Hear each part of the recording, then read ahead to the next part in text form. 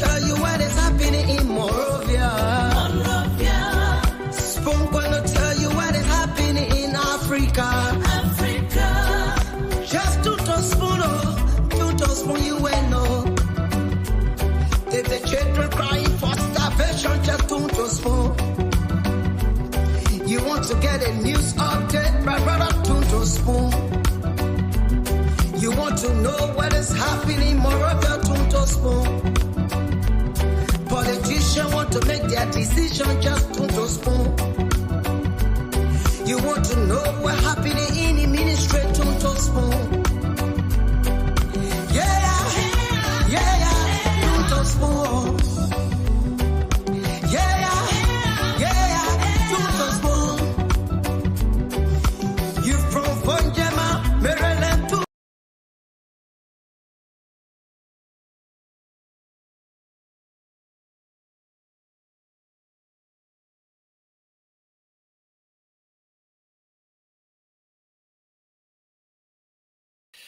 from Audius Congo Town in Minerva, Liberia. My name is Yekezi Zobe, and I'm sitting in here as your producer. I know you're surprised why the show is starting early. I think there's, an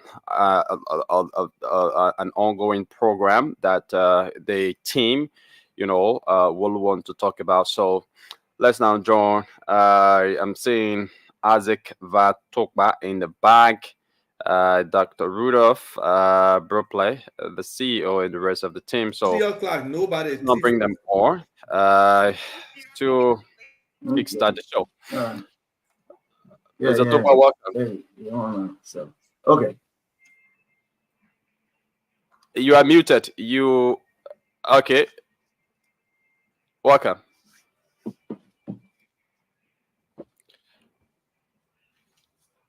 Mr. Tokba, if you are speaking to us, then you are muted. Dog, are you there? Yeah, I'm here now. Yeah, I can see. Good to see you, my man. How you doing? I'm great. My man, well, so open the thing at 2 o'clock, my man. I've got some serious things to share. Sorry, we had the news. Let me learn how to pronounce the man's last name first. That was Zwogbe. Yes, Zwogbe. That's it. Yeah, Zwogbe. Yeah. So we had the news. Yeah. So who controls the back end? Because I think George Formula is in the back end too. Oh, okay. I just saw him. Oh, okay.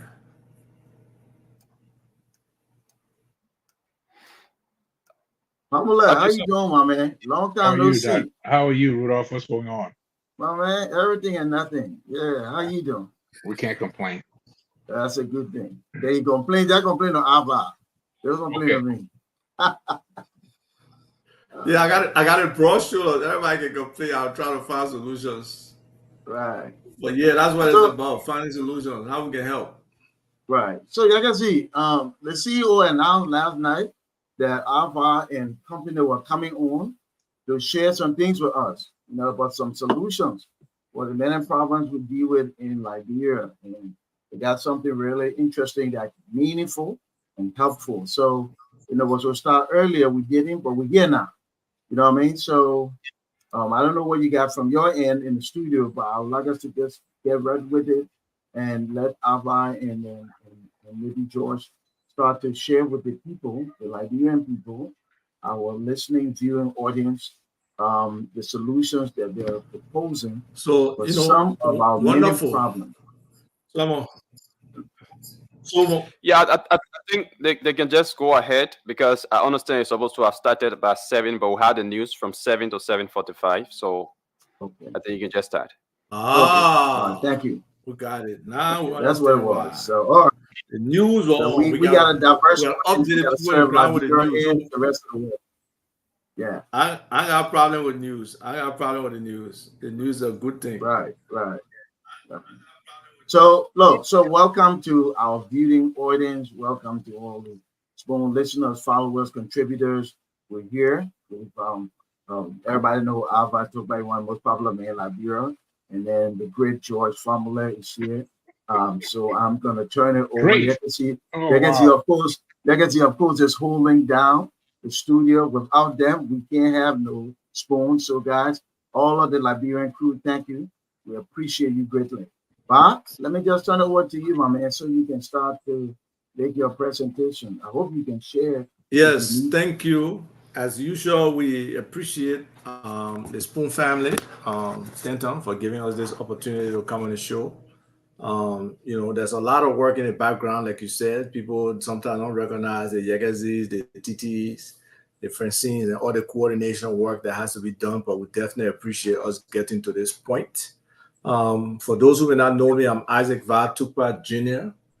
I'm a managing partner with, on the wrong side, with Pepperbird Area Services, a subdivision of our company, like Piso Solutions.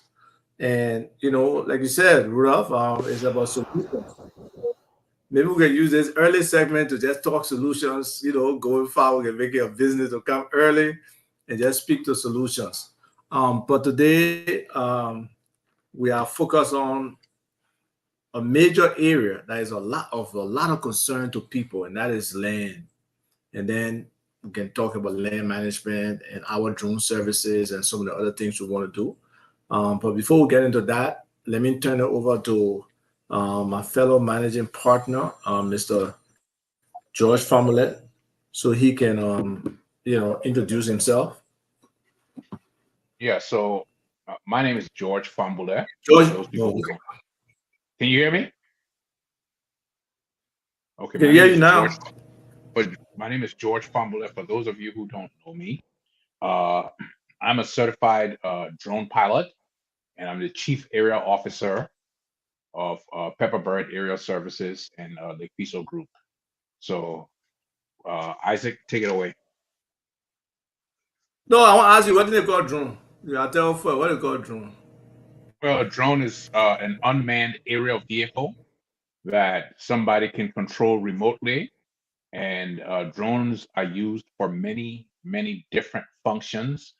Pepperbird focuses on the industrial use of drones for things like land management, land surveying, surveillance. There's a security aspect, there's an infrastructure aspect.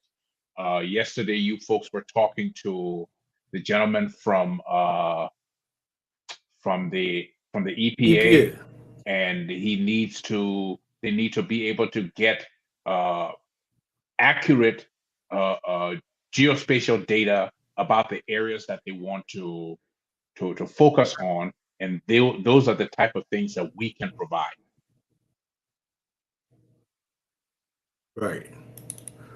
So we are really excited to be here because this land issue is something that affects a lot of people, and some people feel it's the next hostility or controversy or disturbing or frontier that we are facing. And if we want to avoid facing that, we have to do some things and put some things in place. And because most Liberians have some kind of issue with land, even sometimes when it comes to the people who are on undeeded property, like the community property, sometimes they have issues in terms of how they split their land, who they allow farm to where, and stuff like that. So what we are trying to do is to essentially build a cadastre of record. And a cadastre, for some, it's probably a new word. It's spelled CADASTRE, and it's basically, a register of property. And based on how much information it has, it can have the value of the property, the size of the property, definitely the ownership, the attributes of the property in terms of the GIS, that means the geo information services location. And then tax is important too, because once we know the property, we know the property value, then our LRA can definitely come in and be able to tax that. So what we're trying to do is see how working with the owner of land in Liberia, the Liberia Land Authority, that's our ultimate goal, to work with them, because they are the official record keeper for all deeds. They handle all land disputes. They control a lot of the issues when it comes to land.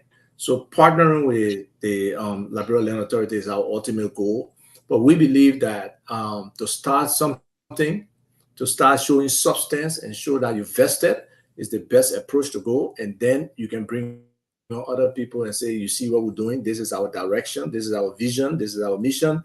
This is what we have accomplished. So let us see how we can all work together to bring this into fruition for the betterment of our country. So that's what it's about, how we can build our cadastre. But under that, we also have our drone services. And our drone services, like George just mentioned, goes across multiple industry, has application in basically everything in Liberia. Like he was just talking about the EPA, right? So the EPA is into multiple things. It's into standards, it's into monitoring, it's into conservation, improving the environment. So if we look at something like conservation, we look at, let's say, a lot of people can see our mangrove, the Bali Island. Like George was telling me yesterday, Bali Island is not an island, right? Josh, it's not an island. It's island. actually a mangrove forest, even though you can see it from exactly from the 3,000 meter height that the Google Earth satellite takes the pictures from. You can see it and it looks like a landmass. But we were able to go out there and take actual drone photographs, and there's no land. It's just a clump of mangrove trees that are close together in the middle of the river. All right, so Alva and George. Right. So with mud. So help us understand, because the basic problem, so in Liberia right now, is the resale of land. So I buy my land, and somebody said that same land to you. Then somebody said that land to somebody else. So the main thing right now is identifying properly IDing owners so that we can minimize resale. Okay, that's the big struggle. And I personally involved 2 of my land, and I sell it about 3 times. So what can your company do? Break it down for I think Liberians are very interested in that part. How does your engagement efforts, your skills, what you bring to the table, help the Land Bureau and whatever to make it harder for people to resell and make it easier for us to identify who owns this land? Okay, so you want me to go, Isaac? So let me let's recognize that Right. there's So that we're several probably issues here. on dark side. Go ahead, Joe. Start first. Yeah, let's recognize that there's several issues around property ownership in Liberia that make it possible for a lot of this fraudulent activity to take place. One of the issues from the landowner's perspective is the secrecy around their ownership of property. Okay, I can use my mother as an example, and we were able to find maybe 10 or 15 deeds for property that she had, and we didn't know she had. So, by the time we get to marshaling the property, it turns out that maybe there are squatters on that property. Maybe somebody has come in and sold that property, but we didn't know. The second thing is the publicity that needs to take place around land records. It needs to be easy for people to search a piece of property and find out if that property is owned, if the owner wants to make their identity known to the person who's interested in it, they can make their identity known. One of the things we have to do, and we seek to do, is to strengthen the ability of the land authority to make that data, to first of all, to acquire that data and to make that data easily available to the public. The second thing we seek to do. George, hold on there though. How will you do that? How do you plan to do that? Okay, so one of the easiest ways to do this is to show you. Isaac, can you show him our Brewerville project, please? Okay, let me show you our Brewerville project. So the Brewerville project started with somebody right coming now to us with a deed. Okay, and we identified the property, and then we used GPS to place the property on a GIS system, geographical information system. All right. Once your property is put on a GPS system, it's there. It can't be lost. If the deed burns up in 43 fires, the property is still at a specific point. So once we are able to do that, now we are able to then we are then able to create what's called an orthomosaic. So we fly the drone, and for this particular property, I think we had something like 360 pictures that are taken. And then can you see the property now? I can't see anything. Okay, maybe the control to go. share. Okay. You can see it now. You can see the map, right? So let's zoom in to the boundary. We're going to. Should we go to the Broadville property? Yeah, right. You're at Broadville right now. Right. So let's zoom in and show the property boundary.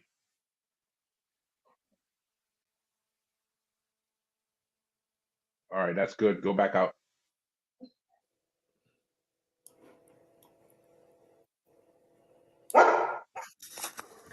Okay, so basically what we just did,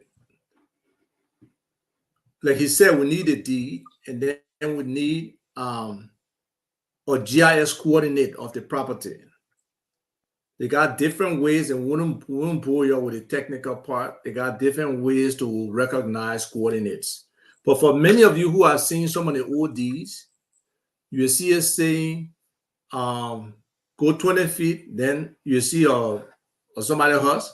20 feet from there, you go south, 6 degrees, 300 feet. Then you go north, 55 feet west. So those are directional, but they don't tell you the exact location on the globe, on the map of where that property is. So this allows you to actually place your property. This is 27 acres in Broadville. We need actually just one point, like this point down here. We got that, and they call it the point of beginning.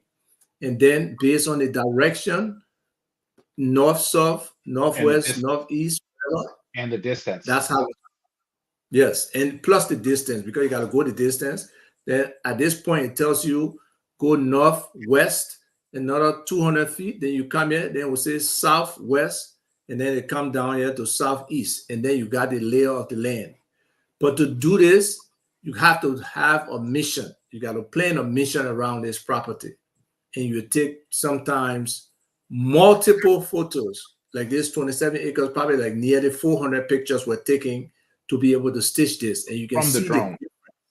Yes, through the drone, and you can see the difference between this picture, which is more current, versus it not being on the map at all. Can you show him the camera layout? Right. The different cameras. Yeah, but we got only one camera on this, but we can share the drone cameras.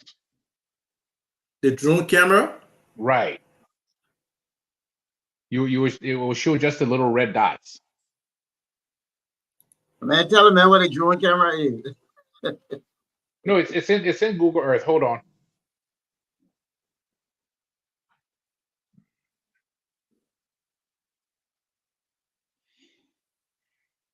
The captures? Yes, the captures. The captures.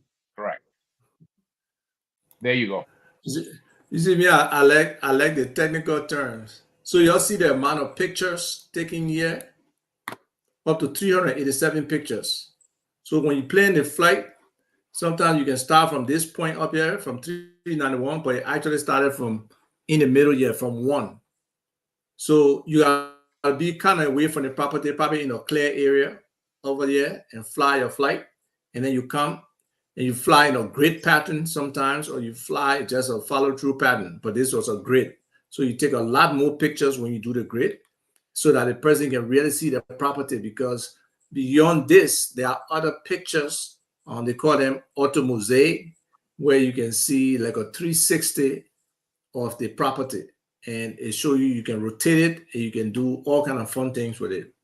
So gentlemen, let me ask. So then, this here is for somebody who does not know where the property is, and you're going to help them identify their property? That's a great question. So there are many people who don't know, like George was saying, a lot of these being suitcases. So a lot of people don't know where the property is. Okay. So there are multiple ways to find your property. The surveyors are very helpful with that. So you have to get a surveyor or somebody in the community or family who know where your property is. And then the surveyor will use most likely a handheld GPS. Let's say you have your deed, and your deed is certified, it's at the Liberia Land Authority. You come, you bring it, and we pick a surveyor to find that property. Sometimes it will be the town commissioner who will help. Different towns Who got will pick this their up there? own Who will pick this up there? Your company will pick this up. we can help you find a surveyor, or if you want to do it yourself, you can go to a surveyor and say, look, my property is in Marshall. My cousin know the general area of the property. Let him take you so you can find my point of beginning and give it to Pepperbird Area Services. We can do it that way. Or you can hire us to help you go find the point of beginning and find the property. The risk of probably going outside of us is that maybe if the surveyor does not get the right point of beginning, they may have to go again, they may double charge you. So to avoid that, sometimes we say, just let us do it. Let us help you to do it. Okay. All right. So then this is great. There are a lot of us who got property, and we know where it was, our grandmother, whatever. So your company can help get with you, you coordinate, and then you can help people find a property. Definitely. So I'm just curious. Is this Google Earth formula you're using? Right now, you're looking at the images on Google Earth. Okay. Google Earth is basically a generic GIS platform. Right. All right. We still have to be able to plot the property and place it at the correct point on Google Earth. Okay. So like how we did this. Okay, Isaac, if you can turn off the captures. Right. Mame, welcome. Good to see you, sir. Yeah, thank you, Doc. Good to be here. So if you turn off the captures and you zoom in a little bit more, Isaac, you can see there's an area that is a much richer color. And the difference is the normal satellite photographs that are taken by Google Earth happen anywhere from 6 to 18 to 24 months. These drone photos, the satellites go around the Earth. So they may take a picture here today and I'll come back until 6 months later and probably may source it from another satellite or probably the same satellite, sometimes 18 months. So that's the cycle. And so what these drone photographs are from, I think, 6 weeks ago. All right. Right. So this is the most up-to-date representation of exactly what that property looks like. So when we come to take a look at your property and we give you this, we are saying to you, this is the boundary of your property and this is what is on your property. So Isaac, if you will zoom into the far end of the property where there are those structures, okay, you see now that in this person's property, somebody has been building a structure there. Several persons. Several persons. 1, 2, 3. Right. But the other thing we can do, we can produce some really high resolution photos. So Isaac, if you would go and show the panorama. No. Go from the links that I sent you, because there's a map that goes with them. I gotta go to my, what do you call it? No, we can show this later. We don't have to show it now. We can share it later. But basically, what George is saying is that essentially we can show some real detailed photos. When we did a photo of his mom property, because all of us got the same problem that we're sharing with you is our problem too. So George, how many times y'all got to go to court for your property? That one property. We've been to court now 4 times for this one piece of property. That should not be happening, right? That should definitely not be happening, where a property is surveyed and there's a deed for it, and yet and still, the individual cannot, get the property and say, this is my property. So that's one of the major reasons why we are doing this. Then also that not finding your property, our family, the Dunn family, we got nearly 4,000 acres in Basel. But due to the war and due to family not sharing, we don't know where a lot of the deeds are. So just recently, we're able to go to Dunn Hill, like the original family location, and get the boundaries for 75 acres. And we plan to do that for all the other property around Grand Basel. So we have a lot of work to do in it, and I'm sure a lot of other people have similar work to do. So let me stop sharing here. Yeah, because a lot of questions, and we're going to bring Mame in a minute. Gentlemen, I appreciate it. It's already crucial. A tremendous interest from the viewership. People are asking, this is good. How can I identify the property? How to get in touch with y'all? All those things. We'll talk about that later. But right now, I just want to zoom in a little more. So, with properly IDing your land, that helps establish not only boundary, but authenticity of ownership. Is that what I'm hearing? Because other words, does that help? That authenticity of ownership is established through the records that are held by the Liberia Land Authority. Right. Okay. Let me make it really clear. The Liberia Land Authority is the only organization that is authorized by law to provide that authentication. Right. What we want to do is we want to make it easier for you to arrive at that point of authentication. And you're right. We're saying the same thing, Joe. You're saying it differently.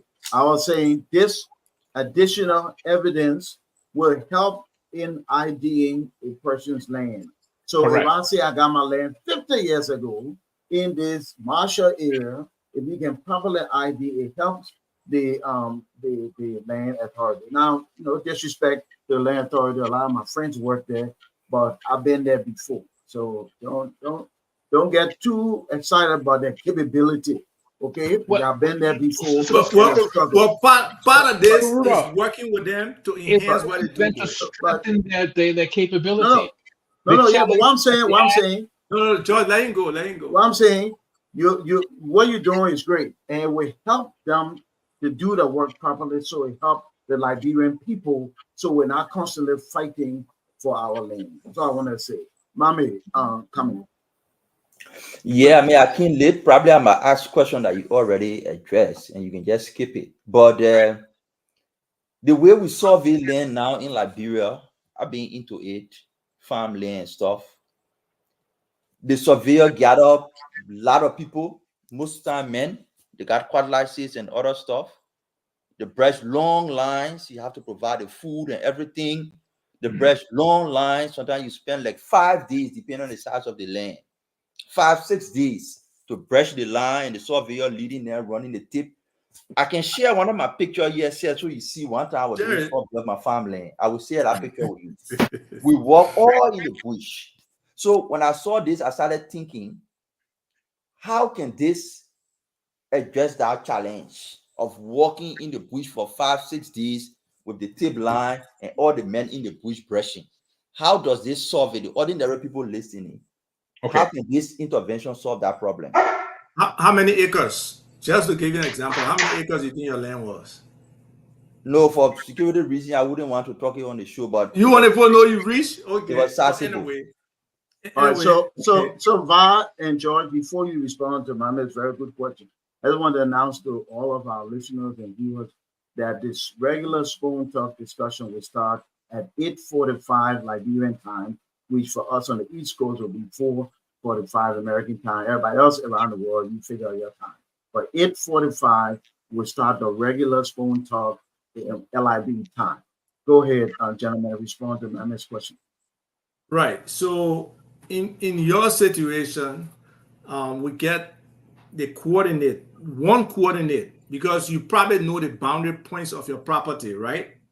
At least one of them. It's on the deed. Right. If you have a deed, it's on the deed. So we found out one boundary point. In the modern deeds, they got something now called Northings and Eastings. And those contain the actual GIS location of that property. But in some of those old deeds that don't have it, you got to find somebody who probably know the area for them to go and help.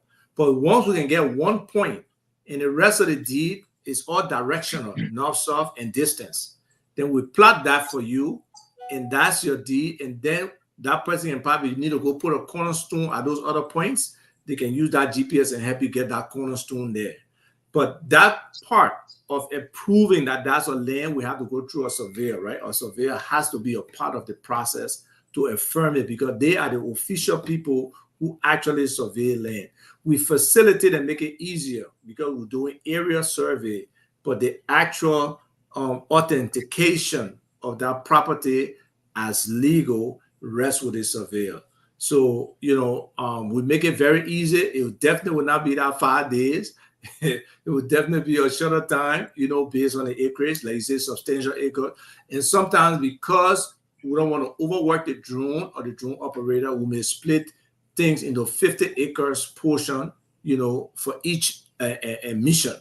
So we're going to have some, more precise, more timely stuff, uploading the pictures. The network situation in Liberia is challenging. So that one of the biggest things and that happens, and when light go, while you're uploading something, you better restart your upload because so the infrastructure is not there for us to do everything in Liberia, but the goal ultimately is to do it. But we got to upload those pictures, and then we got to process them and produce them to the level you want. But suffice it to say that the time we spend will be less than 20% of what you normally spend to survey that kind of area. And then it will be less. It will also be less labor intensive. Okay. Definitely. One of the things, I always say that surveying is geometry. That's what you're doing. You're drawing lines with angles and distance. That's what essentially that plat map is that they give to you. And if you look at it, it will say beginning fence at this place, going south 10 degrees north, 200 feet. In the case of Ambulance, it will go like 5,000 feet. Because we're talking about we're talking about big property, right? So you go 5,000 feet, but in essence, it's geometry. What we can use the drone to do is to accurately establish what the boundaries of that property is. And then when we program the drone to fly over the property, it flies and takes pictures within the boundaries. Isaac, if you can share Painesville with him. Before I share Painesville, let me share your mom's property there on the Oro, so they can see the clarity that we're talking about. And while you're doing it, Alpha, I just want to let our viewing, listening audience know, welcome. Thank you for being with Spoon as always. Our regular Spoon discussion will start at 8:45 p.m. Liberian time. 8:45 p.m. Liberian time. Share the link and tell your friends to join us. We're talking about national issues and how we solve problems, make our country better. Go ahead, Alpha. Right. So with this, you can move it around, right? You can move it and see it. You guys can see this tire seller yet. You can basically count the number of tires this person is selling. If you move up a little bit, you can count the amount of blocks that year. So the drone picture, the drone picture can be very clear based on the distance you're shooting from. You can count the people on the street. You can identify a lot of things. You can see how this tree is. You can spin it around and see. And you can do this live as well. It's just that sometimes because of the bandwidth in Liberia, the streaming may be a little jittery, and sometimes it may buffer, but you can stream live. You can, monitor traffic at the heavy junctions. You can let the police know when there's an accident somewhere. So there's a lot of applications to the drone and how we can use it. So this is the Nigeria house right here. This is the Nigeria house. And this is George's mom property right here. You can zoom out a little bit, Isaac. Out. Okay. There you go. And so you can rotate it, and you can see the property within the fence, but somebody came and broke the fence and started moving blocks in there. So one of one of the services that we are going to offer, and for lack of a better name, but I really like this name, is called Sleep Good Land Surveillance. And the reason we call it Sleep Good Land Surveillance is because you would be able to subscribe to our service, and every 3 months, we will send a drone out to take a picture of your property. So that means if someone is encroaching on your property in 3 months, every 3 months, you will know, like this fellow who came and broke the fence down and started moving blocks onto the property.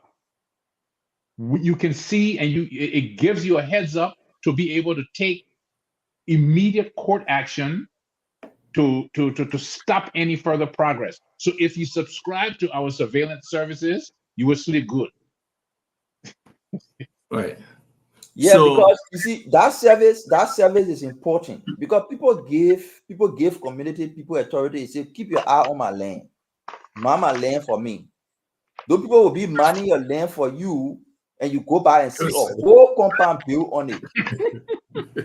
Because those same people, when the other people come, they will take small things from them and say, I will mind your land. Okay, Yeah. you're absolutely right.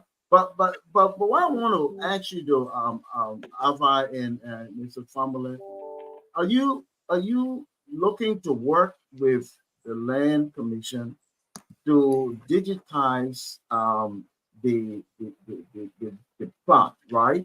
The map of different counties. Because one of the things we see across the river on the other side is that the people have maps, right?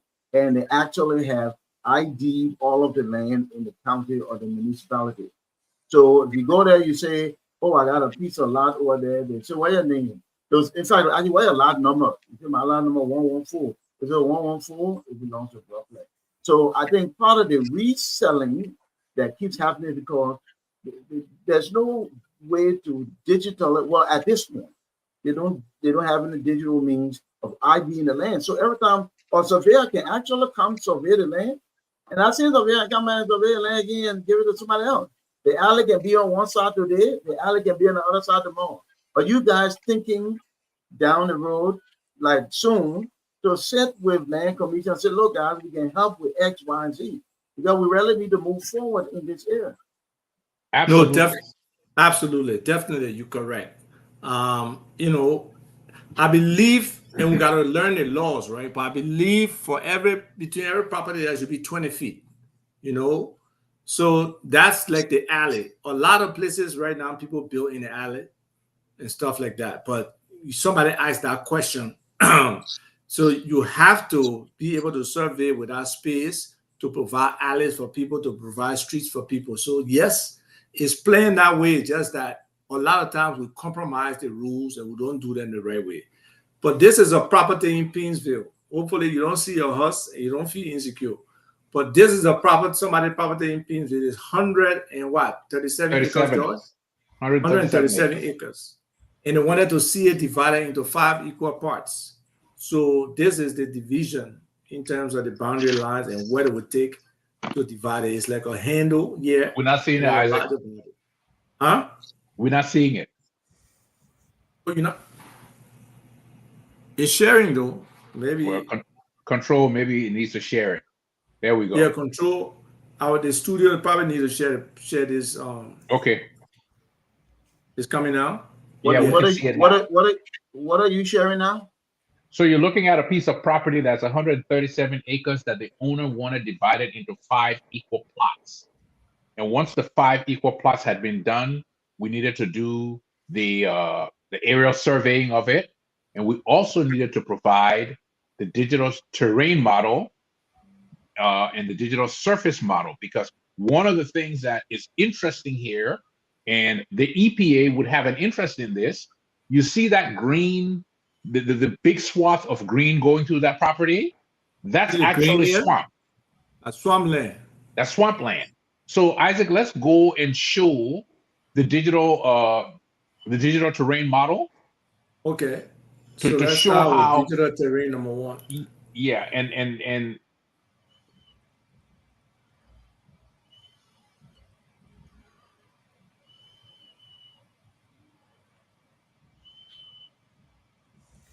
So you can see the different No. coloring. Yeah, but the DTM will be highly colored. There we go. Okay. So let's go with number 2. Okay.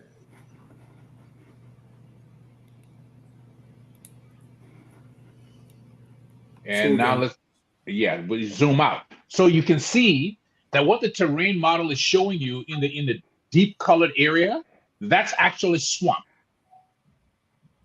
And you can really see it clearly from down here, where you see this kind of purple, dark purple is where the green coming into this part.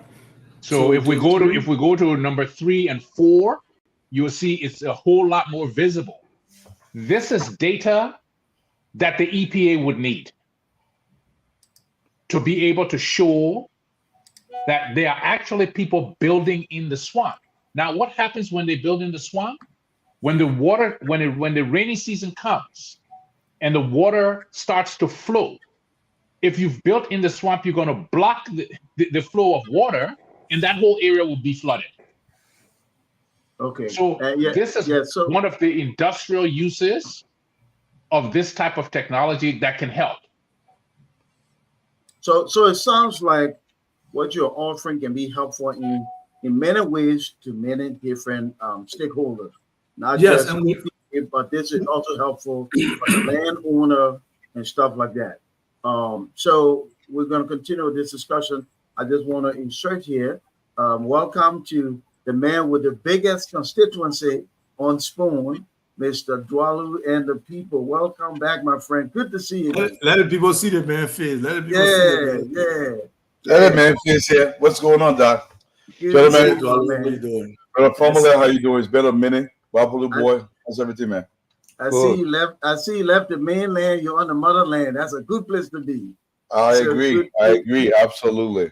Good to see you. Welcome. I do want to let our viewing, listening audience know also that the regular Spoon discussion will begin at 8:45 p.m. Liberian time. So stay with us and share this link with as many people as possible. Together, the conversation will provide solution that can help our nation. Let's go back to Ava and. So there are a couple of people who made a comment that land has no value in Liberia.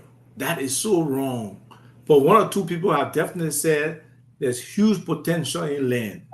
And what we're trying to do here too is to unlock the value of land for our people and to also educate them also that they can't just be leasing the land for 35, 40, 50, 60 years for that one-time payment. That one-time payment you get, whoever is buying that land or leasing that land from you, they basically going to invest into it. So it makes sense for you to be part of that investment to have equity in your own land and to get some returns. So we want our people to start thinking about ownership with anything, be a part of the ownership.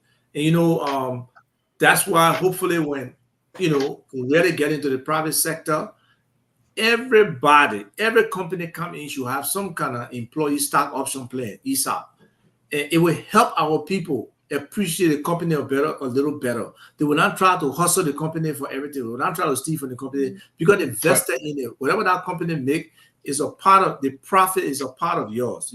So hopefully, go ahead. Let's talk a little bit about the unlocking of the Liberian economy with land records. A while ago, and I've preached this book to everybody who will listen, I read a book by the Peruvian economist Hernando de Soto. And the title of the book is The Mystery of Capital: Why Capitalism Works in the West and Fails Everywhere Else. And essentially, the most important facet of that book centers around land records. In the West, it takes about 30 days to sell a piece of land. In the developing world, it might take 3 years to sell a piece of land. When you have problems and you cannot provide the provenance or the authenticity of your ownership, banks do not want to lend money. Absolutely. In Liberia right now, I believe the length of a mortgage is maybe 5 or 7 years with you putting up 70% loan to value. I mean, 40% loan to value. So if you want to build, say that piece of property that we just looked at Nigeria House, let's say I wanted to put a 5-story office building right there. It means I would have to come up with 40% of the money, and they would only lend me the money for 7 years. Well, why are the banks doing that? The reason the banks are doing that is they don't want somebody to show up after the 3rd year and say, that money y'all get, I'm in, here enough for here for me. And now the bank loses out. And so at least they will have their 40% in the 2 or 3 years you've been paid. So if we can strengthen this sector, we could literally explode the Liberian economy across the board. And when I talked to the economist Sam Jackson, we have had several discussions around this. If you want to empower and improve the wealth among the Liberian people, you have to strengthen the records of the land sector. Absolutely. So that people can convert their land to capital. Yes. Good. Very, very good point. So 2 important things you just said, George. The last one is right on point. You want to strengthen the record. That's where we're having the problem. That's the place where Mommy was talking about coming with Cutlass, the name lying. I went to one of my land, the people were just saying around Cutlass, why are here? We got a land already cleared. This is serious business. So strengthening the record system where people have confidence, you can say this land for Yakaro, this land for Mapu. The other piece is land ownership. You know, you don't have to have 200 acres. It's important for every Liberian to just own small things. Get your 1 lot, get your 2 lots, because together you're adding value to the country. Land ownership is important for the citizens. You don't have to have a lot of money. I do want to bring in Dwalu and then Mame, and I want to let our viewers know that we will start the normal spoon discussion at 8:45 p.m. tonight, Liberian time. Mr. Dwalu and the people. Hey, Dr. Brubeck. Hey, guys, man, thank you so much. But on the land issue, Brother Formula said it's right. If we don't find a way to properly document and prove that Mr. Formula owns the property, to grow it's going to be impossible, because every value is literally attached to land. It is just a foundation and portion of development. So if we cannot determine who owns why, and there is no guarantee on the ownership of the land, in this country now, if you buy any property, if you are not willing to build on it instantaneously, you have to hire somebody to be on that property and watching that property. I think Meme mentioned all Jalo, I gotta laugh. George, they say your background fake. Okay.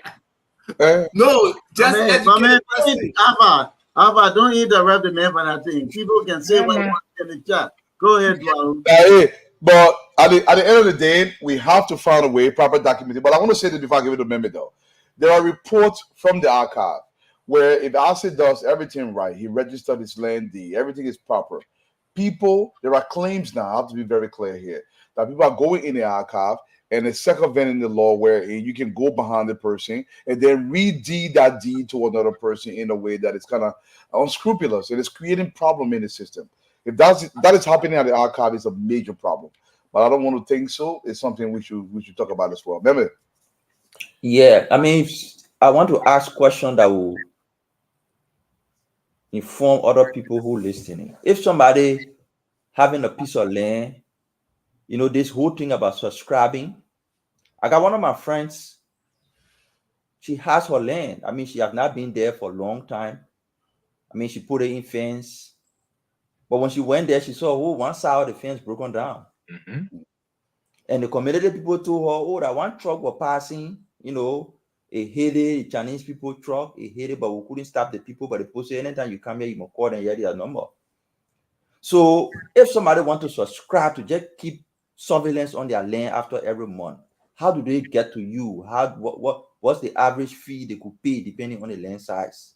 Well, it depends on the size of the land. But let me just, let me just extend this a little bit. That property but George, before you move forward, so a lot of people are asking for your information. So obviously, we won't be able to dig as deep as we need to here, but I think it's important for people to have your contact info because a lot of people are interested to reach out to you. So They can contact. Isaac is the person who handles all of the marketing and financial. I'm just the technical guy. I fly the drones and I plan the missions and I do all of those things. But let me just say to you, but hold on. So Alvar, are you guys gonna share the information here? How do people? I just want to make sure we can help people who need the services because they're constantly asking. So are you gonna share it, or do people just contact you? Gonna put a number up, or you gonna put a we'll website? share it. We also something? have a Facebook site. I just shared it in a private In the chat. so he can take it and use it. They can call me at +1 301. They're not in the private chat, though. They're not in the private. It is chat. in the private chat. I said there's a delay. No, but they're not in the private chat. So public I'll not in post the it on private. Facebook under the live feed. Yeah. Okay. Okay. So I'll put it there. I'll put it there. Go ahead. So one of the things, Ambula, we have to also be aware of that property by the Nigeria house I'm telling you about. A fellow showed up, broke the fence down, and decided he was going to claim the land. When we went there, he showed up with a bus full of EPS agents. This fellow he used to be the logistics manager at the executive mansion.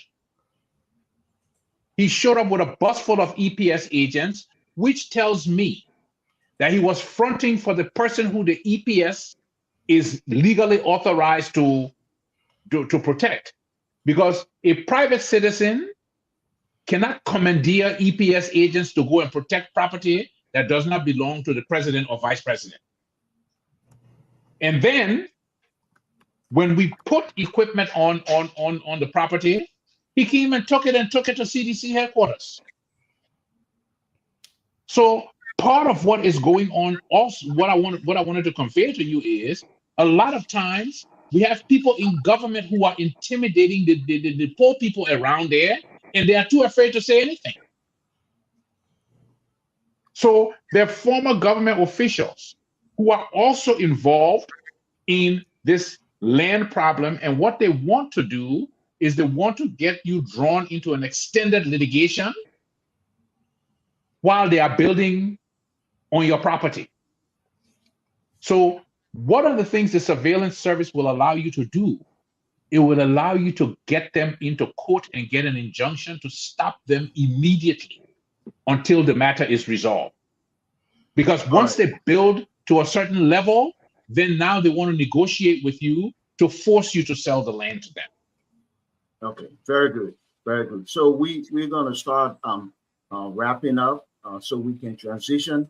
So Alvar, if you haven't done so already, if you can send the contact information to TT, then we'll make it available at different times on different platforms, so all of his phone viewers and Liberian people can get it. So please do that now. Right. I want to go back to Mame and Mr. Dwalu. If you have questions, comments, observation for I just got a quick comment. Yeah, go ahead. Yeah, my thing is I want people to be aware of this. The Liberian National Police cannot help you on any circumstance with land issues in Liberia. Let me repeat. The Liberian National Police, when you call them, somebody's building a property, they will tell you there's nothing we can do. So it's a waste of time. You got to go to the Land Commission. They will ask you to write letter. They'll ask you to write letter to the police chief. Yeah, write letter. It's a laborious process that's just not helpful for other Nigerians. But go ahead. Yeah, I agree. So lastly, since we concluding, most of the time when people hear technology, they hear drone, the first reaction will be, oh, that thing that where people think, that thing is difficult to deal with. I really want you to make them to understand that it is as easy as using your phone to look at your picture and understand what's happening. You're not the one as an individual with the land going to fly the drone and do all the background work. Your money will do everything for you. Your picture will come to you, and you just need to scan through and see what's happening on your. I just wanted you to emphasize on that, so they tend to realize that they are not involved into the complex work. The drone issue is not anything like a rocket science, so that they can feel comfortable to engage you and talk to you about the possibility to work with you. Right. So what Mama is saying is true. The bulk of the drone work is on us. The only thing we ask you for in this is your deed and maybe somebody who knows the property if you don't know the boundary of your property, or if you don't have a modern deed where the GIS coordinate is on your deed, then we ask you for it. Otherwise, everything is on us. You get your pictures, you get your regular surveillance information. Yeah, go ahead, Josh. So Isaac, I just sent you that the link to a surveillance thing. Please share it, and it will give Mommy a clearer view of what we need to see, of what you will see when we deliver these pictures to you.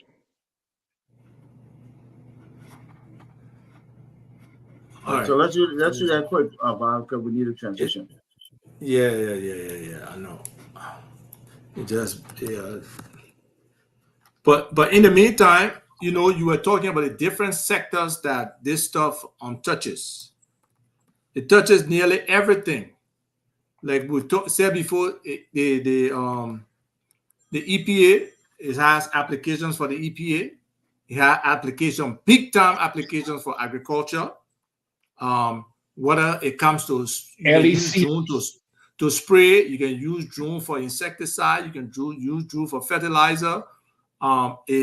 LEC, in terms of monitoring mapping the high tension wires, exactly, all of that the kind of stuff. For water and sewer, the same for the telephone companies, the same a lot of value, a significant amount of value drone can add to anything we're doing. So, folks, just know if you want this service as a personal level, it can happen. So Isaac, if you want it.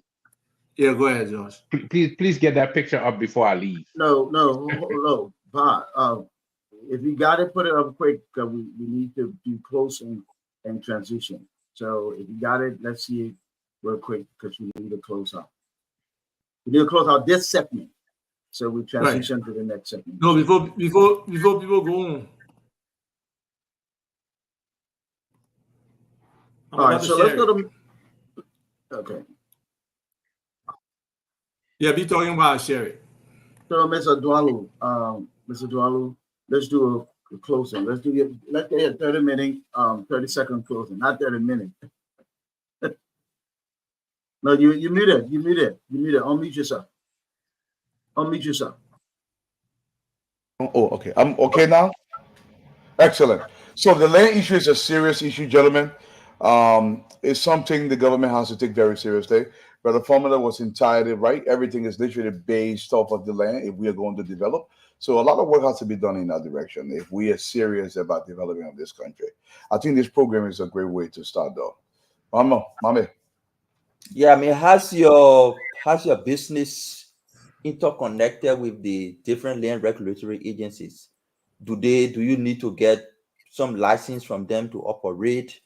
What's your interaction with them as it stands? Well, as it stands, what we're doing is we are working with them to find out how the services we provide can enhance the services that they want to provide. We are not trying at any point to take over their function. We believe that with a strong government, one of the things I always say, in order for government to work, government has to work. And so one of the things, what we want is we want government to work. Our business depends on us having the confidence of the people that we are working directly with the government, not trying to circumvent them, not trying to go around them. So I will say clearly that we will not do anything that is not 100% sanctioned by the land authority and by the legal strength that they have. So, George, how much does your service cost? How much does your service cost? That depends on the size of the property and location of the property. Now, again, if Ambulai wants us to shoot his 5,000 acres, that's a different fee from the Y'all person getting who got bigger, one lot. 5,000 now. Okay, go ahead. Man, you're carrying the number up. You're carrying the number up. Because Y'all getting because bigger. every time you say No. that, you just look like you're getting richer. Man, you're carrying the number up. The man, George, the man is George, use upwardly one. mobile. George, use 1 acre. Use 1 acre as an example. Give the public Isaac, a sense of your charge. 1 acre. So 1 acre is probably about $75, just to do the drone imaging, right? But you got to do the additional part, the transportation based on where it's at, the processing of the video, and all of that. So at the end of the day, it'll probably come to like $250 maximum for just 1 acre, where you get a production. And George is adding another feature. He wants to be able to print it.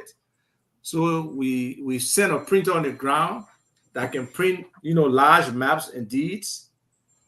And we'll be able to. So all of those who are calling me, please call me after the show. I beg you. But if the person in the background can just share what I'm trying to share now, so people can see this, and then we can this view, close. it will be wonderful. So Whoever we've already in control before I Okay. go. Yeah, there you go. So what we're looking Right. at here, George, there you go. okay, so what we're looking at here, folks, is the property in Brewerville, and everywhere you see one of these things is where we took a 360-degree pictures. So if we click here real quick, okay, you see that right there? Remember the house So you that can the see person your was whole built- area, including your. This is your whole area. You see the remember that foundation that we saw? This is it right here. Okay. Okay, very And good. we can even Very measure how much sand they got on your property. We can measure the sand. good. So using you pretty much the technology in the drone. correct. All right, that's fascinating. That's fascinating. So you pretty much can do a myriad of things depending on what the client wants, right? You can do a bunch Exactly. of things. Whatever the Absolutely. client wants, Okay. to your specifications.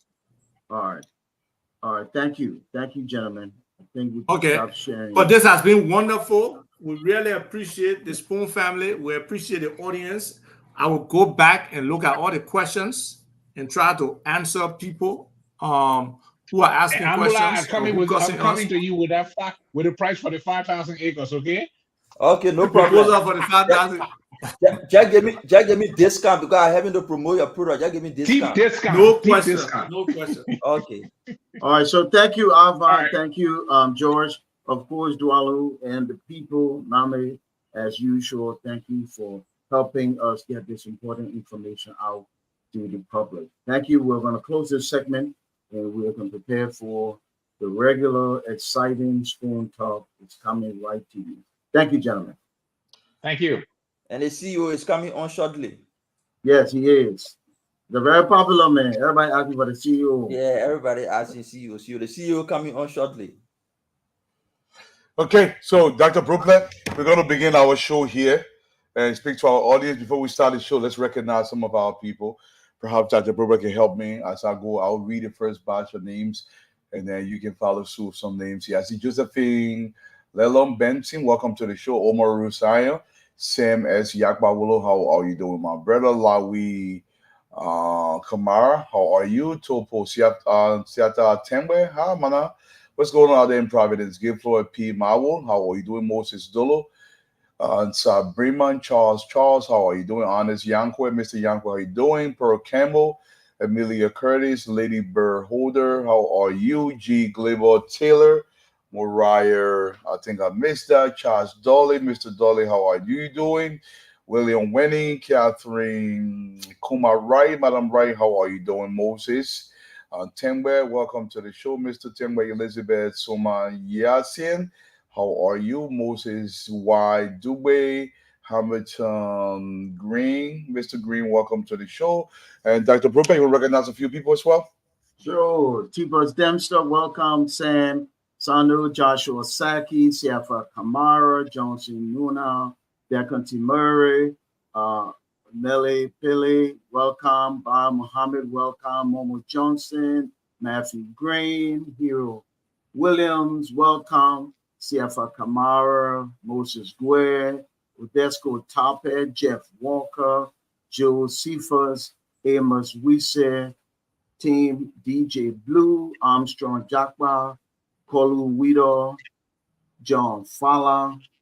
Welcome to all our great Spoon viewers and participants, Arthur, Aaron, Moses, Vasoku, Alfonso Wallova, Alfonso Cooper, Robert Kennedy, Ex-Patient, Valencia Hodges, Judith Sumo, Aloysius Greaves, welcome Rita Cully, welcome Prince Yelligan, Sam Sear, welcome, Annie Graham, welcome, George DeLine, welcome, William Chinaway, welcome, Sarah Wakate.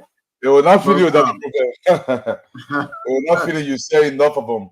But before the guys come on, before we chime into the first topic, normally I love to talk about something just off the cuff, and I see three of us here. We can talk, 1 minute, go back and forth. And I was thinking about the duties of citizenship today, and I'm glad to have you guys on the show today. A lot of times we just believe that citizenship is just something you do. You go and vote, and you pertain to that country. But what we don't understand is citizenship does have privileges, but it has responsibilities as well. And a lot of times we want Liberia to change, but we are not willing to do the duties that are required from citizenship to change that. And Dr. Probe, I'm going to send it over to you. What should we be telling our people as it relates to citizenship and the development of our society? Thank you, Dualu. And look, I did a training through my Impact Institute in West Point in Middletown, okay, on the value of responsible citizenship. Good citizenship have two parts, I think. They have rights and it has responsibilities. Citizens have rights. Everybody born in Liberia or acquired our citizen have all of the rights and privileges of a citizen. But citizenship also have responsibilities. And I think we always need to balance our rights with responsibility. We are responsible to obey the law. We are responsible to help build our country, keep our areas clean, be creative, use our gifts and skills to make our community better. All of that is responsibility and expectation of our citizenship. On the flip side, the tremendous amount of rights that citizens have, and we in Liberia must respect the rights of ordinary citizens. The difference between the countries that are developed and the countries developing sometimes is how they value and treat their citizens. But the country is a consummation or a conglomeration of the citizens. The people make up the country. And so we must treat the people with respect. We must treat the people like they're important, like they are valued. Not only if you have a title behind your name, like Dr. Berkeley, or you're popular, or you got money, or you work for the government. Everybody who is a citizen have rights and ought to be respected, and those rights ought to be upheld. We talk all the time, Donald, about America. America is a great nation. A big part of the greatness of America is not its military. It is the way they value their citizens. They will go to Timbuktu, they will spend their money, they will do what they got to do. But that one person, because that one person matters, when you do that, everybody get the message that as a citizen, I matter. So responsibility and rights go together. I say.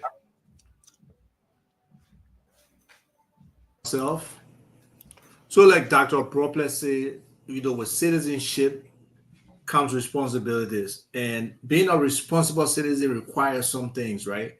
Yeah, like some people are young, so they don't get to that age where they can vote. But voting is a responsible citizenship action that citizens should take.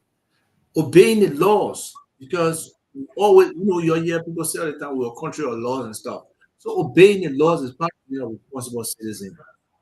Paying your taxes when you have taxes to pay. If you have a business or you are employed, paying your taxes, or you're employing people, paying taxes, because taxes make a big difference, even though most of our leaders don't use our taxes the right way, but paying taxes make a difference.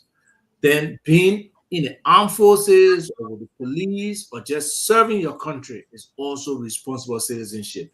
And that's why those people who lay on the line, we really supposed to give them more respect. We're supposed to respect the police more. We're supposed to respect our army more, and be able to understand that they are doing a job when they are working for us in our best, interest. Then another key responsibility of citizenship is advocacy, advocating for the right things, standing for the right things. That's part of being a citizen. And for you to do that, you have to be informed. That's another responsibility of a citizen. You got to be informed. You got to understand what's going on. You got to know your form of government. A lot of our people, we democratic situation, but they don't understand democracy. They don't understand how government work. They don't understand what it takes to elect a person. So hopefully we can have these kind of opportunities to share more. There's a group called that I work with.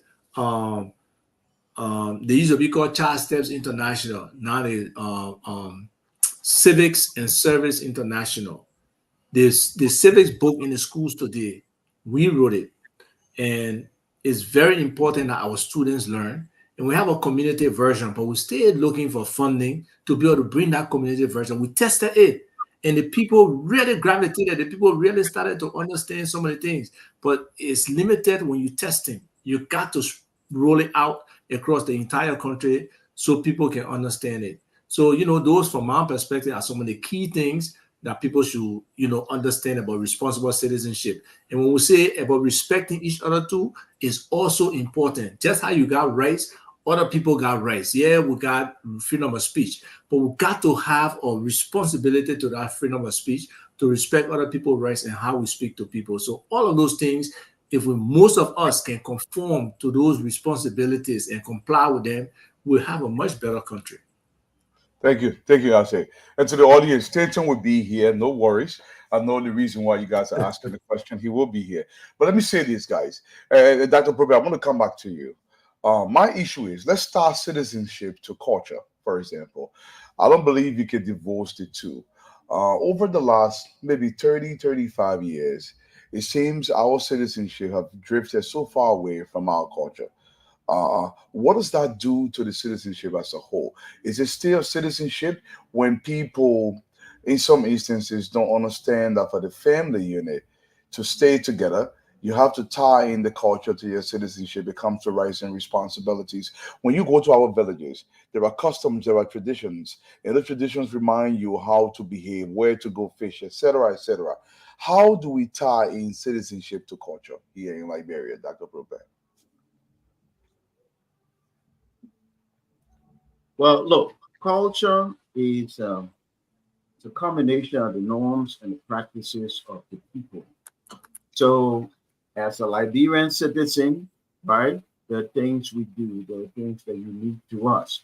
I was talking the other day, I was sharing, I said, one of the things we did that we don't see across the river is, we get the food and we put it in the bowl.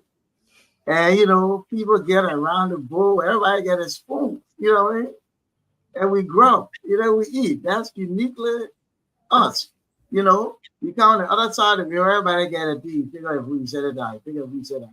But there we sit around. What are we doing? We are not only sharing, right? Sometimes it may not be enough, but there's a bigger message to that. There is a sense of community. It's a sense of community. So we're together, we're eating, we're laughing, but we're dipping in the same bowl. It's also a sign of trust. I trust you. I trust Ava. I trust Dwaru. So we sit around the table and we eat from the same bowl. So culture is important, okay? And that shows up in our responsibility, like Ava intimating about citizenship. We do certain things because we're cultured a certain way and because this is our country, right? And so we're loyal to it. And so we do what we do. So culture is tied to citizenship. In other words, some of our behavior cannot be other contexts given our culture, So even though culture does evolve now, it's not always stagnant. What we did 100 years ago, we're probably not doing some of those things again. But there are some things that are foundational to our culture, hospitality. I've traveled the whole world. I've been every continent except Antarctica. And I can tell you, my man, the Liberians, first of all, we're unique. We're unique from other Liberians. That's one. It makes the other African. Yeah, Liberian talking somewhere, straight. Liberian, But then also, our hospitality, we share, we're friendly, we embrace people easily. That's unique to Liberia. We ought to build on those positive things. The negative things, we're to try to minimize and get rid. Isaac, let me come back to you. You mentioned something when you were speaking about to become a true citizen, you have to understand your rights and what are applicable to you. You know, for those of us who are Christians, you will hear say, study to show your proof unto God, or study to show yourself proof unto God. It's the same thing with citizenship. Can you speak more to that? Can a person become a good citizen if he or she does not know the duties ascribed to him or her? Rarely would that happen. You know, some people, you can even be a very good person, but if you don't understand your responsibilities as a citizen, you're not informed about what's happening around you, you're not engaged with your community, you don't have a sense of volunteerism. Like, you know, I will give for example my pa, right? Growing up, we lived up Ashmont Street on a rock. And I still got coin in my hand. Because that jackhammer there, my papa used to make me wheel it. My papa used to go and burn the rock, and we break the rock so that car could come up the hill for everybody in the community. And the same way that Lane Street, we were living in Black Rock. He used to try to dig the Sony so the water can flow. But hey, at the end of the day, the Sony too jam up, and we still used to get flooded. So that's where I built my sense of community, my sense of engagement with people, my sense of volunteering. Some people even get vexed with me and say, I do everything too free, you know, but that's just a part of me, that I just want things to be better in general for the general good of everybody. So I will do that sacrifice. So that's what most citizens have to do. They got to build that responsibility to develop themselves and keep maturing and improving as a citizen. Because whatever you do impacts you. Hey, the great CEO, yeah, everybody crying for you, my man. The show can't stop. Yeah. So, you know, it's up to you to build that obligation. And then with citizenship comes patriotism. It comes nationalism. So when you believe that you're part of this group, part of this country, you become proud of it, and you want to really bring fame to your country. So that's why when people say carrying a flag is not a simple thing, is very important. Serving your country is critical. Stanton, welcome to the show, buddy. And I'm going to send it over to you, but I want you to answer this question, Stanton. You will jump right in. Let's contrast patriotism and citizenship. You know, people think it's automatically interchangeable, but I don't think it is. I believe when it comes to patriotism, there's a whole lot more that has to be done to prove that patriotism. Citizenship, you may get it by birth. But in many instances, it seems here in Liberia, patriotism has left this country because everybody is self-centered and self-seeking. Nobody posts the interest of the country first. What is that? Has that taken us as a society? You're muted, Stanton. Are you asking me? Yeah, I'm asking you. Yeah. Okay. Well, you're trying to call on me back. Put you on fire. You gotta answer a question. You gotta answer a question too now. Yeah, I do believe it's important. If we are going back to One Liberia, the Bill Ava that you guys fought for, because I think you're part of that thing. You spoke to the folks. I do believe that, listen, once a Liberian, always a Liberian. You were born there, that's it. I didn't hear the first part of your question, Mr. Eduardo, but I think you're talking about the citizenship. That's okay, yeah. Yeah, but I just totally agree. Scrap everything. I have a concern. Let me just, maybe this will help with my answer. The Fulani, where are we when we talk about citizenship in the country? Do we have separate law for the Fulanis, Liberians that we have in Liberia, Eduardo? Abba, you guys, Dr. Bopler, you guys work on these things. I know the reason why I'm asking. Do we have a separate law when we talk about the Fulanis, Liberian? Is it because they're from right next to Guinea? Most of them believe that they have been marginalized, Dr. Bopler. Most of them believe that even to get a fitting passport from the foreign ministry is an issue. And I have invited them on Spoon. I said, come and tell us your story. They said the children that were born in Liberia been denied us citizenship. They cannot have, you know, I don't want to use Duaru's most famous word, freaking, but to go and get passport and travel, that's issue. You know, so do we have like separate citizenship in the country. So let me throw this out there. Is it part of the once a Liberian, always a Liberian bill that was passed? Or are we treating them as a second-class Liberian? I know it's not for the show today, but I have met the leadership from New York to California to Connecticut. You know, they're ready to fight though, because they believe the children, not those that came from Guinea, not those that came from other part of the world, but the children that were born in Liberia should have the right that you have as a VA. You know, they can walk into the Ministry of Foreign Affairs and pay for the passport. They can go over and get all social benefits. But that's an issue. People are denying them. Immigration targeting them. I mean, from generation to generation, these guys want to explain the story. So, Eduardo, I'll throw it back to you, man. I don't know whether this helped, but we have to find out to discuss it. I want to say, can I say something to that? Yeah, go ahead, Fadiga. Welcome. Stanton, in as much as people of our constitution grant individual of non-Negro descent a pathway to citizenship, there are processes to become citizen in Liberia. Both parents have to be a citizen, or either one. So if you do the right thing, sometimes, look, even me, I know a lot of people. No. Let me hold it. No. I beg you guys. You know, and that's the reason why you guys. No. That's the reason why you were asking for me. It's not because I love to interrupt. No, you rather interrupt. You rather interrupt. No, but that person, I want to hold you right there. Answer you. No, I want to hold you right there, Fadiga. You are saying, and I beg you, Dr. Bopla, just give me only 2-3 seconds here. Fadiga, both parents have to be a Liberian. That's what you are saying. That's what the Constitution says. And I disagree with you. No, hold on now. Hold on. You just said that born. You said somebody that was born in Liberia.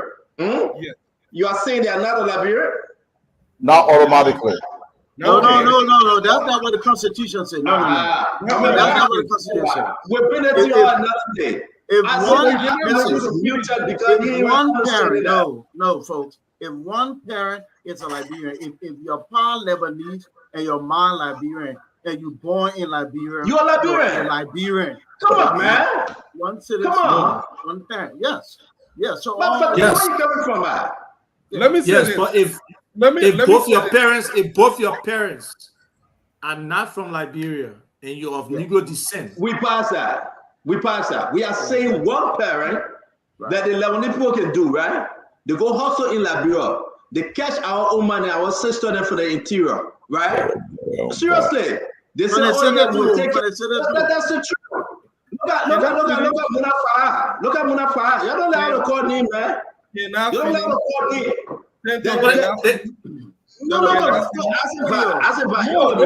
I'm telling you what I know. I beg you, man. Let me finish with this. I beg you, I hold you for. Yo, make me call some people in there, they will get fell me. Look at Munafar. Munafar, Papa, man. He saw her own man. Munafar can explain the story. We can name them. There are so many in Liberia, but they are Liberians. Correct. They're all from Grand Bassa County. You don't know what you're talking about. They were born right there in maternity center. They were born right there in the hospital in Buchanan. You do not know why people that with foreign name go through. Let me tell you here. The first way, the pathway to citizenship, to say, let me go to acquire a passport. If you go to the Ministry of Health, and one of your parents is Liberian, and the other one is a foreign national, you will never acquire a Liberian passport. That's not true. That is not true. That's not correct. That is not true. I will tell you how you in order for you to go. Why Joseph Boaga didn't give Fadiga that passport director job? Today, I disagree with Fadiga. Can you give me a chance to finish? Okay. Show us in order for you to become citizen. No. Show us something, Fadiga. Show us something. Everybody said they're disagreeing with you, and you say you are right. My man, a lot of people. Fadiga, All right, so let me follow. If one of your parents is foreign national and show on your birth certificate, you will never get a passport in Liberia. I'm telling you, it have to show Liberian.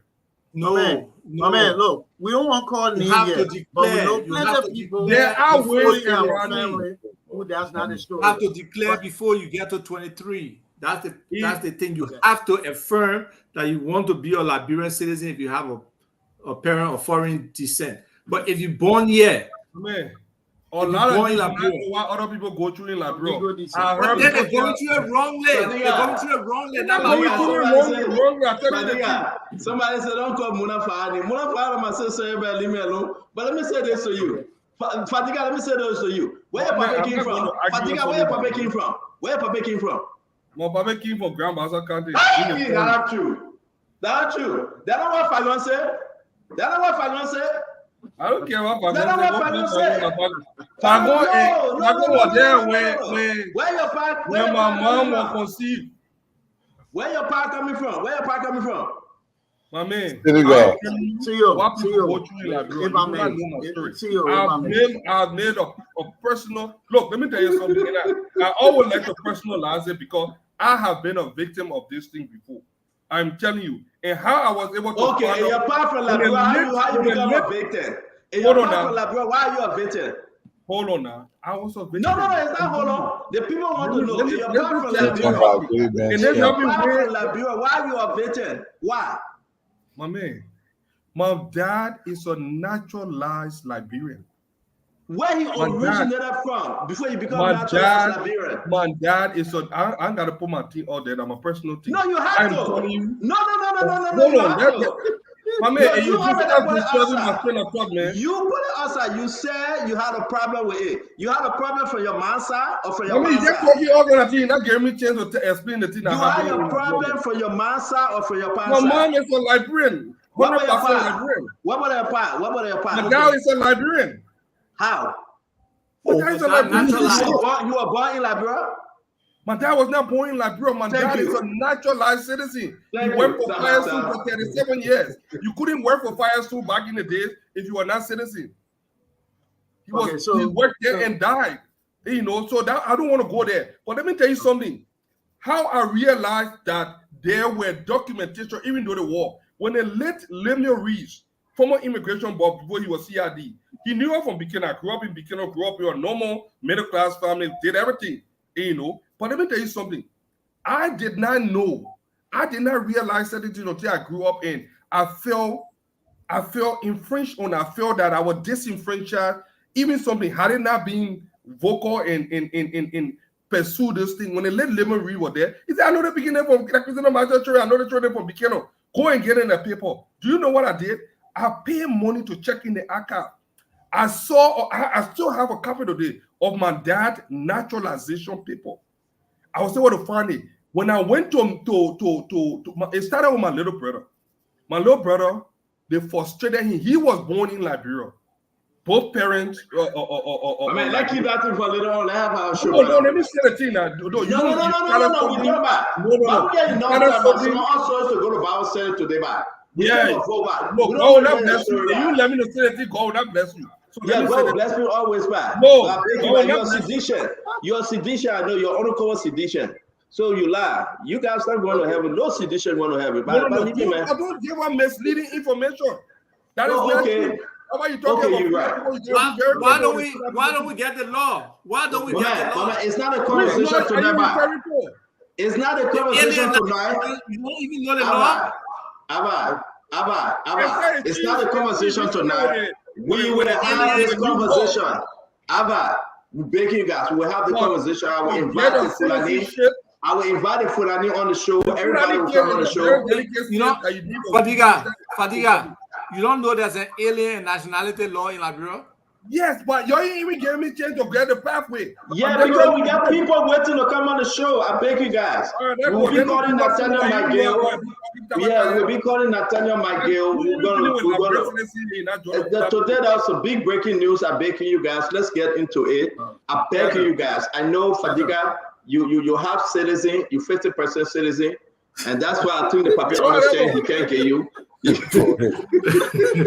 may be discriminated against. It's painful to be discriminated against. Listen, I understand your pain, Fadiga. I understand your pain. No, you don't understand my pain. People don't know it's not paining me. But when I understand your pain, I understand your pain again.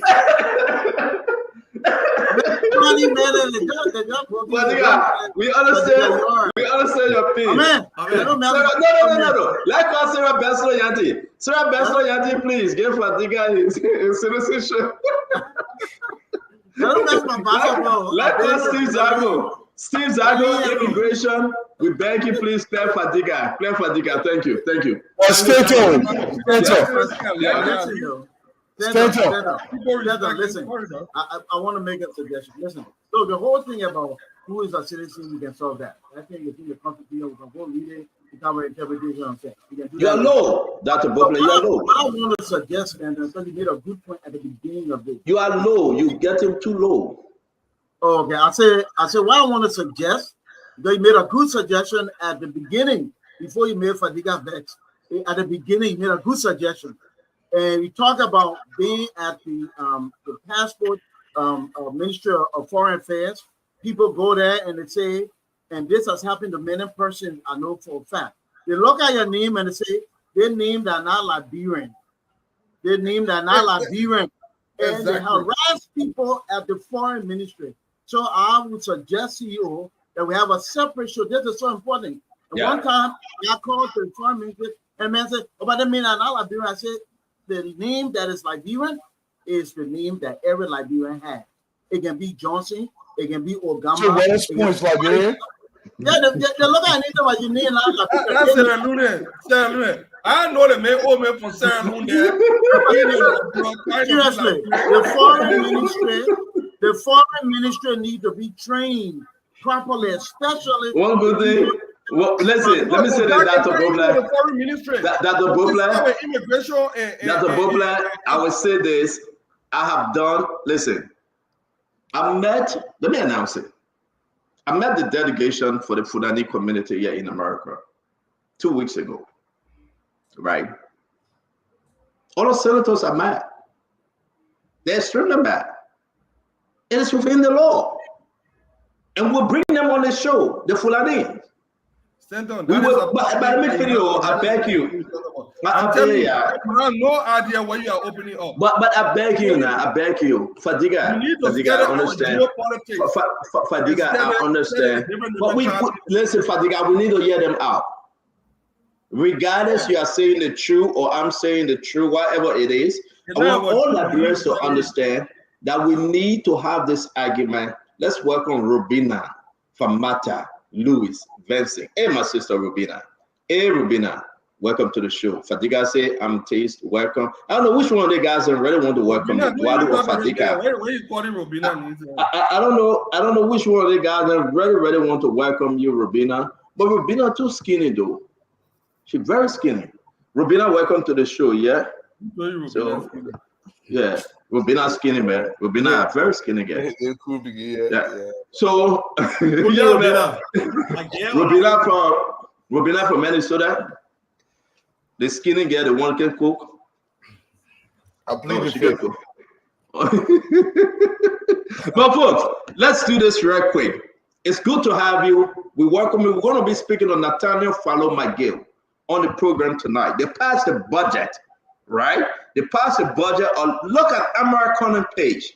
And maybe you said, maybe we need to call American. I like what he wrote. But I think he's missing something. We want to see, and I think that would interest you as a VAT. Well, I want to see what was in it before the adjustment. He want to talk about the adjustment. I thought he was going to tell me, say, for education, we had this, but this is what we came up with. For infrastructure, we have this. But my takeaway, they gave me LDC $6.1 million. For what? A lot of takeaways. So I want us to talk to them. And I also want to ask Nathaniel McGill on this issue about citizenship. But something strange happening today. The Supreme Court refused the Bill of Information from the LTA. They refuse it. They said, we're not even going to listen to it. Are they avoiding constitutional crisis? I want us to understand this one. Are they trying to play it safe? Why they couldn't even give it any chance, Wadu? They said we just done. And also, we can confirm on the show tonight that Chief Justice CNNU, guess what happened? They let Joseph Nangbe office. She's saying to all his staff to leave by May 1st. She said they should go. Like she fired all 8 of them. It's a constitutional though. What used to happen before? Why is she firing them? Okay, they wrote a letter to the rest of the justices and tell them, say, this is strange. Don't fire us. Allow us to stay. The next person that will be appointed by President Bouaka can make that decision. Why are you firing us? What have we done to you? From day one, it's always like that. You got to keep them in place. The new Chief Justice will come. So we got the letter. The next thing I want to talk about, President Bouaka is shutting down Western Cluster. I think that's big. President Joseph Yima Keke Bakubwe. No, not Bakubwe. We take Bakubwe name for Joe. We are. Joe wanted to squeeze it in there, but we sell Joe. We are fighting karate, so we're not going to put it in there. So that's a different conversation. Can you get me the karate video? You can see, can you get it ready for our kickback? But the president is shutting down that part of the country, Western Cluster. Why? Is it a good thing for Liberia or is it a bad thing? But what is so important, before I give it up, give it back to you guys, because I'm going to get to 6:30. That will be 10:30 Liberian time. I hope we squeeze this thing because Mr. Dwadu, Dr. Richardson is not here. Fatima is not here. Andrew Mama is not here. You got to take this thing all the way to closing time, my brother. That will be 11 o'clock Liberian time at 7 p.m. U.S. time. I got no qualms about it. I got extra security tonight, so don't worry. Thank you. One important thing, we're going to have the agriculture minister tomorrow on the president 100 day. Agriculture Minister Alexander Nuta tomorrow. We're going to talk about the agriculture and the 100 days. Everything. I want you guys to join. We'll be speaking to Mo Ali. We're going to be speaking to Amos Tway. We'll be speaking to the national, we'll call the Liberian National Police IG. We'll call everybody that they can tell the Liberian people the good, bad, and ugly. We'll place a phone call to Roden Gillings. The 100 day, what? Are we there yet? Are we there yet? And the president was caught on the hot map. That's our another sidekick. You know, he was caught on the hot map. We want to talk about that a little bit. As the president get ready to travel outside the country, I also want to squeeze this in. What happened? Almost 2 weeks. The president is going to sign the War and Economic Crime Code. What's going on? Will he sign it? Or the president hand getting stiff? You know, sometimes when you hold your pen, if I can adjust your camera, your head is off. When you hold your hand, and sometimes it's hard for you to just put your John handcuff, right? But what's happened? When will the president sign it? Is he signing it? Yes or no? Let's have a great show, guys. Let's forget about Fadiga and his 50% citizenship. We'll talk about that later. And, you know, let's forget about him. I go hard on Fadiga because last night he did something to me I don't like. And I will share with the Liberian people. I was traveling with my wife last night. Fadiga didn't know the phone was on speaker. And he said something that got me in trouble. Guys, when you call your friends, just ask them, can you talk? You know what I'm saying? When you call your friend, when you see your friend calling who can talk and a funny thing, you don't keep it on speaker. You turn it on speaker. Why you keep it on speaker? No, but this is not fair, Dwadu. When you call your friend, say, my man, how's the family? How's the mother? How's the children? Then you call the man, say, oh yeah, I'm here with the madam. She all right. You understand? But when you call your friend, sometimes no earpiece, and the man went straight for the jackal vein on me, my man. He went straight for the jackal vein. The man put me in a position that, you know, I'm not going to say it, but I think he did it intentionally. But thank God again. Again, the good Lord redeemed me. Because God is always on my side. But guys, that's it. Let's have a wonderful show, man. Man can talk all. You know you do wrong. You got a bad thing you did at the man talk about. Mr. Jackson, welcome to the show, yeah. But Stinson, I don't want us to. We're going to move forward, but I don't want to trivialize what Fadiga said. I've heard several stories at the passport division where people that have quote unquote foreign signing name, they went through a lot. I just want to make sure we say that. But by the way, Stanton, what's the first topic, man? Let's talk about this stuff. The first topic, okay, let's jump on LTA. They didn't take the bill of information from LTA. Why? I mean, those folks try to play, the Chief Justice and the rest of the justices try to play it safe. Why? They deny Ewena Zagba, they deny Israel Akinsanya, they deny the rest of them. So the president's decision stand. Patrick Hona and Abdullah Kamara, the rest of them, will be in charge. Artin, your take. Senator, let's not kid ourselves. We have an imperial presidency in Liberia. Okay? The court can rule whatever way they want. I don't agree with it. I believe we should always follow the court's decision. Always. This is not just one-time thing if we're going to have a democracy. But from time immemorial, in many instances, whatever the president wanted, the president got. Now, I would say this, and I'll give it to Isaac. The Supreme Court may be tired about this case. Instead of them going back to adjudicate the process, say, you know what, wrong? We're just going to do the same old thing. We're going to delay, push it out, push it back until everybody get tired and we'll forget about this thing and it's settling. If you remember Ashley Jackson case, I'm not a big fan of Ashley Jackson up in London. He won his case in the court. President, we have to, well, we're not even going to pay you. Ashley Jackson talked till he got tired. He went to Minnesota to work in nursing home. I give it to you, Ashley Jackson. Look, Ashley Jackson working in nursing home. Ashley Jackson coming on Spoon Talk pretty soon, though. I didn't know it, but man, let me leave that man. I pass up on that book business. I pass up on that book business too much. I ain't gonna go in. You're provoking the man. The man way important to nursing home. Okay, whatever. Look, I'm cousin you. Look. At the end of the day, I'm for us to change the tenure law. When the term ends, the tenure ends. Okay? Because the president got to find people to work with. Whether that person is of a governance and integrity institutions will hold that president accountable, I think when the term ends, it ends. Like I said on this show, we're not going to change that president decision. That president decision is going to stand. They did it the wrong way the first time, and the follow-up did seem like witch hunt. But we're not going to change it because the president has that level of power and stuff. So, at the end of the day, the president get who he wants to work with. I believe Abdullah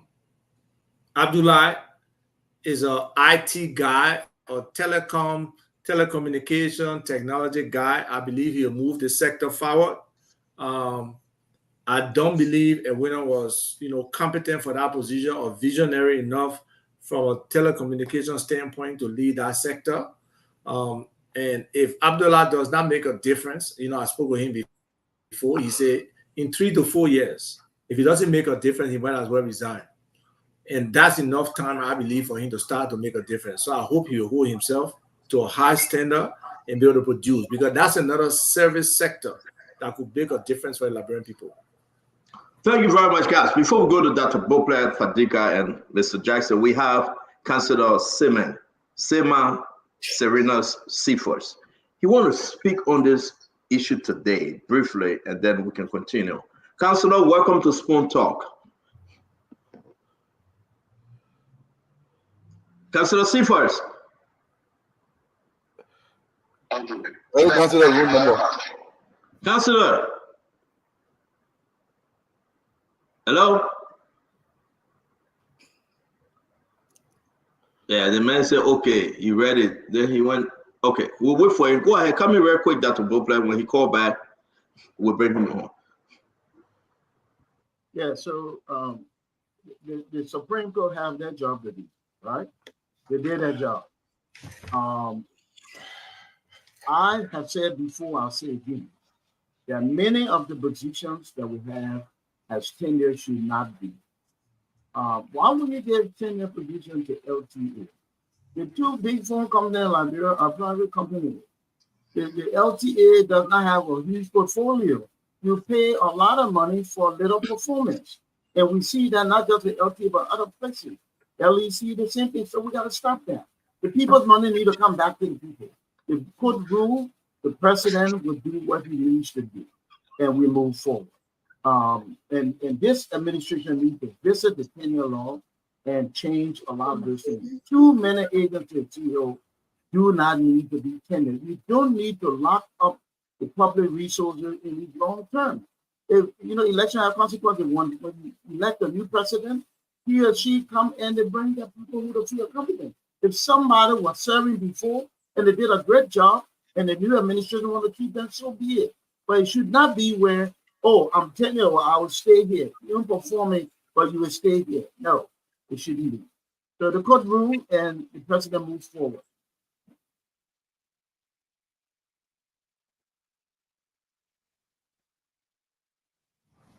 All right, Councilor, you are live. Talk to us. Yes, sir. Yeah, but your phone is very low. Which room you in? Are you in room 123? Which room? Are you stay at the La Quinta? I mean, the guy went back in our room. I don't know why the lawyer always go in the same room. Man, for real. Fadiga, talk to us, man.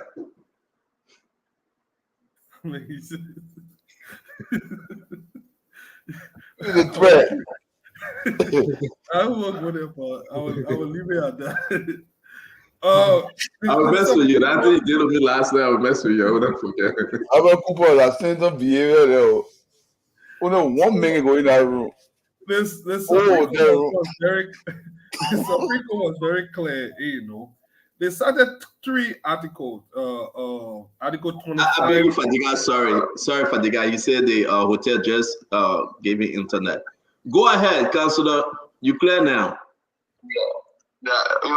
Today you managed to reach me, and then you asked a question on the account that the court refused or declines to issue any order in the application filed by the informant. This time around, the women bill information. I think the court did extremely well because it averted a serious constitutional crisis. For example, anyone who contemns the court in a bill of information which will amount to obstructing the enforcement of the judgment, or maybe the judgment far exceeded the enforcement of the judgment, or for some reason disobey the court, the punishment the court exacts for that kind of behavior is an imprisonment or arrest or be held in contempt. I don't think the Supreme Court will have the authority to do that. And so they can't hold the president in contempt. They can't jail the president because he's immune from any court process, so his conduct actually is constitutional. And the court, maybe on that basis, they could refuse to issue the remorsal. And it's something that they believe that the president or the executive branch did, and it was not moved on the basis of allegation. So they could have it. Okay. Again. Why and how?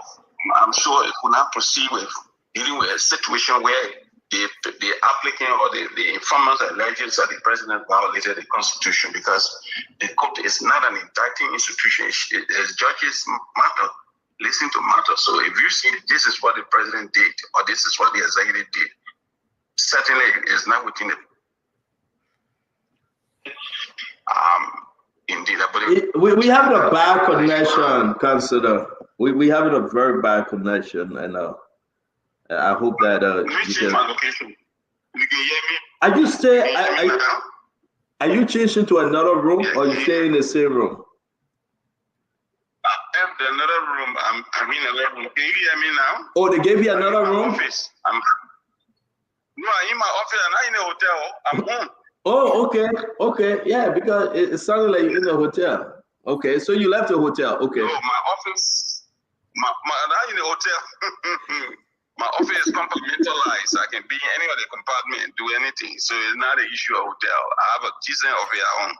Okay, so now I'm saying you left the hotel. Thank you. All right, but let's see. We're getting you now. Continue. I was saying I was saying the president is immune. No, I want to hold you right to the point. The Supreme Court refused to take the bill of information up to date. Why you think the Supreme Court said no? We take it. I would say all of that. We don't want to even venture around that. Why? It would have created a constitutional crisis, because if you read a bill of information, you see that 10 accusations which the informers suggest that the president did, or the president violated the Constitution or violated certain provision of the Constitution. It is not within the purview of the Supreme Court to determine the violation of the Constitution by the president. So I understand that. Let me ask my last question, because the other guys want to come in. Was there any violation to the Constitution by the president? Well, the bill of information suggests that there was an abrogation of the defying to the authority of the Supreme Court, and on account of that, they filed a bill of information. And the object and purpose of the bill of information is that there must be some showing that the respondent disobeyed or undermined the enforcement of the authority of the court. Now, let's assume that the court had made a determination that the president undermined the enforcement of this authority or power. Can the court arrest the president? The court doesn't want to go that route. So to Councillor Cephas, the former SG, are you on the side of the court, or you think the President Boubacar erred with his decision to suspend? I'm on the side of the law. I'm on the side of the law, and I will always agree with the court, because, for example, the court is infallible when it comes to the interpretation of the law. The court ought to be infallible, but thank you. My only concern is that you are giving the informant an opportunity to be heard, and then say this is what the law says, because even assuming that the president violated the court order here, and that the court cannot order his arrest, and you know that he's... Yeah, we understand that. It is enshrined within the Constitution. We know that. But let me ask you though, seriously speaking, based on the ruling today, because the court didn't take up the bill of information. Let me finish. No. Well, if you decline, that's part of the form of ruling. Like, you don't want to, it means the president got a victory. Yeah, I understand. That's the legal way you want to go. But we, the lay people that don't have no knowledge, you decline to take up the bill of information. It's a ruling in the favor of the president. But let me ask you, then, can this president now go to fisheries and remove Emma Glasgow? Can the president now go to any other turning position, entity, or ministry and remove folks based on we are auditing what we are seeing? You should be removed. Don't you think? Well, I don't speak for the presidency, and I won't speak for the presidency. But assuming the president arrived at a decision in the form and manner in which the president made a decision affecting other institutions, the president could go ahead, and I use the word could or may go ahead. Wow. And the president, cool, and I'm saying cool. But I'm not sure. Without any valid reason, the president would do that. I'm not sure. Thank you. Let me bring in Duado. We get Asif Bai, we get Dr. Bopler, we get Al Hassan Fadika, and Uncle Sam Jackson. I'm just going to ask him one question. I'm sorry, Fadika. And my sister Gamen Sarah Beda, welcome to the show. Mr. Councillor Cephas, let me ask you this. Giving your explanation and giving what I think everybody knows about the Constitution and the powers of the president, is it fair to say that the president, under our law, is above the law in all respect, especially when he's sitting president? Look, for example, let me say something. You need to read Article 2 and Article 50, for example. Under Article 50, the president has 3 powers. The president is the head of government, is the head of state, is commander-in-chief. As head of the government, he's the chief magistrate of the state. He is the chief administrator. So he can perform in the executive the way he wants. And he will still be right within the tail of Article 56, because the people they're supposed to be serving as a pleasure power. He has a pleasure constitutional power. Now, under Article 2, which is the authority of the Supreme Court has only 3 powers, and the power is to review, to interpret, and declare. Now, if the bill of information is grounded in accusations, the Supreme Court will not speak to that, because he will But some say you will be suggesting that the Supreme Court should indict. The issue of the indictment or accusations against individuals is not within the pale of the authority of the court. So, Mr. Cephas, Councilor Cephas, I want to say this. You're not answering my question. Is it fair to say, given everything you've explained, the president is above the law? It's a yes or no. He's the word may be a bit too strong to say he's above the law. They ask within the period of the law. Not above the law. The president is not above the law because all the institutions, the three branches, you know, the Article 3 requirement of our Constitution sets out the condition upon which the constitutional parameters within which each of the three branches of the Liberian government should operate. The president is simply an enforcer of the law. In the enforcement of the law, if there's some reason that there is an abuse or they exceeded the structure of the constitutional power, they could only review and say and declare that this action was unconstitutional. And that's what the court would do. Thank you very much. Thank you. Asif, let me bring in Fadiga, then we'll go to Asif. Fadiga, talk to us. Well, I really didn't have question. My only thing I think was it Asif that asked whether the president can go after those at other institutions. My thing here is yesterday there was a letter from the Supreme Court instructing the Justice Ministry, I think the Justice Minister and the Justice Minister and the Attorney General to comply with the ruling, previous ruling. I don't know what he saw that sentence was in there. I don't know what that letter was about, but it stated that everything that the Supreme Court said, they wanted them for a year to the judgment. So I don't know why the Supreme Court wrote that letter, whether the Supreme Court intend to act on it. If they do, I don't know. How can they go about doing it?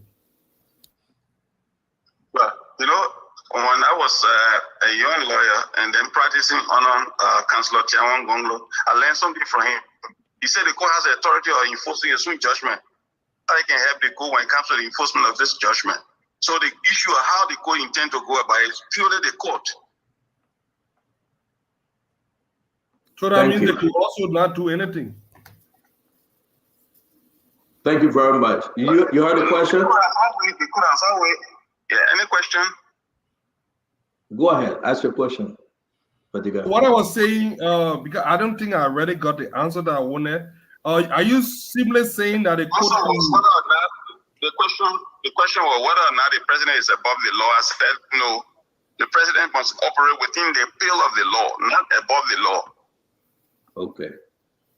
No, I was referring to a letter from the Supreme Court to the Justice Ministry yesterday. Are you familiar with that letter? Of course. I know about that. That's how the court operates. When the court gives a ruling, they give a judgment. The judgment contains the effect and force of the ruling. So it will say, due date based on so and so. That was done. Well, after that, the president fired them or removed them. Yeah, so when that particular question, only the court can enforce that. Only the court can answer that. No lawyer can answer that. Only the court can answer that. All right, good. Thank you. Bye-bye. Yeah.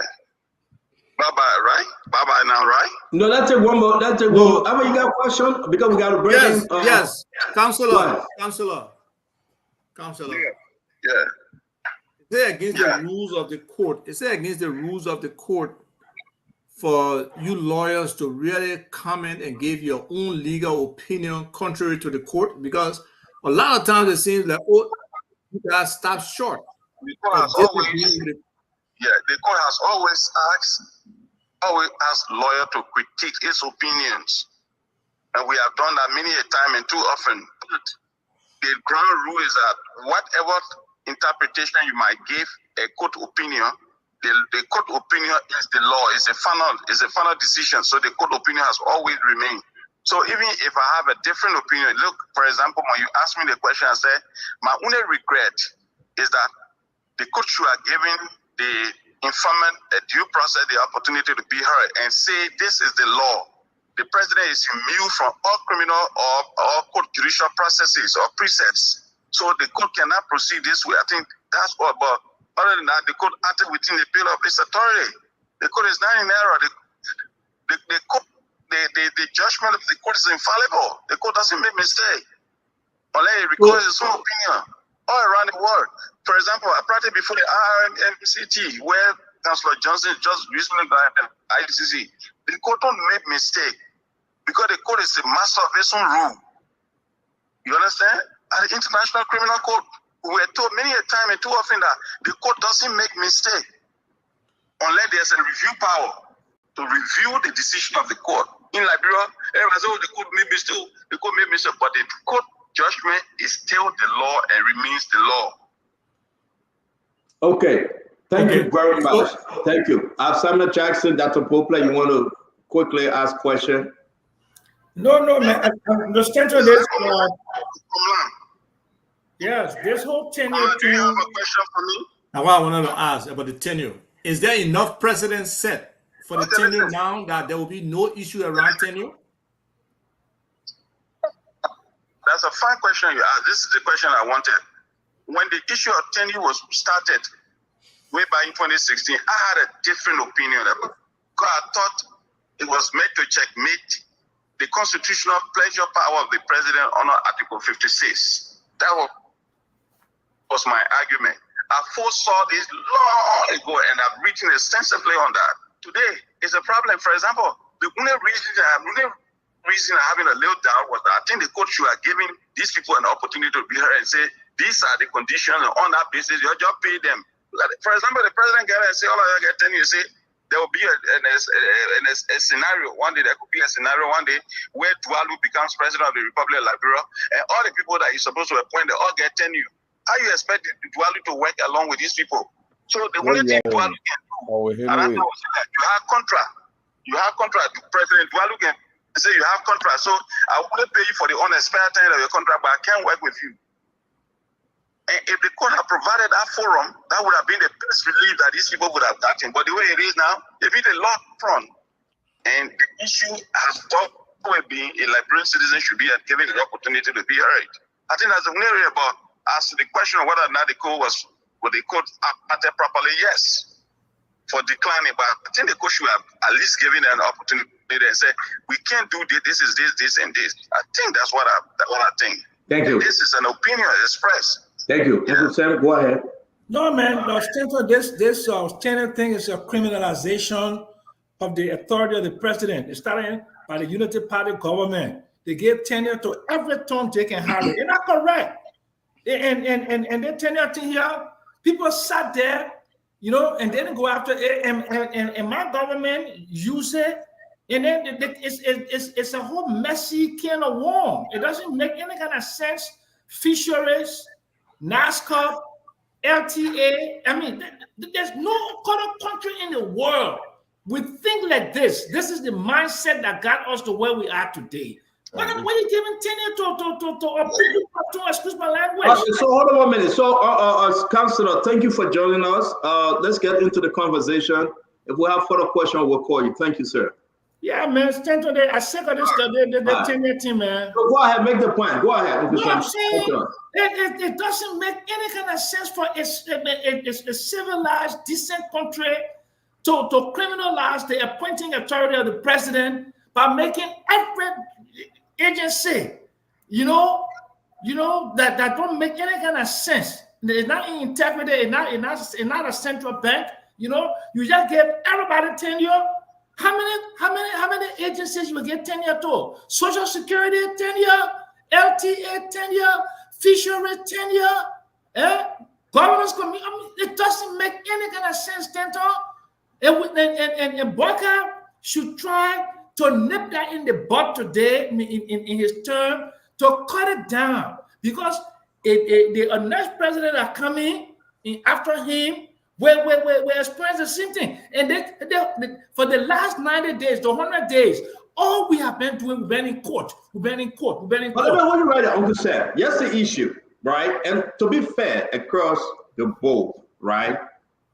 Let's go to National Bureau of Concession. The gentleman there, he was appointed. His name is, how you call him? The man was appointed, he went in with his letter. The person saying they say, I'm not telling you. I'm not going to go. We got to wait for the court decision. Let's go to National Road Fund. You heard Roland Guinness say, well, Josita Winton, she's on contract. And as per the contract, it's also tenure. You must respect it. I'm not leaving till we get a decision from the court. We can name them. Freeport, the board members say they are under contract. I have some of the letters. While you are removing us, we are under contract. You cannot remove us. We got to wait for the decision of the court. So all this mess, and I agree with you, Uncle Sam.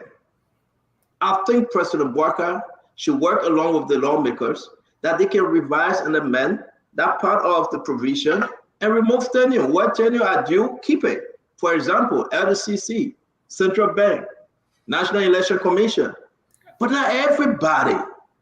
And so these people saying we are not leaving because we are under contract. I heard from LDC, the CFO say, I'm not leaving because I'm on a contract. So therefore, money captain stay keeping him there. So what's the solution here?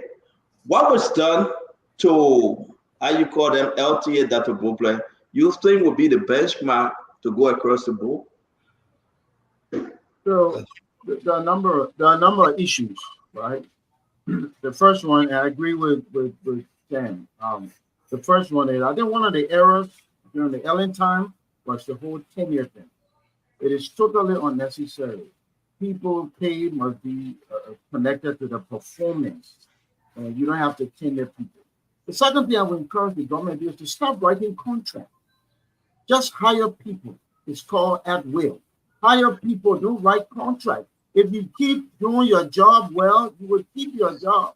If you're not performing, they will fire you. So don't write contracts and make it difficult to remove non-performing public servants. It's a disservice to the people of Liberia. The third thing is the rulings of the court. Remember, the Supreme Court will become the law of the land. So now it does create precedents like Alva was intimating. So I would encourage this person, I'm sure you think about it already, to go to the lawmaker and revisit this law of tenure, and I will remove all the tenure. I said that before. All the tenure positions other than National Election Commission and the Central Bank. Nobody else needs to be tenured. Do your job well. If you're performing, you will keep your job. If you're underperforming, the person who hired you can fire you. Thank you. Thank you. So I think let's move on the decision today. And I hate it when somebody say, well, the Supreme Court didn't rule. No, the Supreme Court said we're not taking it. It's a ruling. It's a win for President Bouakai. But the question I want to leave with you today, LTA, they're gone. Patrick Horner, they're going to take over. Abdullah Kamara, they're going to take over. They are all acting. Yes, the other issue. They are acting though. How long it will be, we don't know. But would the president allow every replacement to be acting, Mr. Dualu? And how long would they be acting? Because you go to the National Road Fund, you're owing Josita Winton almost three years. You go to all this fishery, you're owing Emma Glasgow. I mean, well, I think, I don't know, go ahead, Dualu, talk to me. Stanton, we cannot continue to burden the government or the people of Liberia in this fashion. Dr. Berber did say something though. Look, first of all, I want the Liberian people to listen carefully. Let's define why the reason for tenure in the first place. Okay, it's to safeguard certain institutions because the decision they are making to be void of any kind of influence or fear of any kind whatsoever. So those crucial positions, as was mentioned, say for instance, the Central Bank, the National Elections Commission, maybe some GAC for example, these anti-graft institutions. This is what it was for. But when we are using tenure to literally protect people that we know or people that are in the interest to the detriment of the country, by the way, these tenure positions are actually destroying the country. And I agree with Mr. Jackson wholeheartedly on this very issue. The issue of tenure must be removed. Look, I will hire. If I hire Fadiga to do a job, check them, measure them, calculations, expectations, requirements for that position.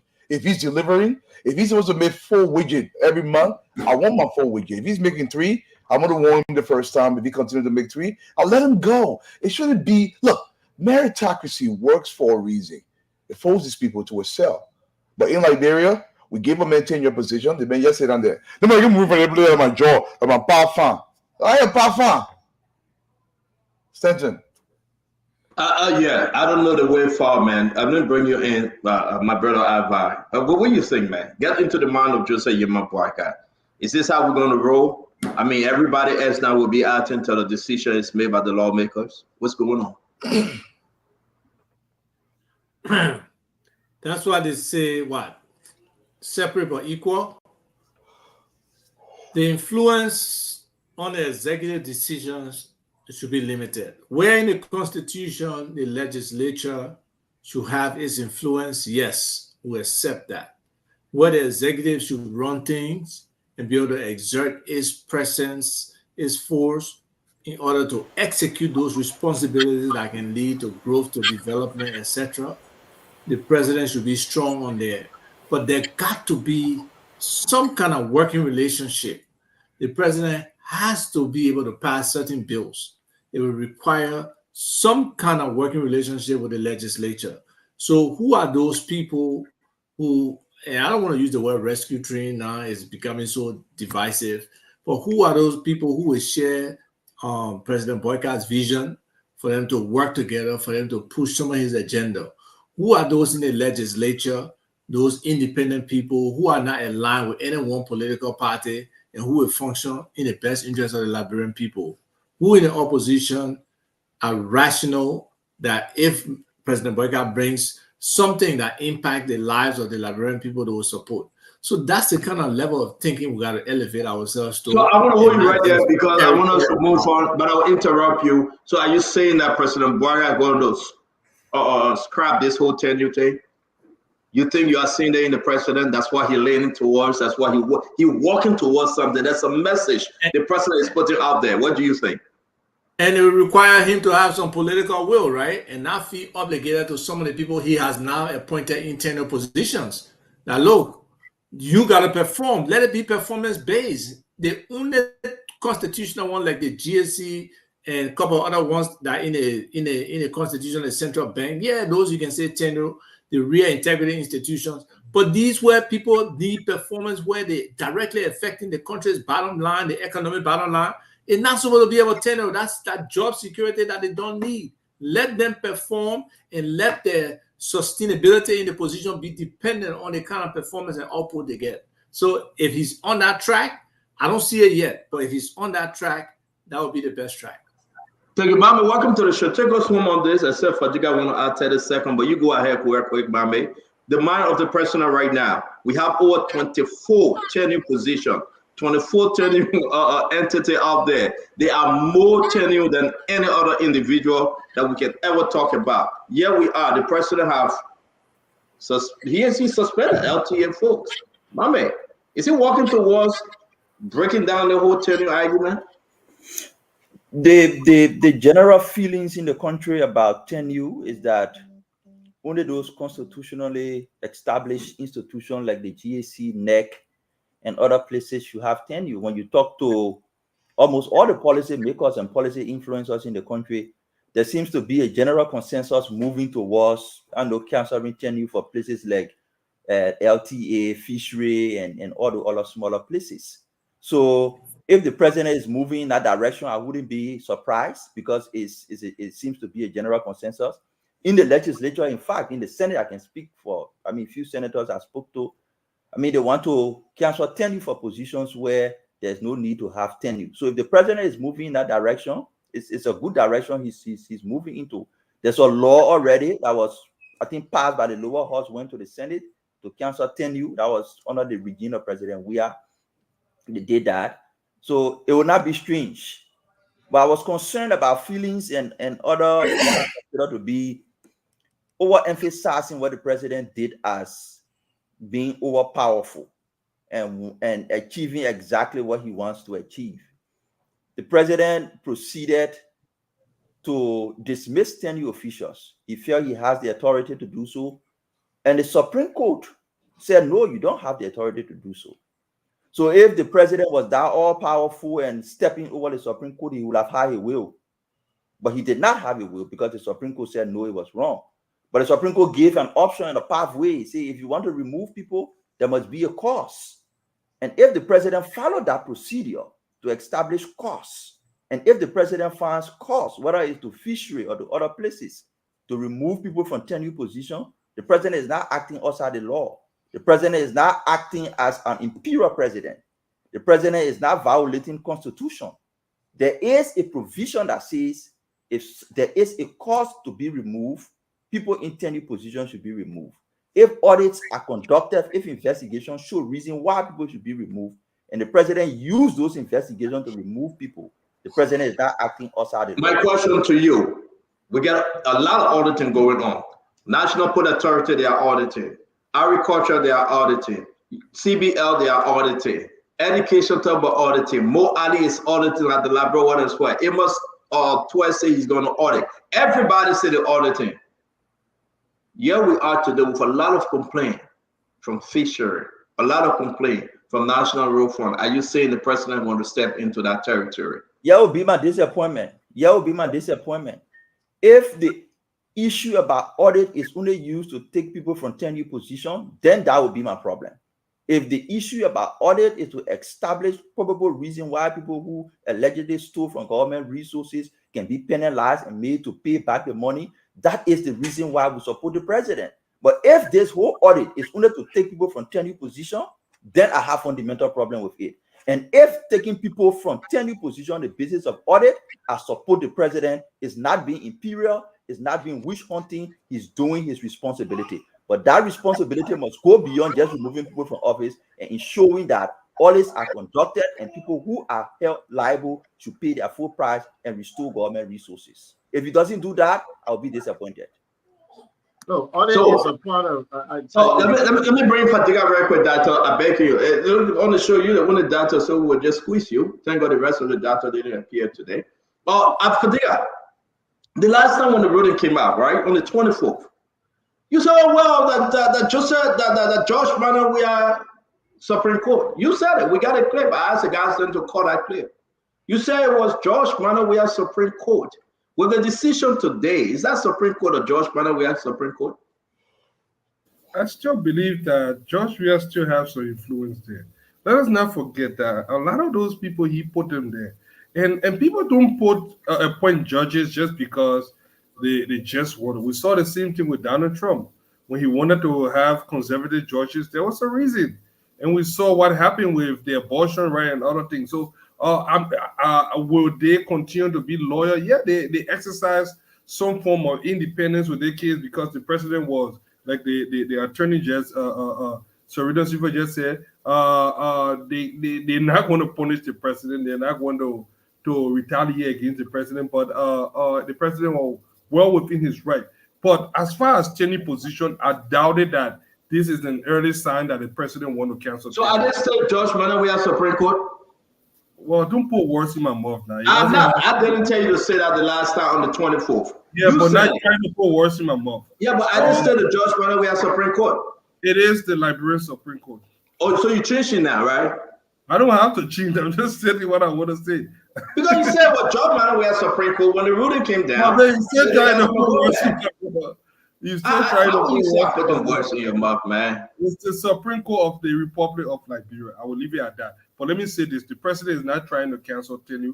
I do agree with Dr. Blope and Mohammed that integrity institution at the GAC, LACC, the PPCC, I don't know much. What is tenure, but and then the national those traditional ones that are in the constitution, they should remain tenure. But this whole tenure thing, I agree that institutions like NAFA and some other smaller institutions that the contribution to the budget is just minimal compared to the reason why you think one person should remain there. There are other innovative individuals that can help those positions. And the thing about position, I'm telling you, the reason why people are so hell bent on this position thing is because everything in Liberia is revolved around politics.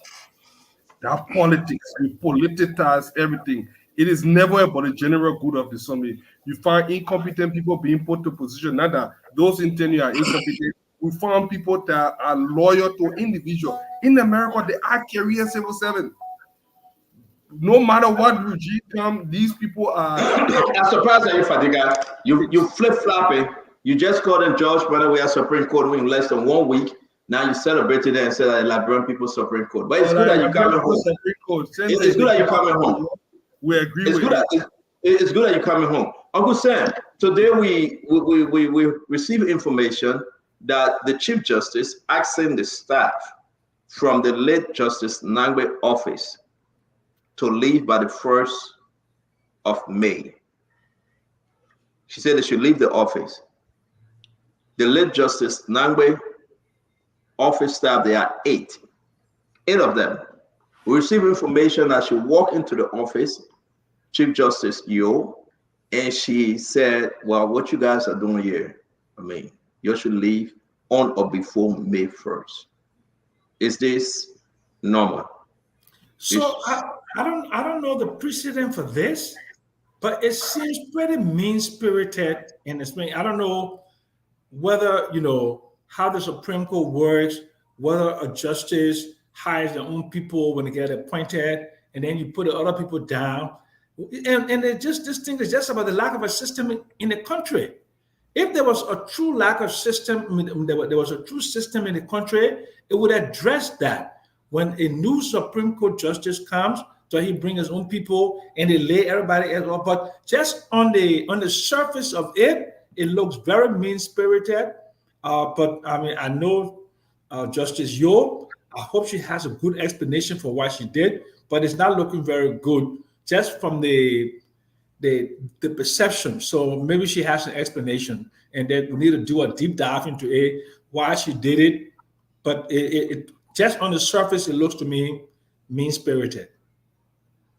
Let me hear from you, Mr. Duado. And a lot of people call me, and we heard that the folks at the office, they are 8, right?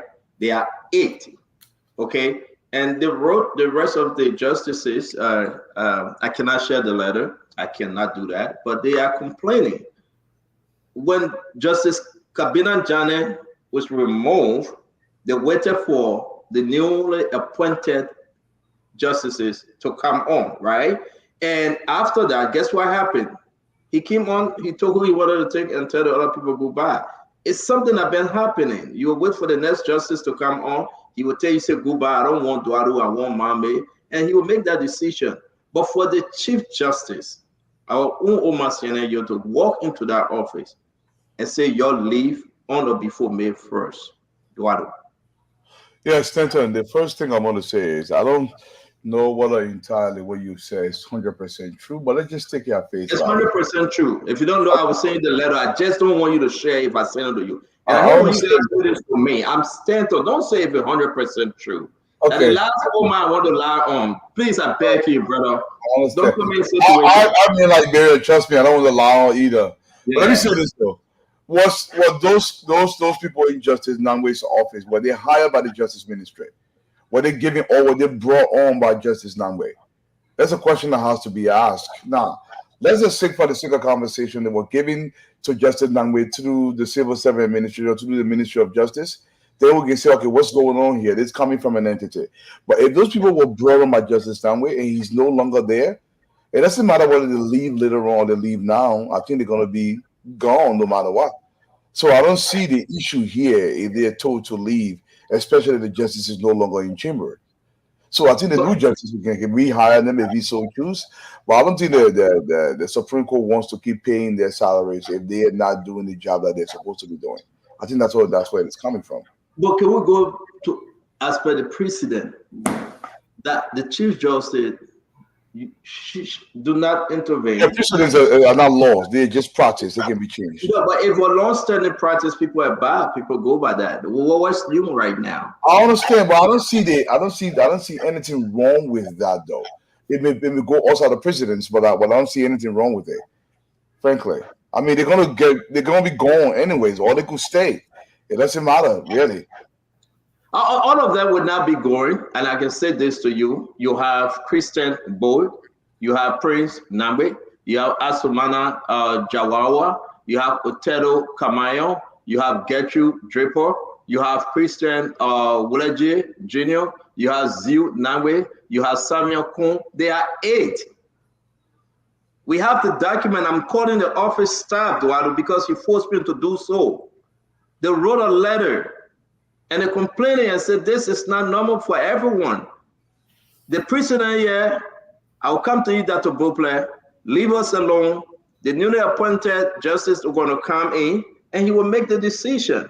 But are you buying Eduardo's story? Maybe the Supreme Court said we don't have money to pay you guys.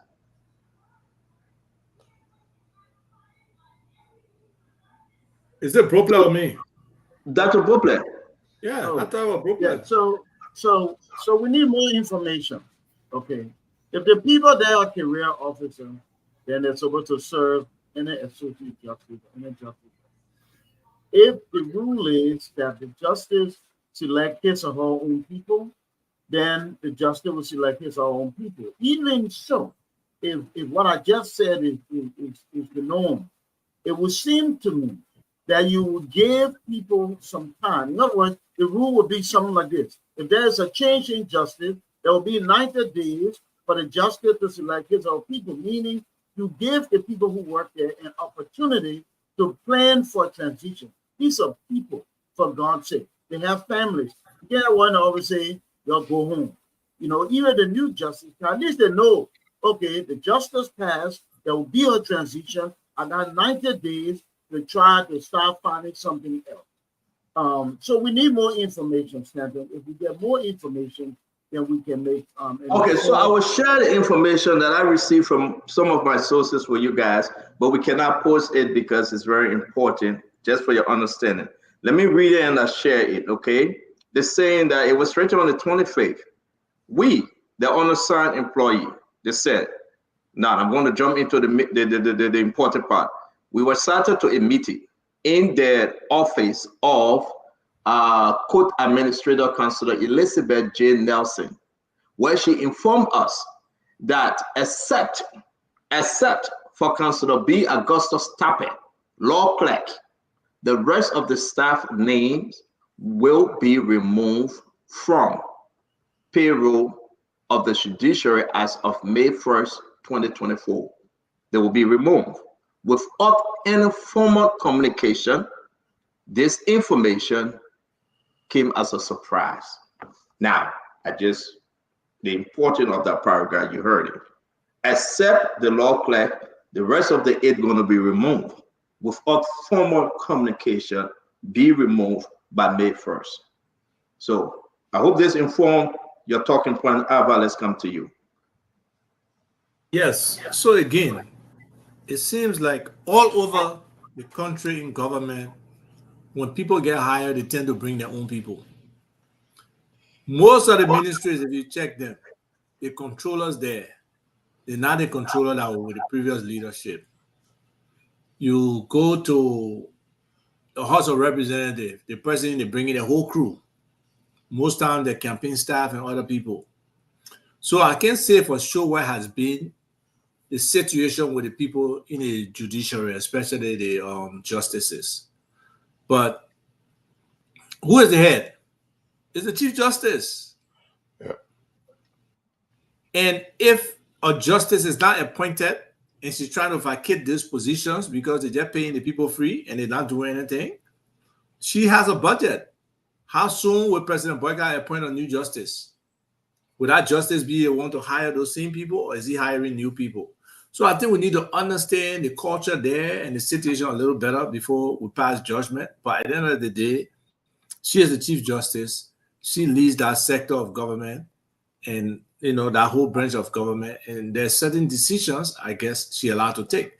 Now, are these court employees considered civil servants?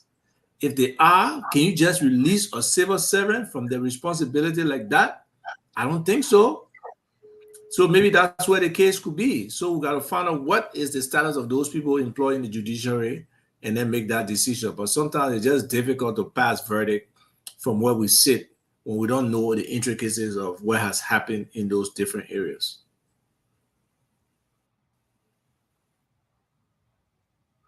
Mr. Jackson? You consulting? No, I'm not consulting. I'm not consulting. I'm not consulting. I don't listen. When I own this team, people will be texting me. I just ignore them. I mean, I won't let anybody tell a guy in me to tell me how to think or what to say, like I'm some kind of robot. But you tell him the other day you admitted you said the people text you, so now you change your mind. Go ahead, Mr. Jackson. Go ahead. Man. Listen to me. Look. I know CNA, and I don't know what the motivation is, but again, the question has to be asked, what is the system that is in place there? The rules, right? So if there's a system in there, is she following the rules? And if she's not following the rules, what is motivating these removals? I think that's the question that needs to be asked, but I don't know how we can get an answer from that. Maybe it would be a good thing for Spoon to ask us or to ask people within the administration of the court how this is done. But for me, I said, on the surface, it appears to be mean-spirited, and because like I said, we haven't seen this kind of thing before. We haven't seen it before. So let me say it before bringing Mambe and Fadika for us to rest on this. They are considered Civil 7 as a bar. When you were asking the question, lawyers out there answering me. They are considered Civil 7, but they get paid through the Supreme Court. How that is, I don't know, but they are considered Civil 7. The argument is that even the timing, in less than a week, you say, okay, y'all have to leave. No formal communication, written document given to them to say, okay, you guys are fired. But it was up verbally to walk into the office, into the late Justice Nagbe office, and told them. Some of the justices saying that we don't know about this decision. So is the decision only coming from the Chief Justice? So I'm going to leave her like that. Let me bring in Mame, and Fadiga will take us home on this. What you see happening at the Supreme Court there is just a tip of the iceberg. And we need to be very serious and continue to call for a comprehensive review and audit of that Supreme Court and the judiciary. We cannot have asked a very important question. What's the system in place? What's the process in place to remove or add people to payroll in the judiciary or on the Supreme Court? Nobody knows, because the Supreme Court works like a society bush. The Supreme Court works like a secret society in a democracy. It's wrong. It's bad. Most of the people on the Supreme Court are intelligent, experienced, educated professionals. How will you run a court in a democracy for more than 2 decades? There is no publicly available audit record to just review your activities and know what's happening and how to correct it.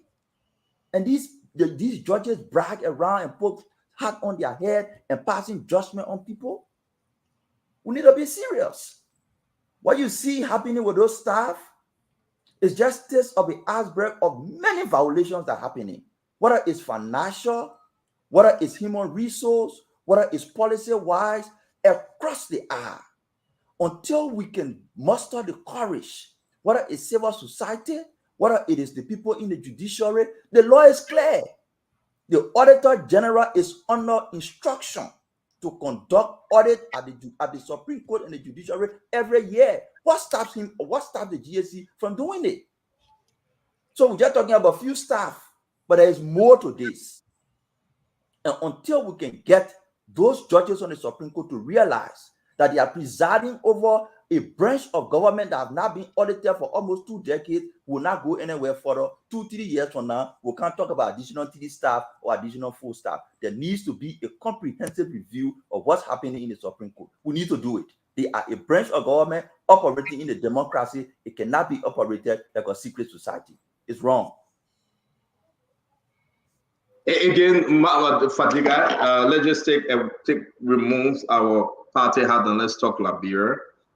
This is new. A lot of folks telling me that it's new. Like Mambe said, should it continue? But they got two. It's like the Capitol building. Ava, you asked a good question. Let's go back to it. They got two types of staff: domestic and and the other staff. So we are being updated on what is actually going on. But I just dropped a letter in there, please. Just read for yourself and just let us know what you understand. Do not share it, man. All right. Let's go ahead.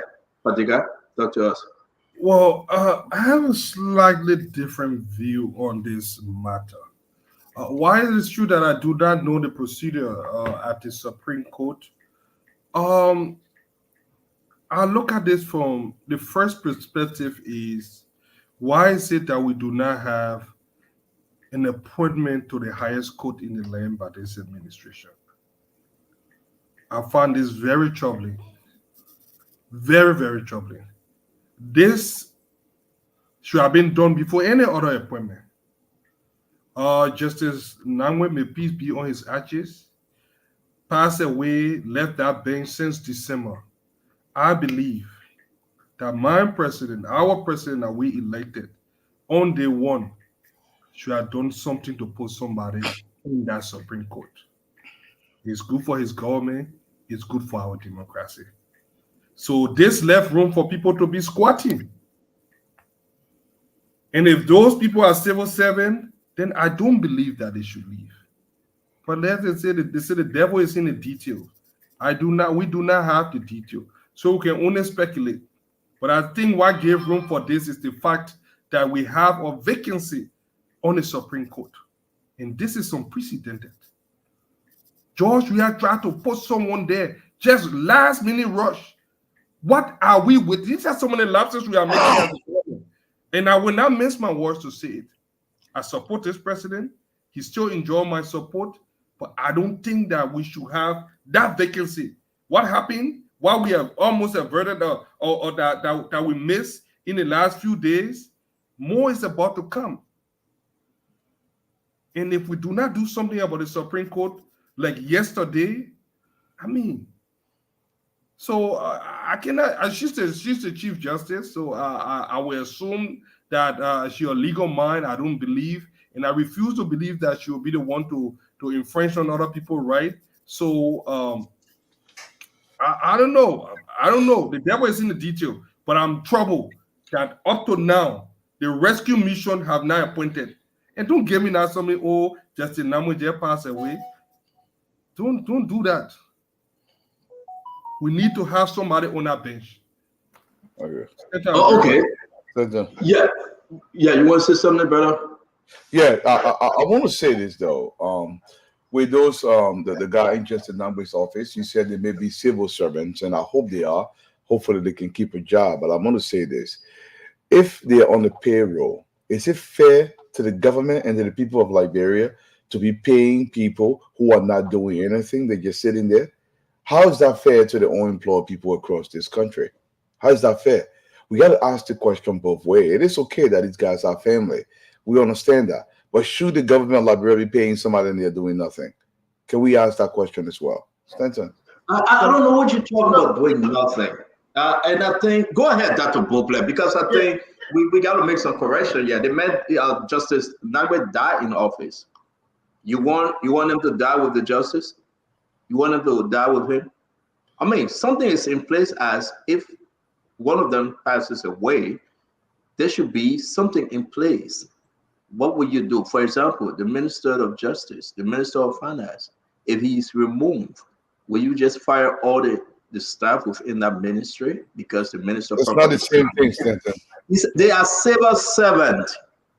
If they are civil servants, that's fine. Then there's no argument. But that's what I'm saying. They have domestic staff working as well. You just can't kick them down the curve and saying, well, the president is there, he's not here no more, so therefore goodbye. But let's hear you, Dr. Bople. No, so here's what I want to say. First, I agree with Fadiga. I am surprised that particular position is not fair. The Supreme Court is so important. and we need that position filled quickly. And if that position has been filled, then maybe our conversation will be a little different. There will not be, to Dwalu's point, will not be, oh, why should we pay people who are not working? Because they're working. But I will say this, like Stephen correctly said, that the justice die in office. That's not the people's fault. And the justice, remember, is not the court. It's not the institution. He is part of that. So those people are working under him, but also for the larger institution. It's up to the president who has the privilege and the constitutional power to appoint, to go ahead and appoint a justice. There's so many good laws all over the place. Put somebody in that important position. Let's complete the bench so that we move forward. If those people are civil servants, we should keep them. If they're not civil servants, there still should be a window for transition. It shouldn't just be the man down and y'all go home. It should be a window so that persons can prepare for their transition. You got to do things in order. And I'll say this finally. Mama is correct. We need to audit the Supreme Court. We need to audit that whole judiciary thing because that's one of the very corrupt places in Liberia. Try going to court. You'll see. You will pay the clerk, you will pay this, you will pay that. It's very corrupt and we need to audit. Thank you. Dr. Boblek, man, can you ask Uncle Sam where he got his upgraded internet from? I mean, you sounded like Uncle Sam most recently. Maybe you talk in the back. Talk to Uncle Sam. Okay. Maybe you got some money. You'll be in Maryland this weekend. Maybe you're going to give us some good discount, please. Your internet, your volume go high, from there it just drop. So help us. But guys, I think anybody want to add anything to this Supreme Court stuff before we move on? Anything? Order the Supreme Court. Order the Supreme Court. Order the Supreme Court. I want to say something about that. Yeah, order the Supreme Court. Okay, so then let's look at the principle of judicial autonomy, right? So if you look at the principle of judicial autonomy, who will be auditing the Supreme Court? Will it be the executive auditing the Supreme Court? And what is the system? Man, how about you eating on Shabbat? How about you can forget? You eating? Exactly. No, Sam, good question. Yes, but it is the executive. So I'm saying, hold on a second. If you talking about judicial autonomy, where the three separate branches of government, and I think right now, the judiciary has a degree of financial autonomy. I mean, you have to be. This is a very slippery slope, Mame, and others who will call into to audit. You have to do it within the confines of the separation of powers. So this is where the legal people will not come and make a determination as to what system is set up in Liberia, because I'm not a lawyer, I don't know it. But if it is not already established in Liberia, what are other country case studies that we can go for that have judicial autonomy and financial autonomy, but have some sort of an oversight? I don't know how that works, but we have to be very, very careful. You're right. They have. Listen, they have. What is financial autonomy? What is financial autonomy? Guys, one at a time, please. Financial autonomy is that the funding for the judiciary, even though it's in the national budget, but is given to them and they spend their own money. Okay, it means they sign their own checks. That's financial autonomy. Yep. So let's jump into this real quick. You got 30 seconds, Dr. Boplek. We got to run. But listen, they have judicial autonomy, correct? They don't have financial autonomy in the context that you are saying it. Listen, their cars come from GSA. That's the executive branch of government. They are under the purview of the government, and the auditing agency can audit anybody, including the legislative and the judicial branch. They do have control over the money. The law says, out of 30 seconds, the judicial law says the auditor general shall audit. Not say me, it says shall audit. That's the law, that's the law. I can accept that. Every year shall audit. Thank you. Thank you for that correction, guys. Let's move on because we got so many conversations today. Please, if you speak and you're not speaking, please mute yourself for better audio. To those that listen to us on by way of radio. Let me put this, we're going to close on this. Justices have two types of staff. Domestics that include cook, a steward, and yard boy. These are not civil servants. The rest of the staff are civil servants. If a justice retires or dies, like the case of Justice Nagwe, the staff are redeployed in other departments. There you have it. This is from the Jeffrey Nagwe died in office. Did he die? I think he was granted retirement. He didn't die in office. So but you got to understand, did you see retirement on what I just read? No, I'm not talking about the retirement portion, but we're talking about Justice Nagwe specifically. Yeah, Justice Nagwe. There was an argument. I just want you to know there was an argument whether he was retired properly, and based on that, they couldn't accept Councilor, how you call him, Dane, Musa Dane, for that position. So whether he was retired or he died in office, what remains is that going back to this letter, if a justice retires or dies, like the case of Justice Nagwe, the staff are redeployed in other departments. Yeah, which is fair.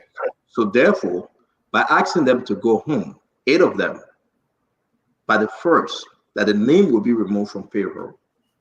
We leave that with Chief Justice Siena-Yo. Not from the civil servant payroll, Stanton, but from the Justice Ministry's payroll. There's too many. Whatever they did it. It didn't.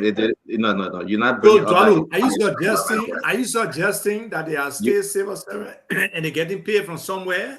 Is there some money there? That's not what I'm suggesting. What I'm suggesting here is the suggestion is they're civil servants. If they're civil servants, there's nothing to talk about. There's nothing to worry about. They still have a job. If they're not civil servants, then what she's trying to tell them, they have no control. They'll have to leave. That's what I'm saying. Yeah, but I think you come from both ends. They are civil servants. She asked them to leave, Dualu. She cannot ask them to leave if they're civil servants. Having a conversation. But she cannot ask them to leave. Even if she does, it doesn't matter. They're still on the payroll. All right, let's move on. Folks, I hope you got some all of that. Let's come to the third one, though. Today, President Bwaka closing down Western Cluster. We're going to go to the Bapolu board, the board from that area. Talk to us. The decision to close down Western Cluster, if it goes through, are we breaking our agreement?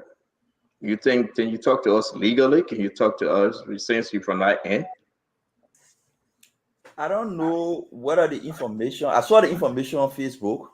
I mean, I've been reading it. It's been coming. It's popular, so it's good. It's true. One spoon carry is true. Okay. I can confirm to you. Yes. Ever since Western Cluster is supposed to have been brought to its knees to uphold the mineral development agreement they signed and have with the government of Liberia. That MOU that Evan Snow and other people went and prepared and brought them in was just an opportunity to create a small screen of an investment and use it for campaign purpose. The president is right. People can argue about the legal issues. I'm not a lawyer. But when there is a mineral development agreement, that development agreement should be upheld, should be enforced. Western Cluster is not operating with the terms and conditions of the mineral development agreement. Every condition that was set in that mineral development agreement has not been upheld. Where is their job plan to create jobs for our people? Where is their social development plan? Where is the plan they had that they were preconditioned for them to even start the process of building a railroad?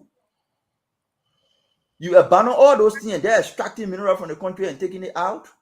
In as much as we're looking for revenue, we must do it in a way that would appear as a responsible country.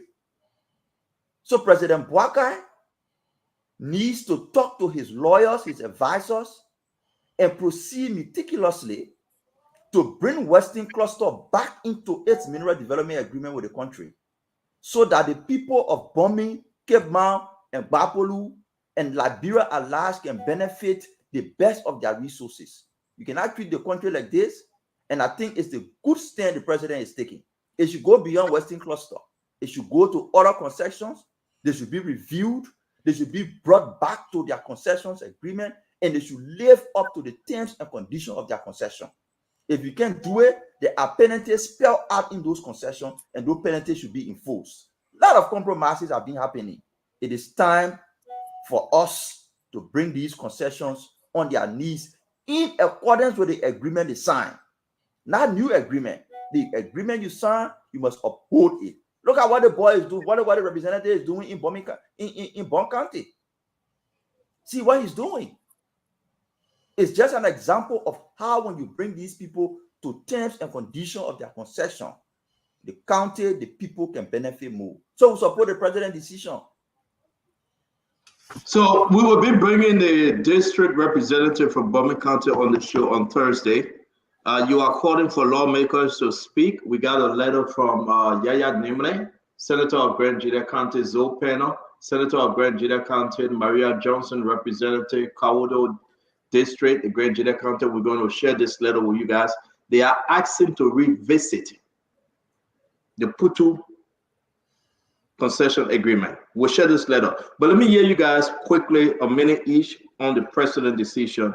Let me go now. Let's start from this end. Mr. Jackson, you go ahead before we go to Mr. Duarte. So, but Stanton, what I need to find out from you is what was said when you said he closed Western Cluster. What does that mean? Is that a temporary closure? Is that a suspension of activity? Or is that a cancellation of the MOU? What exactly happened? So what I asked is they are going through the legal process. The man said it's temporary suspension.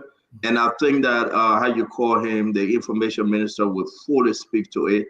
But the context, I say, President Bouaka is closing down Western Cluster. That's what I want us to grab. Okay, what say you?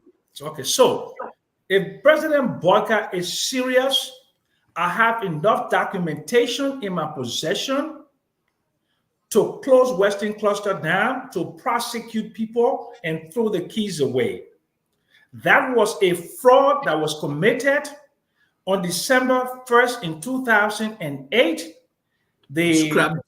In RFP, request for proposal, was put out there by the Ministry of Lands, Mines, and Energy, asking for companies 5 years in operation with the ability and capacity to mine 5 million tons. Western Cluster, the what do you call it in the El Anito, was formed in Anguilla on December 21st. They were non-existent. They had not been in operation for 5 years. They are now mined 5 million tons. And they beat up companies like Rio Tinto. They beat up countries like companies like Tata. Okay? Beat up. No, Augustine, don't do this to us. No, we had the argument. No. We had an argument on the show. You had the document. You had the document because you know whether to put George Biden. We are bought outside. Then now you're saying no, that's a fact. Uncle Sam. No, it's not fact. This is a 2008. Uncle Sam. During the election season, you bury that document. You refuse to expose How this. How bury the document? It's in a book. If the foundation of the formation was flawed, was corrupt, exactly, right? And you saw them coming back with the Edwin Soul taking away how much, and I spoke against it. And the same Stanton there manipulated his a platform, brought Edwin Snow on, and tried to make me like I was the bandit and the criminal when the whole Western Cluster thing, as you know, okay, the trucking of iron ore from bombing through Douala is not only scandalous, go in your own untenable. We don't need that document from you. You kept the document. You kept the document for Jawia to win election. I'm giving to the Evans Salif administration. I'm willing to give the documentation and the narrative on the fraudulent deal that was signed by the Unity Party government in 2009. Okay, on August, and then the agreement was ratified fraudulently by the legislature. And they did it because they said Sam Jackson would need campaign money for 2011. So in August of 2011, they signed it. The Alex Tyler, the Richard Devine, the Matthew Dablo, the late what other man named the guy man that told me that, okay, for a bombing, all of them. What they've done to their county, the poorest county in in Liberia is criminal in nature. It's very, very bad. So if boycott is serious, he will start an investigation into the origin of the deal. That's where he will start from. But yes, I support him taking it down. Thank you. But let me say this here. I beg you. I don't know what time it is to speak. I think that Duado. Hold on, Dr. Booklet. Duado. Yeah. I'm so disappointed. Duado, I beg you, Dr. Booklet. We got to go to Duado. We'll come to you, sir. I'm so disappointed in my Uncle Sam Jackson. I'm serious, Duado. And I think we have to say this. If anybody can remember the show, it was Eugene Lamy Fagon, Stanton Witherspoon. We had Edwin Snow on the phone. We spoke to Nathaniel Fallow McGill. Uncle Sam was on the show. I swear, I will bring the document tomorrow. I will share it with you guys. Edwin Snow can lie. Rachel Devine. No. Let me finish. No. I'm telling you, the document from 2008 is what we're not talking about. Can you please tell him that is the fact that I wrote them in response to the fact that they said they wanted to hire me as a consultant.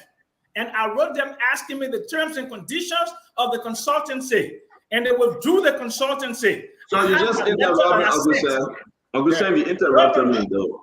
I'm very proud of the role I have played in the Bonito and Western Cluster. It is documented, and we need an independent people to review it. I will to give all the documents to an independent panel today.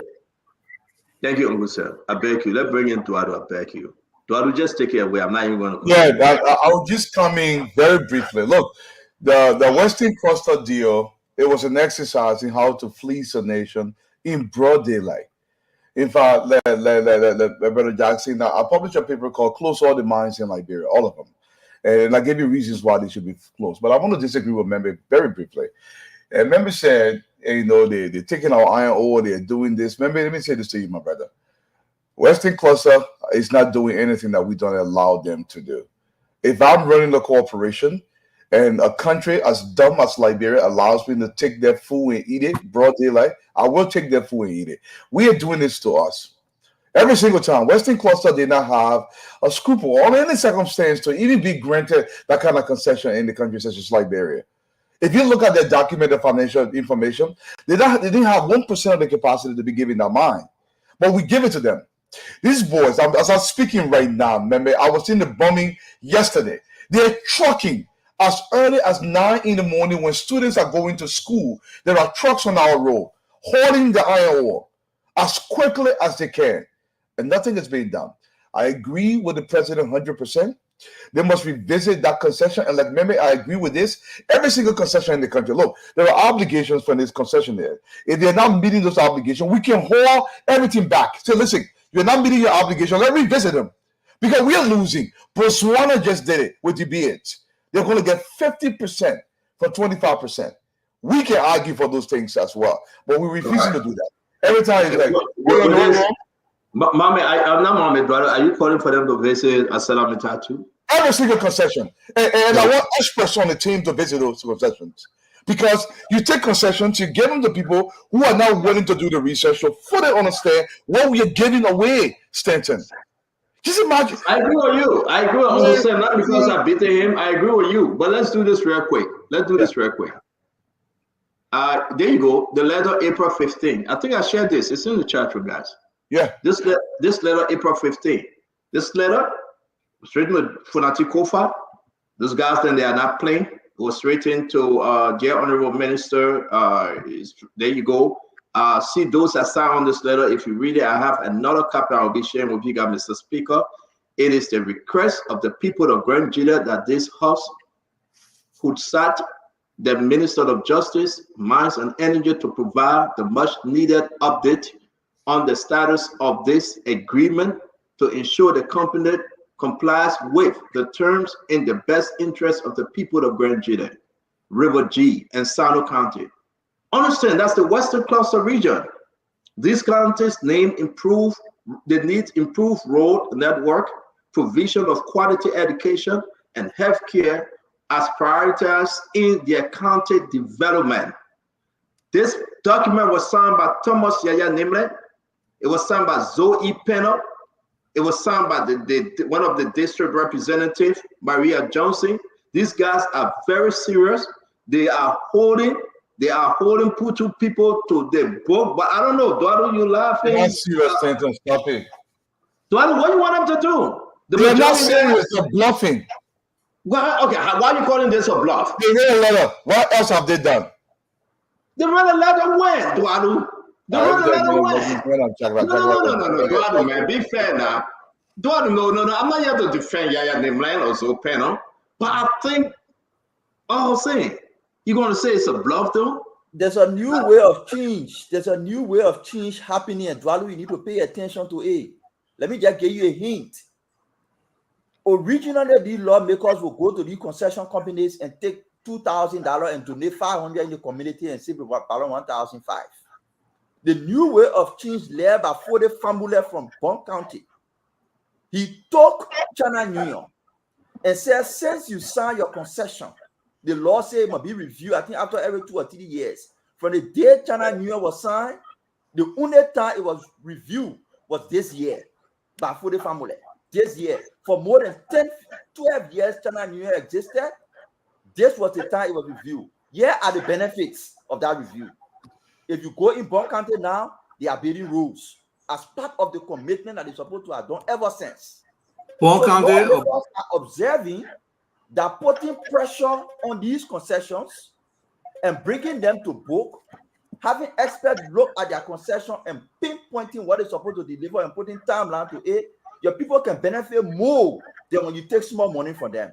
So I agree. Let's set the example. Others are just following. I agree, and Fode will be on our show shortly. He have agreed to come on, and he really want to talk about what you are talking about, Mambe. Let me go to Dr. Bopla and Al Hussein Fatiga. I hope we are paying attention to the preponderance of this same problem. I hope we're paying attention. Okay, so these agreements are signed, and they are mostly done in Monrovia. I just want you to understand. Lawmakers, legislators, they sideline county administrators. So when somebody made a point about being able to check, okay, to see if these people are doing what they do, you know why they didn't do that? Because the particular companies have their loyalty to their friends in Monrovia, mostly lawmakers. So they don't care about the county people. We need to revisit this. All the concession agreements need to be revisited. And the county people should be at the table. The superintendent, the development superintendent, and 1 or 2 of the prominent citizens should be at the table. Those are the people who live there. Those are the people who deal with all of the stuff that comes from the side effect of these people doing work there. They should be in the front line to reminding government officials that, look, the people are not doing what they're supposed to do.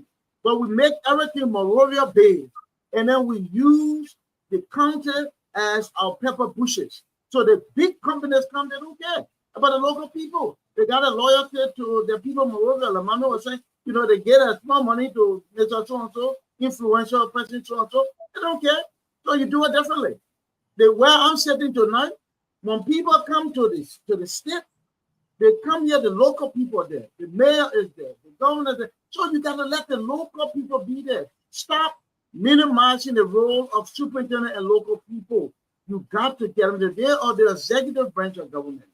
Bring them to the table. Let them be one of the signatories too. And then we'll get better arrangement because those people will hold these companies accountable. They will not let it go 10 years like it did in the example that we just heard. Let's try to do something differently. Otherwise, we'll keep having the same conversation 6 years later. Thank you. Azit, you want to come in? Then I'll go to Fadiga. Sure, I can come in. Look, yeah. Why do we have a Bureau of Concessions? Thank you. All these concessions should have country plans. These country plans should be monitored effectively to ensure they are implemented in the interest of the people. The lawmakers themselves, they are so compromised when situations happen, they go into caucus with these people, they come out and they're telling their constituents different stories. So yes, I got no objection to rewriting some of these but it's about enforcement. You rewrite these concessions, these contracts, you bring in new people. If your own people who should be monitoring and evaluating the performance of these people are not doing it effectively in the best interest of the people, you just keep dismissing people and stuff. But look, we know the Western Cluster has not performed like it's supposed to. They have not been fair with the Liberian people. There is no reason for us to want to keep that if we can find a better deal. What has happened since the issue was raised, since they became a new concession again after violating the previous concession? Are they still not carrying these iron ore on trucks? And they're still doing it? Yeah. They're still polluting the community. What have they done that made a difference for the people? I don't see it. So the strength of advocacy itself is weak. And that's where if people are real responsible citizens, they will hold these people feet to the fire to protect the entire community, not just the leadership or the lawmakers. So for me, if it's a reform thing the president is on, I fully support it. I'm supposed to meet with somebody next week for us to look at the leakages in the mining sector. As soon as I get that information, I'll be on blast here. I'll be sharing it with you about what's going on, the millions of dollars we are losing. I mean, with my naked eye, I'm not really involved in the sector. I can see it just from a little bit of sand mining. What's in those minerals that people taking out of here, we don't know. We don't get value for our money. No value addition with anything on, even on the, to say to 5 years down the road, you'll do what you do now, but about 5 years down the road, you got to have a mind or process something other here to create jobs for our people. We don't see those kind of clear, big vision statements from our leaders. And that needs to change, because if they're leading us to slaughterhouse, the foreigners will come and slaughter us. They ain't got no obligation to us. So that has to change. Fadiga. I have a slightly different view when it comes to every time we keep revisiting concession agreement. Now, I know we mean it for the general good of the population, but there are some drawbacks when it comes to every time. Look, concessions are contracts that the Liberian government, through our lawmakers, get into with these countries. If we keep trying to strong arm them and do not get it right on day one, there's so many risks. Look, it could erode investor confidence in the country. I'm not saying it's a bad thing. I'm not saying that the president should not investigate these things. But why do we keep going back to these concessions when we have people that we entrust to make this agreement? Look, this also open an avenue for corruption and favoritism to certain companies. Why is it that we cannot get it right the first time? Why is it that we keep? Umbrella gone off. Uncle Sam, I want to ask you this question regarding concession. Okay, fundamentally, when a country takes on a concession for this mineral, what does that country normally should stand to gain? And has Liberia gained that? Okay, so basically the thing is about socio-economic development. But the way it comes out, right, is the transfer of skills. Transfer of skills. Linkages to the local economy in terms of the goods and services that they purchase within the economy, right? Sorry, my internet went off, Corey went, but okay, so let me just finish, okay? Go ahead. Skills, training, and development, and then economic empowerment in terms of equity. I was one of the people who wrote the Minerals and Mining Law of 2000, Section 9.22. Go out, Dr. Frederick Krumah, who was the lead on it. All Class A mining license must have free, up to 15% equity participation by the state. None of the concession agreements post-war, and Ellen could have structured this thing to have a new paradigm shift in concession, because a concession is you give tax concession and other benefits to the company in exchange for economic development and benefits. Okay? ArcelorMittal, We own the railroad, we own the port. That was 30% our capital contribution. That should have been a free carry interest. Since ArcelorMittal Bank in Liberia, they have not declared 1 penny of dividend. They only pay 4% in royalty, and 90% of the technical and managerial staff is foreigners. They don't purchase fruits and vegetables from Liberian farmers. They don't employ Liberian consultants. They do nothing. Most of the workers there, I know because my wife is South African, most of them from South Africa, they come and work for 6 weeks and they get them through his vacation. Thank you, Uncle Sam. Okay, that is the problem. And I think that this to be continued, Mr. Eduardo, this to be continued. But let me also, we'll be calling Attorney Fallow McGill, Senator McGill from McGill County, to speak on the budget, okay?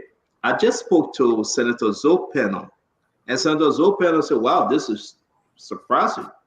And I think what you are saying, Mr. Eduardo, I think I agree with you. He said, but he's going to do everything he can, and he will appear on screen to speak to this issue. When you say it's surprising, I'm wondering what he mean by this is surprising. The CCKPU and Yaya Nimle and the other representative, are you guys going after that agreement? Because there's something about that agreement. But when he comes on, we'll talk about it. That agreement came about during the raw. I think Uncle Sam, maybe you know about it. I know about it. The Russian. 1 minute on that agreement. Uncle Sam, we gotta go. Uncle Sam, the people that want to go back. 1 minute. 1 minute on it. 1 minute on it. 1 minute. 1 minute. I did not finish my point though. Yeah, but let me finish. I beg you, Fadiga, I hold your phone. I take God to beg you. Guy Pax, the owner of that company there, okay, Putu Iron Ore Company, came to Liberia during Charles Taylor term, got that concession there, right?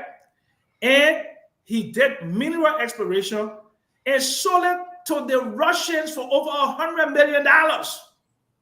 $100 million. There's 4.5 billion tons of iron ore over there.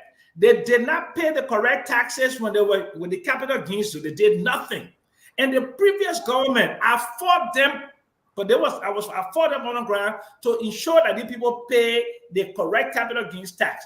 That thing there, right now, Severstar, the Russians own it. They want $50 million for it.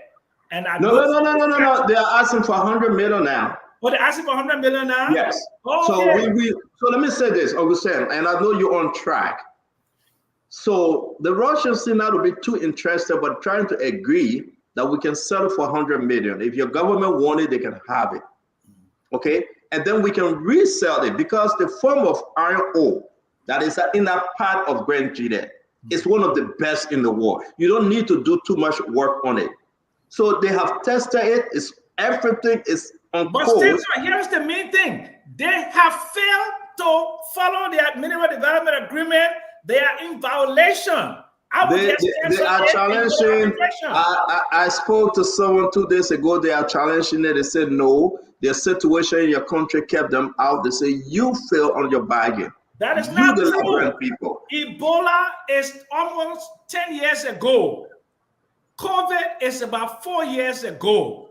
So they cannot talk about what I think in the law, what they call about what I think act of God. But Mama help me, man. When I say something they call when a company cannot perform, right? Something. Natural something. No matter what I would think about it. So, Stanton, I will cancel it and let them take me to arbitration because there's an arbitration clause in that MD. In all the MD, there's an arbitration clause. Okay. And I think I would say this, Mr. Eduardo, Alpha Diga, the Joseph Yema Boyka. The position on this one is to create more jobs for those in the in the southeastern belt.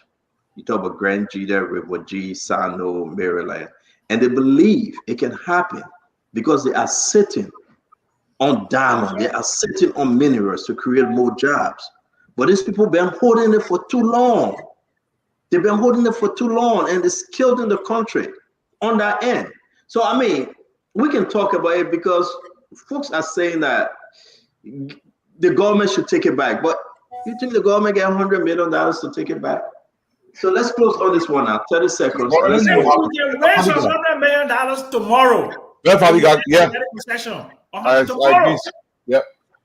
That party got coming. I guess yeah. Even though I didn't finish my why I'm low 80 on this. I think I don't know. Somebody alluded to it. I think we need to promote. I was saying that where you're looking for. Force majeure, yeah, I got it. We need to encourage and promote more stakeholder engagement in these concessions. Few men should not just go in a room and sign paperwork, because a lot of those things. Look what happened in the Bee Mountain era. A lot of the time, people feel left out. We saw some similar thing around Batawi, even though there may be some political undertone to it. We need to get a stakeholder involved every step of the way, and I keep saying it. But keep going and reviewing concession. It sends a bad message when it comes to foreign direct investment for our country. If we're doing it, we need to get it right. Whenever we feel agree, we feel cheated, we go back to the same company. It shows that we are incapable. It shows that we are incapable. So there needs to be a clear term on how do we terminate this contract and review them and make sure that when we sign one, it should benefit the people. We got our country. If these people are refusing, there is a reason. They are bribing some judge, they are bribing some lawmaker, they are doing something to circumvent our laws. And then we want to blame them. They will treat us just as we treat ourselves, and we allow them to treat us. So we need to be very much. It's not just about closing it. It's about making sure right on day one. So can we go back to ArcelorMittal, the current Deputy Minister of State, Samuel Stikwa? That's Deputy Minister of State with a portfolio. Thank you. Let's just agree that he served under the Vice President at the time as Chief of Staff. After the Vice President tenure position expired, he went ahead and he was working with ArcelorMittal. He worked with ArcelorMittal all this time. He's now back with President Joseph Yuma Boakai. We saw the program at the Executive Mansion. President Boakai, the owner of ArcelorMittal, he celebrated with the owner of ArcelorMittal. He wasn't forceful. We complain on George Manawea that the people living in tents. We complain on George Manawea that the people living condition is bad. They're owing Nima money, they're owing Grand Bassa, they're owing Bon County. It was worse. But the minister brought them in, they shook hands, and the president is celebrating ArcelorMittal. Do you think with his involvement for the past 6 years with ArcelorMittal, his involvement at a senior level, very high senior level manager, you think Steve can push anything to bring change to those people? Or you think he just ride and die? I mean, I know him very well, a nice gentleman. I know him since when he was VP, Chief of Staff. But do you think it's a conflict right now? I want to go to Dr. Boble and Mama. Are you guys seeing any conflict right now? Dr. Boble, you go first.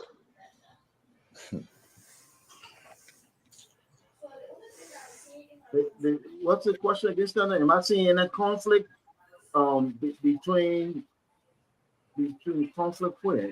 Based on what the let me go ahead and come back to here. Okay, so hold on, let Mame go ahead, then he will inform you with his point, then you can come in. Go ahead, Mame. Stanton, two things. The first thing is, Hassan and Fadiga and others, every concession you sign, there is clause in that concession for time to review. And that review calls for certain things. What we've been saying is those reviews have not been conducted in the case of China New and others.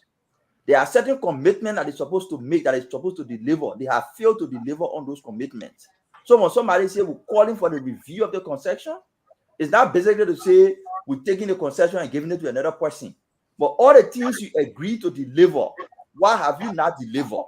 And if you are not delivered, what are the consequences after the concession? Doing that will not stop any investor from coming to Liberia. Doing that will not scare any investor to come to Liberia. It will show that the country is committed to upholding the agreement she signed with a concession company. So let's do it. Let's do it.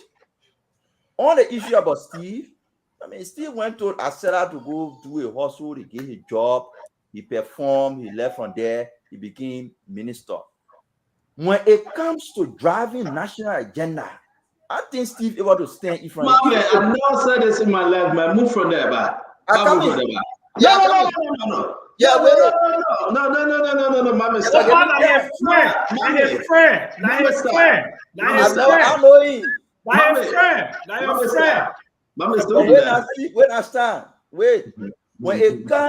When it comes to driving a national agenda, whether to review Meta Steel concession, even if Steve dream and you want to stand in front of it, he cannot stop it. Look at what happened in Bon County before the formula. See what's happening. You know how many big hands in our country behind China Union? But he stood his ground. He brought a legislative caucus behind it. China Union is now building roads in Bon County that they did not build in over 10 years because he stood his ground. So we shouldn't make no one person feel that they get authority to direct the country agenda to their own whims and caprices. Steve doesn't have that authority. He doesn't have that power. If he tries to do it, he will not succeed. They've tested it before, they failed. Fore formula is an example of how one person who can stand by the law, rather other people behind them, can achieve a whole lot. Steve can do it. He doesn't have the capacity. He can make it. Don't praise him. Don't make him moratic. Love you bad though. Yeah, don't make him moratic. He can do it. Please go ahead. So I was born and raised in Buchanan. I went to school in Nema, Karaha. There was a company there called Lamco before Acela Meta. And Lamco did a lot for both places. And one of the reasons was the local government was involved. I still remember the tremendous amount of respect that the company had for the superintendent when the superintendent pulled over like the president gets paid. And as a result, we had an on-the-ground advocate. So Mama talk about reviewing this stuff. Yeah, so do that, and nobody should complain. Every good company should say, yeah, come, let's review it so you can see. And be challenged to either do what it was supposed to do or do better. Again, we have this messed up arrangement where the caucus run the county. And so the local government is marginalized. You will keep having these problems until we change the arrangement. Lamco did great for Nema. Lamco did great for Grand Bassa. But the superintendent, the local government in both places had a huge say-so in what the company does. It was not the senator running to the county every day. It was the superintendent who was giving oversight and sending information to Monrovia that these people either doing what they said or they're not. You need to go back to that local government involvement formula. It works best. Thank you. I would disagree with Mame. I know I'm coming to you. I totally going to disagree with Mame. Steve saying he was unemployed, he went to Acela Meta. Acela Meta is not helping our people. Acela Meta have destroyed the region. Acela Meta will sell us back and say, go to your government job. We are in Samuel 12. They collected 10 million from us. Go to your government job. We are in Samuel 12. They collected 7 million for us. This is bad business. Okay? But the president can say, I'm closing down Western Cluster. The president will having champagne with Acela Meta owner. The person, the go-between, is Steve. He worked there, a very high senior level. And Liberians should know this. Listen, folks, our people still living in tents. They said they will build hospital. They are saying, no, we say we help to refurbish your old hospital. They said they will build schools. They are saying, no, we say we'll put people on scholarship. When Steve was over there, what did he do? Did he fight for the people? Did he bring the people to book? No. Steve was getting paycheck.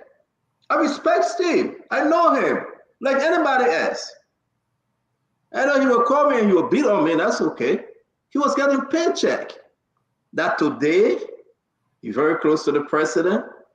I agree, Mame. The lawmaker will do what the lawmaker will do. But the executive is a different branch. And the influence over the president to say, you know what, these people are doing the worst in our country. We should revisit. We should revisit the contract. I don't think Steve would do it. They fed you for 6 years. They closed you for 6 years.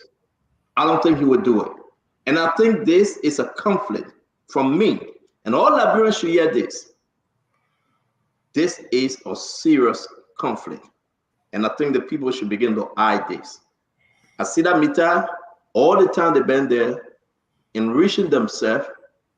Go over to Nimba County, go to Grand Bassa, go to Bon County, ask the people, what have Asida Mita done for your county? Zero. It's bad. We beat on the past government to bring in President Joseph Yima Boaka. And we saw President Joseph Yima Boaka drinking champagne with the man, the company that continue to destroy our people. What's the message out there? You don't get me talking, man. The 100 days is tomorrow. Let's wait for the 100 days. Let's bring in Fadiga Baking. We'll pause Fadiga. So, like I said, Dr. Broberg just said exactly what I was alluding to. Look, it's a step in the right direction, but we are beating on knocking on the wrong door. Look, we need to decentralize government. The more we localize our government, where people, stakeholders start to look. In America, they say all politics is local. Our lawmakers in Washington look for the money in the test, even the bridge to nowhere, and send it down. That will bring about healthy competition. Imagine like the Lamco situation, where Basodian, the local governance having the superintendent, like the governor and the mayor and all the things, and they decide how they want their city, what they want there, and how they manage their own money. The reason why these, do you know, Mommy, do you know how these concessions get changed and reviewed? Is B Mountain, where the people get mad and they cannot understand why these people are not adhering to these agreements, and they start to burn things down and fight, not knowing who to hold. Who bear the greatest responsibility for the problem? They start telling their own facility, going after those same companies that's supposed to be breaking the food. And the reason that is happening is because they have little or no say in everything that is revolving around them.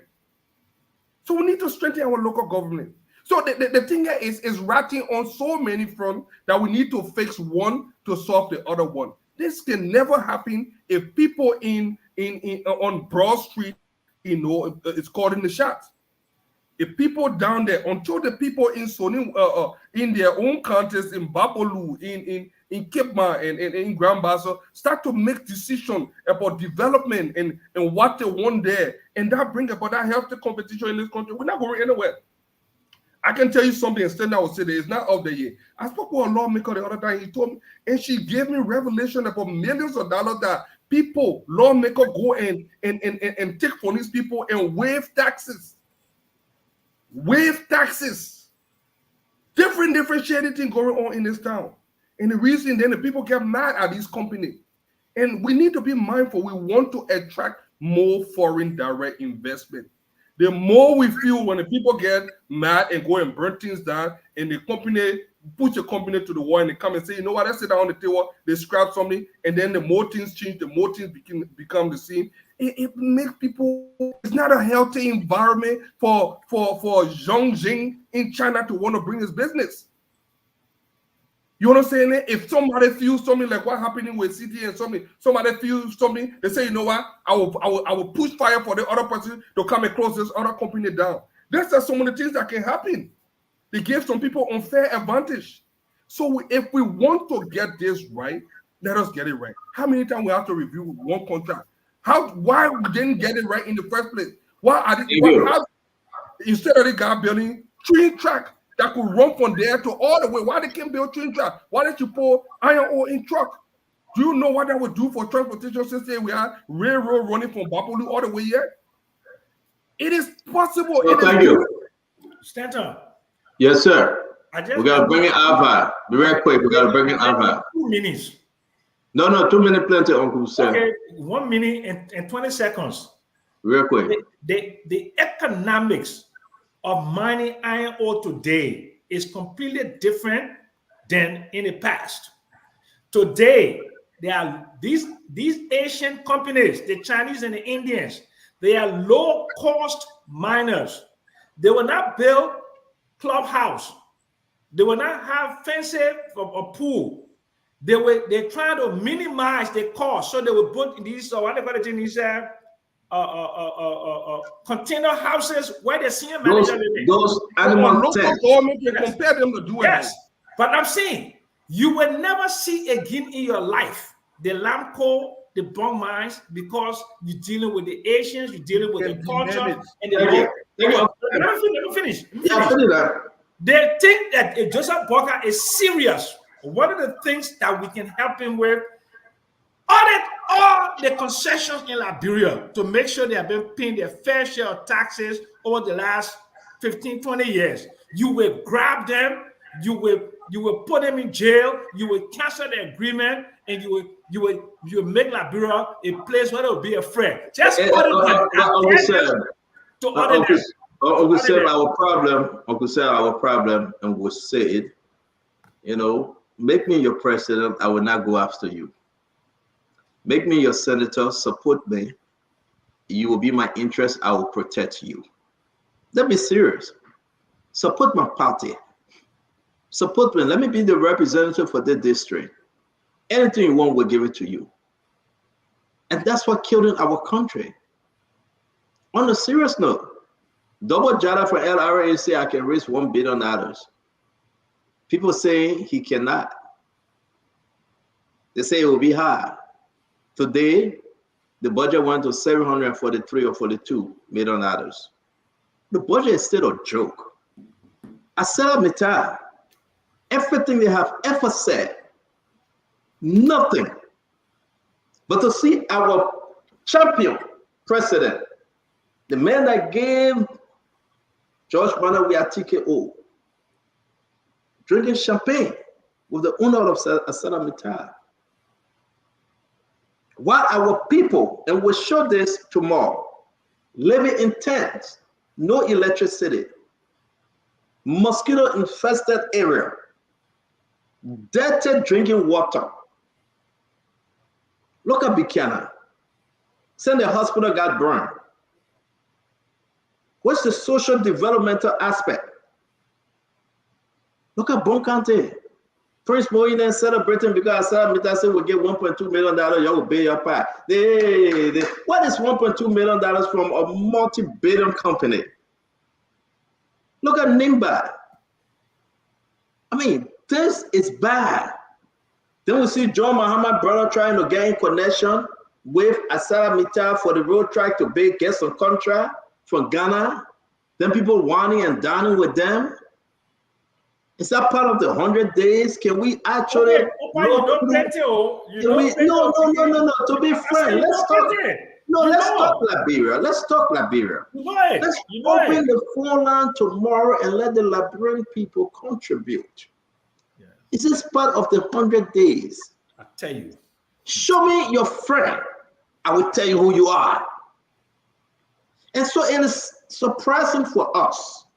And everything we ever fought for, and everything we cry to bring change to Nimba County, to Bon County, to Grand Bassa, look at the mountain, look at Putu now. Look at the story we're talking about Grand Jide, Sando, and the rest of the southeastern region. Look at Western Cluster.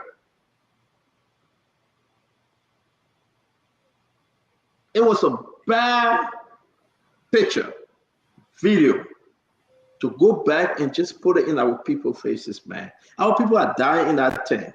ArcelorMittal come on and pay people, pay radio station, pay newspaper, and say we're doing good job. We send 10 people to all of the country for to get an education. The BS. ArcelorMittal stay fighting HPX.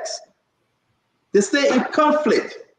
Who own the railway? Who will build that place? Who will get full possession to transport the iron ore? And while they're talking about iron ore, they're taking golds and other minerals. And the person who was just there yesterday for 5 to 6 years, he's the Minister of State for portfolio. He's right there. He said, it's okay, Salamita, come and say hi to the president. Come and take some picture. Come on, Salamita. The same thing about LDC. They fill the country. People still living in darkness. But today the lawmaker and say the president requested that we give LDC $6.2 million. Can you imagine? When I was speaking to some lawmakers, they said President Barker put it there and said, we must give LDC, we must give Money Captain $6.2 million because he didn't bring no current pay him. We must give Money Captain $6.2 million because he okay. The people must sleep in darkness. So they get Money Captain money. So they included in the budget to give Money Captain $6.2 million. All for the Liberian people sweat. Money Captain said, I will not take your son CFO that you say here. I'm not going to take him. The president said, okay, give Money Captain $6.2 million. Money Captain said, your people will live in the worst darkness ever. The president said, okay, give Money Captain $6.2 million. Is this the change? We want to encourage you as we get close to our program tonight.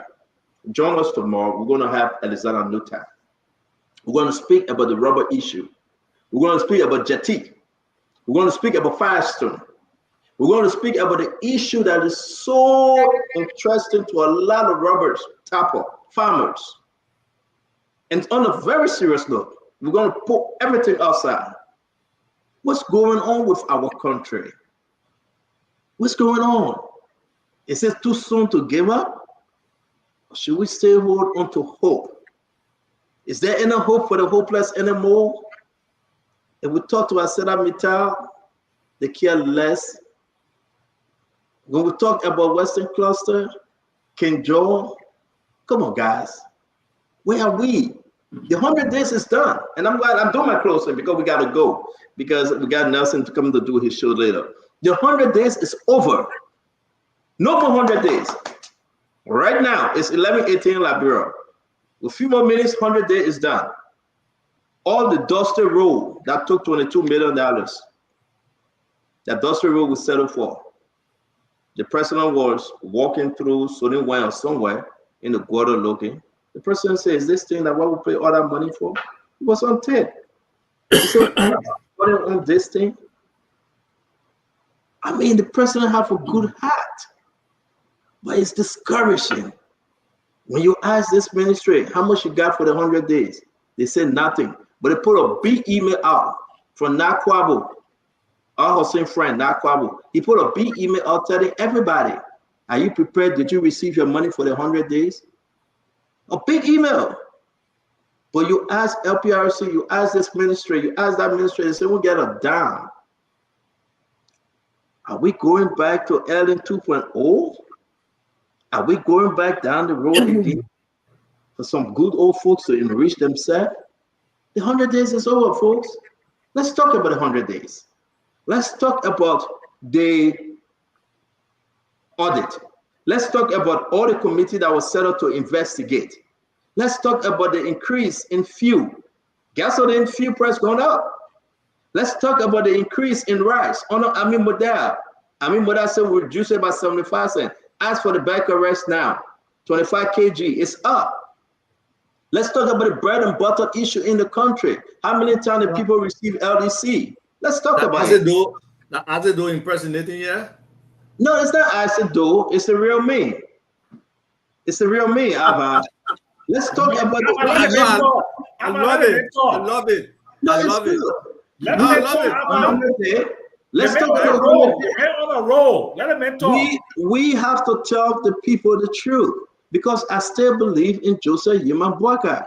I look at the old man. I think he's trying. I think he means well. But something, the forces of darkness, the forces of the same roles of corrupt individuals, the forces are saying, let's keep MedTech. Though you cannot give her any explanation about the Dubai account. The forces are saying, let's keep CTN. Liberians, home and abroad, they are suffering. Let's talk about it. Let's talk about the vision of Joseph Yeman Boakai. Well, his vision is in line with those he appointed. Over 21 appointments were rejected. The people at the ministry. They carry the application and say the person that appointed me, the director and the minister said, we don't want you. 21, over 21 of them. They appoint this person to go there and say, we don't listen to the president, we don't want you. Let's talk about this issue. Let's talk about children going to bed hungry. Let's talk about a failed education system in our country. Let's talk about people being so suppressed because they got to pay huge amount of money just to get on Broad Street. Thank you, babe. Let's talk about these different things. I will rest that to both play, but I still got 30 seconds, so I beg you give it to me. Oh, you got no 30 seconds. I am. You got no 30 seconds. Go ahead, Dr. Booklet. I'm done. Go ahead, Dr. Booklet. I'm still 30 seconds. You know what I mean? Doggy. That brother man from Panto, you trying to pull wow. No, but listen, on a serious note, a lot of the lament from CEO is in place. And the truth is, those things need to be at the beginning of the administration, not in the middle of the end, so that we can help the administration be focused. We all support this government, we support Liberia. But one of the things I would say as we close is this. I would strongly encourage the president to ask all of his agencies to provide their goals for the next 12 months. When you run an organization and there are no expectations, people pass the time, okay? So ask every agency to provide their expectation and their goal for the next 12 months. And then not only the president got something to work with, we the people, because we publish it. You know, there's other agencies said they would do this. Then we all can hold them accountable, for all can help them, right, to accomplish their goal. And I will say this to LEC, the president needs to really lean in there. Listen, we need electricity to develop this country. We need electricity. Every country needs electricity. That's our main source of power, right? And energy. It's one thing to not be able to provide 24 hours of light anywhere. I've never gotten 24-hour light for the longest time. But it's terrible to not have a consistent schedule for power sharing. The president, advisors, minister of planning, economic development, development planning, commerce minister, please pay attention. LEC director, managing director, please pay attention. Just putting current on what you want to take out is extremely disruptive to the economy. It slows down growth tremendously, and it makes the cost of production higher. I give you a simple example. The light you got that just go on and on. You run a major operation, you want a graduate school with a doctoral program. It go on, or we know where it's going on, we know it's coming off. So we're trying to keep our operation consistent. We switch the generator on, we switch it on, You know what I do with a generator? It damages the generator. You know what I mean? My cost of production just went up. You see? So at least if we say Canada era, you know, from 8 to 12. And, you know, single, you got it, from 12 to 7. Then people can plan their lives around the schedule. Okay, please help us with a schedule. If you can provide that for everybody, give us a schedule. Then we'll know how to operate. We'll know when to do the things we do. It is disruptive to the economy. It slows down growth. It minimizes job creation, and overall is bad. Of course, my position is simple. Privatize LEC and we'll fix all this stuff. Thank you very much. Look, I just want to appeal to people like Fadiga then. Fadiga, you guys, I mean, did so well, Stanton and others. I mean, to remove a sitting administration in an African country is no small feat. It really isn't. The thing is that you must not snatch defeat from the jaws of victory. You shouldn't. You have the perfect opportunity to be the change that you guys preach. So in my closing, this is my closing, just 2 minutes. In 34 minutes, the 100 days will have elapsed. You'll spend the entire 100 days polling and talking jobs, jobs, jobs, and you did not prioritize the things that will make this change come. You can't show anything that's changed in Liberia. It's a complete, for me, it's a disappointment because I wanted this government to be a government of change. I really did. I still do. And I believe that people like Ava, I believe people like Fadiga, people like Mame, people like Stanton, people like Bintu, and other people to put the fire to the people, the conservatives, the gradualists, the minimalists, the people who have kept Liberia down, the same mindset for the last 177 years. I thought you would have radically altered the political landscape. Well, you would have shut my mouth. Where I would not be able to sit down any place to criticize the government because things would be going so well. That's what I wanted. Unfortunately,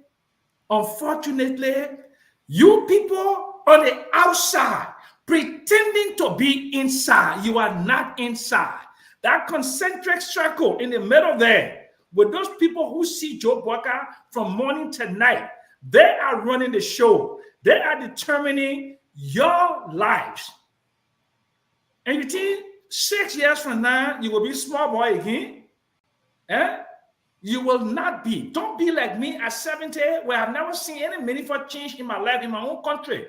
To sit down to enjoy my country, 24-hour electricity, to be able to have some kind of steady income, and to do the things that people of my generation in my education can do in other countries. You need to do that. You need to do that. You need to put the fire to the feet of the people down in that concentric circle there. The people from the past who are holding you down. Uncle Sam, that's all I have to say to you. Somebody want me to tell you this before Ava and Fadiga come in. There's a mistake.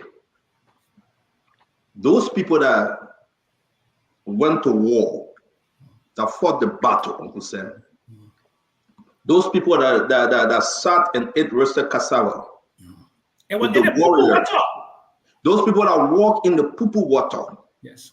Okay? Sylvester Griswold wasn't in the poo-poo water. Thank you.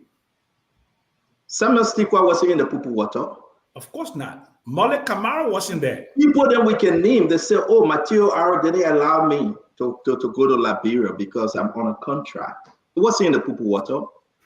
The young men and women that suffered, that fought, the hard, that have put their life on the line and think that every night they look to the window, think that somebody was going to come and kill them. People that got crushed by car that died in the process. Those people have been forgotten. You know why? Because the Mo Ali is not in the executive mansion to remind Mr. President.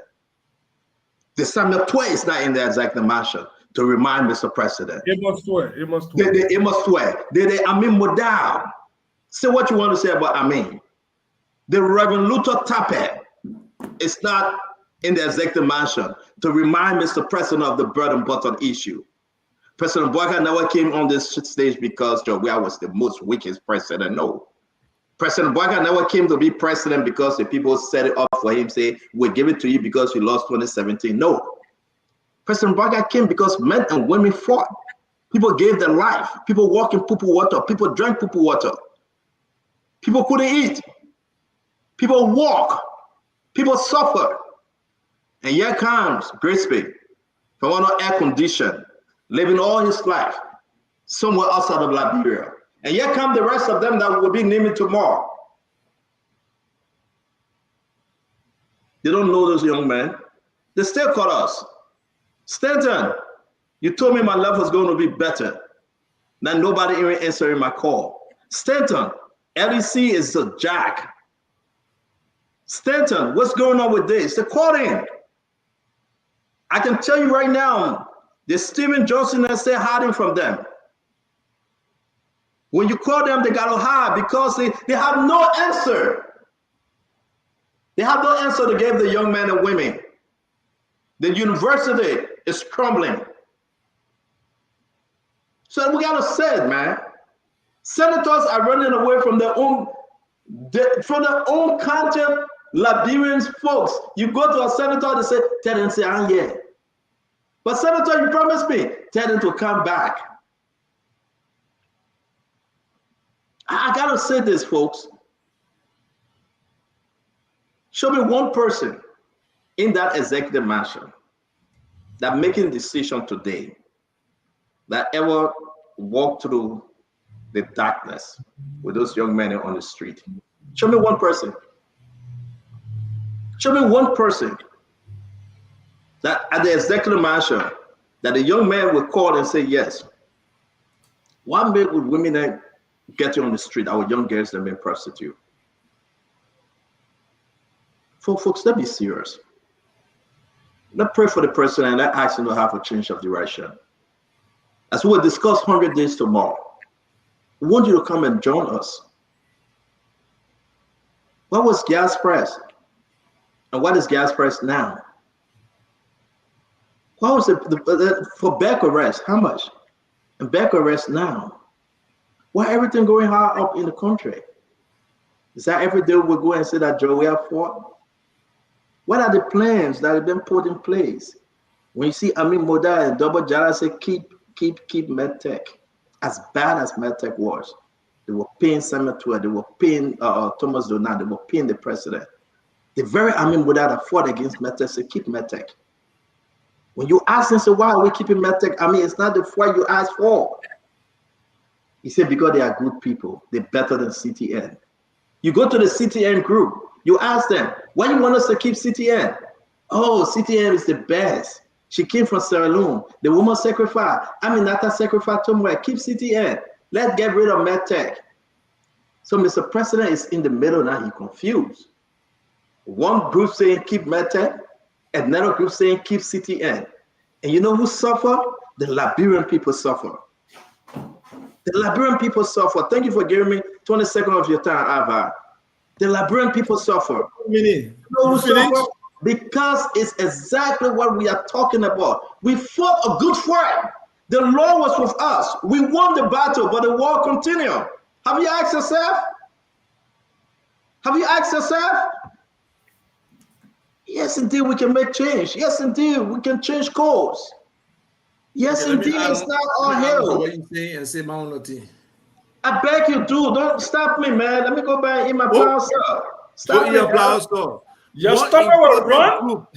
One important group you left out was some qualified UP young people who were in our war room, who were pushing that agenda, that fight. I tell you.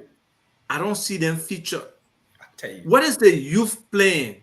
I tell you. Because look, I don't care what we want to say. There's a whole gap in leadership. There's a whole gap in commitment to country. And those young people, they seriously, they are boiling. And they can come to somebody like me who outside of the UP, group, to complain. It means that they stay committed to UP. But they need UP to look at them. They need UP to understand them. I mean, these kids are smart kids that can be fit into nearly any competency. But somebody got a message for you because you can't tell the thing go. President Boaga brought an old boyfriend, the old guy, that old boy, what his name? How they call him? The one that they can hold to come down the executive mansion. Wallace? Come on, President. Look, why you bringing George Wallace? We need to No. Ava. Can you tell the Liberian people what Joe Biden know about? You have all the experience, but you think he still needs to be in the government? Not at all. You think George Biden? You think Sylvester Grisby need to be in the modern day government that they don't even know computer? The use of computer. I can't get up before 12 o'clock. I can't get up before 12 o'clock. Why you think the president owe it to them? Why do you think the president want to bring the 2-week party system back to say our old school boards? Or maybe it's the Masonic. I don't know. But I'm fascinated. This is one of the worst thing ever that you're going to bring. The puppet need to sleep. He need to rest. Leave George Wallace alone. They got to hold him to come down the stair because, I mean, age had caught up with him. I mean, put somebody young there that will be able to travel, that will be able to bring back good results. I mean, we got young men and women. Our people are suffering. Our people are dying. Have to change your plan. I mean, I'm done, man. Y'all don't let us do this. I hope you really done the rest. I'm done. No, let Fadiga come in. Let Fadiga come in. Fadiga have not spoken. No. Fadiga, we're busting your head. We're busting your head today, Fadiga. My head is big enough. We're busting your head. The names are coming called that my people. But let Fadiga speak now. Let Fadiga speak for then you will call your name. Fadiga, speak for the young people. Go ahead. Speak for the young people. The thing is, 100 days is not a true measure of the government. Or as I do agree with Stanton. A lot of things, look, for some of us that put our face out there that was in this thing, a lot of people know us from this just in the election. I can't tell you how many times a day I walk around and I see young people that complain. Look, 6 years has a way of coming very fast. Our friends within the CDC did not anticipate that 6 years would have come, and by the twinkling of an eye, 6 years passed. I see a lot of mysterious things that some of us, because of certain reason, you don't want to say it in the public. But I'm a little disappointed in a lot of things that I see go on to the mansion. Even me, I've gone to the mansion several times. I know people that will stop you from seeing the president. The president that I used to walk through and go see a lot of times. They will stop you. They will do all kinds of things. And people quit to forget. People quit to forget when they come in these political arrangements. There are a lot of young men and women that complain daily, and the solution to the problem is so small. They're not even asking for big things.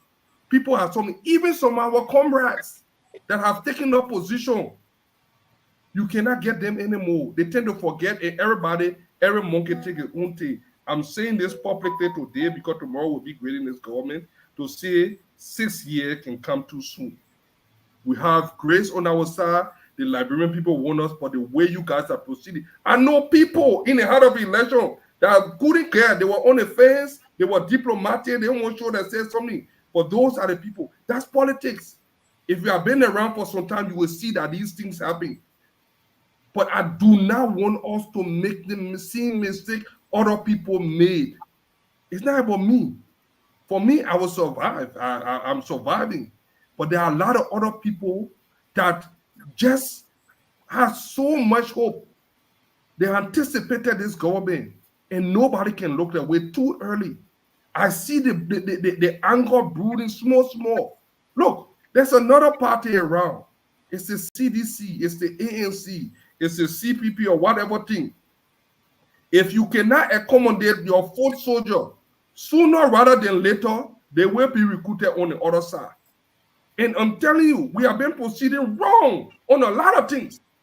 And don't think that we're not make mistake and we immune from the wrath of those guys that have tasted power, and the reality is slowly sinking in. It's going to be an easy recruit. They're going to activate so many people that have been decommissioned in the last couple of days that are sitting now. Some of them, you know their name, I will not call. They will come up. I listened to Representative Musa Belete yesterday when he talked about the opposition. Who told you? I don't even want the government to run oppositionless. But I do not like the people around the president, the things that they are doing, the things that they have started. Just started because the thing about power is like going up in an airplane. When that plane starts to sway, going 820,000 feet, everything on the ground becomes small. You rely on the hostess and communication from on the ground. As the information filter from on the ground, it doesn't come good. People tend to lose sight of the real thing. I caution the president, have a social media czar. Do not draw away from the people. The Liberian people overwhelmingly voted this president. They put you there. But the sooner you lose sight of the people that put you there and you lost touch and lost communication with them, then people will strive for words between you, and they will tell you exactly what you want to hear, and then will become the same situation of the emperor is naked, and he will be walking naked, and nobody will tell him in the Oval Office. I see it happening at that executive mansion. I don't care when I go there. You almost told me I will go there. Anytime I will go to that mansion, I will go there. But I know some of you, you're preventing me from seeing the president. And so they want job you get it with that. No, it's not about that. No, look, I go out. Look at that. Look at Uncle Sam pushing fire. Everybody. You can't help everybody. You can't help every day. I see this guy, I tell them, be patient. I have talked to so many. In fact, I talked to the party. I told them opportunity that were in certain areas that I thought that they could use them. Ask them, ask the man, ask some of guys. I have talked to a lot of those guys to find a way to absorb these young men and something. They are not asking for much, but who is advocating for them? Who is speaking on those for those children? They risk everything. You talk about people water. People were in the street. Look how the children got their vote. Everybody heard this like, oh, I won the position, did not. Everybody just stay there away. 100 days have passed. But I won't judge this government on 100 days. Because 100 days, even though the history of it, dating back to the U.S., Franklin D. Roosevelt, it was meant for society that has system. For Liberia, you cannot use 100 days when there is no leg yet, even though we almost 177 years old, we don't have foreign journey, but most of our institutions are damaged. You cannot use 100 days to measure a government. But there are some things that we can set the tune for this government to succeed in something. And that's what 100 days is. It set the agenda, it set the pace for this government. In the way that we have started, I don't see no cohesion, I don't see no team. Probably the second half we'll make some shuffle here and there, and then we have that team. Everybody seems to be doing their own thing, and until we can get together and form this dream team that we all dreamed about and believe will transform Liberia. I always say this, Senator, I will close on this. President Boyka is a legacy president. He has little or nothing to lose. If we do not see change in this administration, it's going to be difficult for us to see in our lifetime. Because he is in the right position. Probably God did it. That's the last batch of the people from that progressive era that govern in this country. He can make the difference. He can change this country. He can put his feet down. But the same group of people that I see that have surrounded him, I don't see it. The more things change, it seems that the more things stay the same. Thank you, Fadiga. You know, we will call. Thank you, Fadiga. We're going to call names because we got to go. Let me say this to everyone. Names like Toba Natipote. Man, a brilliant man, wise man. You know, he doesn't need to be in government. Josh Wadis. Let's name them. Come on, those are your buddies. Those are your old friends. David Fahad. Come on, guys. Let's just talk about the issue. Where are the young minds, the young, wise young men there? Imagine when we start showing the video when people are walking, people walk up. Imagine everybody. The one vision, we are getting there. What's happening? Let's work for the more program. Our guest tomorrow is that Mr. Alexander Nuta. He will be our guest tomorrow. The 100 days. The 100 days. We call all government ministers, directors, whoever want to come, let them come. Somebody said they removed 40,000 CSA. Other persons said no, they didn't. Somebody said they removed 900 from the executive mansion. Other people said no, they didn't. EPS. Oh, come on, guys. Talk to us tomorrow. I think the president means wow. Dr. Rudolph, I know you got to run. You can go ahead.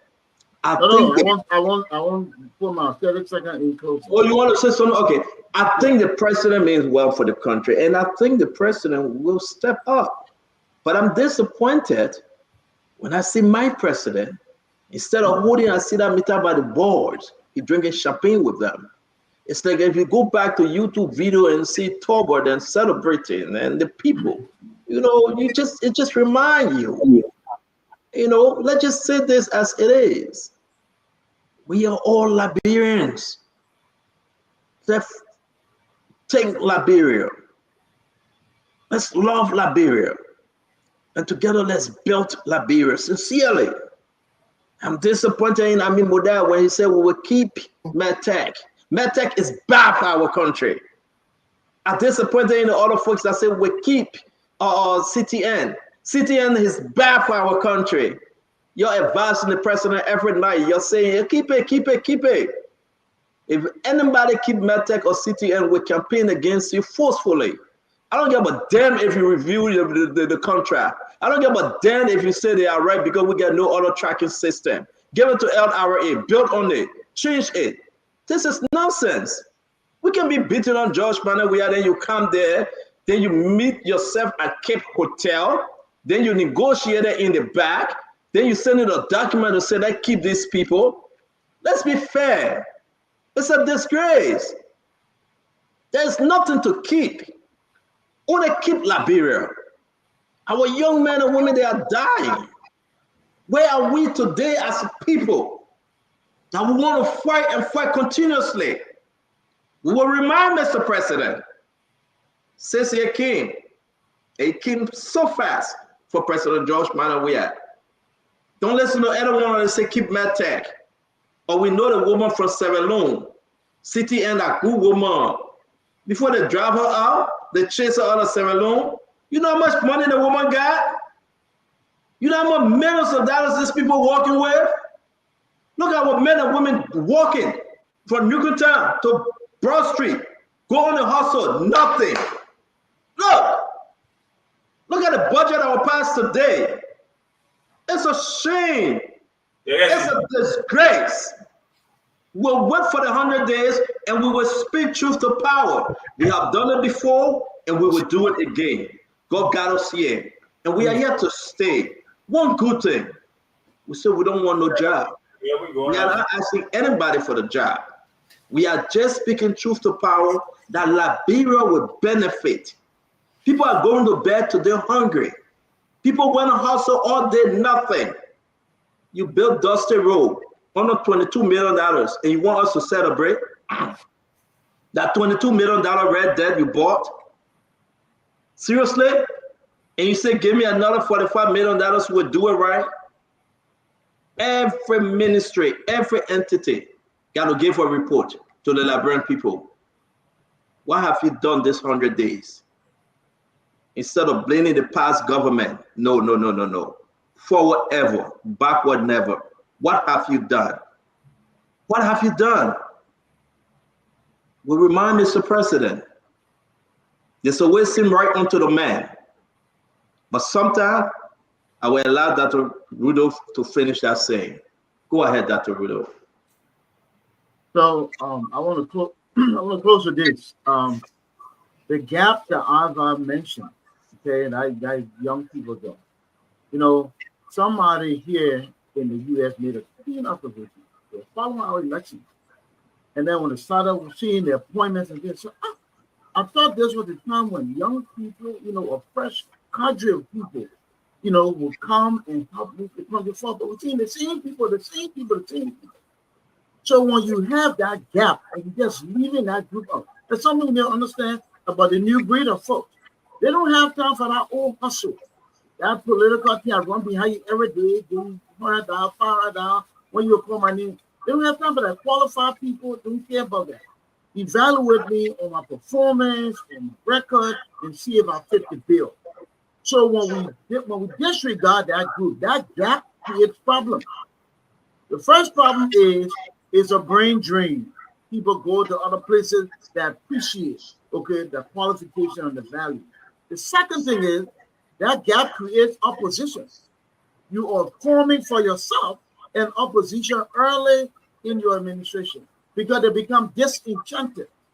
And don't forget, we don't always vote for people because we think they're the best person. We vote for people a lot of times because we like the other person. We think the other person did a terrible job. So I think the president just needs to recalibrate. I got confidence in this government, but you got to do some things differently. You can't keep doing things the same way and expect a different result. You got to do some things differently. And you know, we're 3 months in. Let's start to see some change. I said earlier, I'll say it in closing. We need the president. I think is the right president, but he needs to be a radical president. Liberia needs a radical president who can shake things up, and we will all get the message that it may mean business. Right now, it looks very much like business as usual, and that's not good for the country. Thank you very much, Dr. Bopla. Thanks to everyone that joining us, man. I'm going to hang on with my Pekin Yagazi. If you choose to hang with me, I got strength. I thought Bible study was going on, but apparently one of our sisters, I'll say I will come to you. One of our sisters in the church gave birth, so we all happy, and we are praising God. We say congratulations to you, Tanya Tozy, my little daughter from the church. Man, a beautiful, beautiful, handsome little boy. Congrats to her, though. We'll be seeing the baby. Abba, we want to say yes. Take us home, brother. But I'm in the spirit. I'm going to hang on. I'm going to take phone calls, or you guys want to leave your leave. Man, go eat your preferred green rest. I'm going to fly us today. I gotta leave, man. I gotta go eat dinner. Fly us today. Look, folks, the first thing I want to say thank you for the platform earlier for us sharing about Pepperbird area services and our mother company like Piso Group. It was a wonderful opportunity, the engagement from folks. And I know there will be other people who will watch it again and reach out. There will be a lot of questions. But I believe in collaboration with the Liberian Land Authority, we can really make a difference. We can disrupt the current land sector for the benefit of Liberians, where ownership is clear, unique for any plot of land, where people, the banks, other lenders, buyers can have confidence in the data coming out of the Liberian Land Authority. So we have hope, we have future. But that future depends really on all these young people. And I'm going to share a link in there. I think I already did. The Pelham Building. You all know how much of a drug ghetto that little building is. And when you see the people walking out, just the ends coming out of somewhere, ends coming out of the hole, it's so troublesome.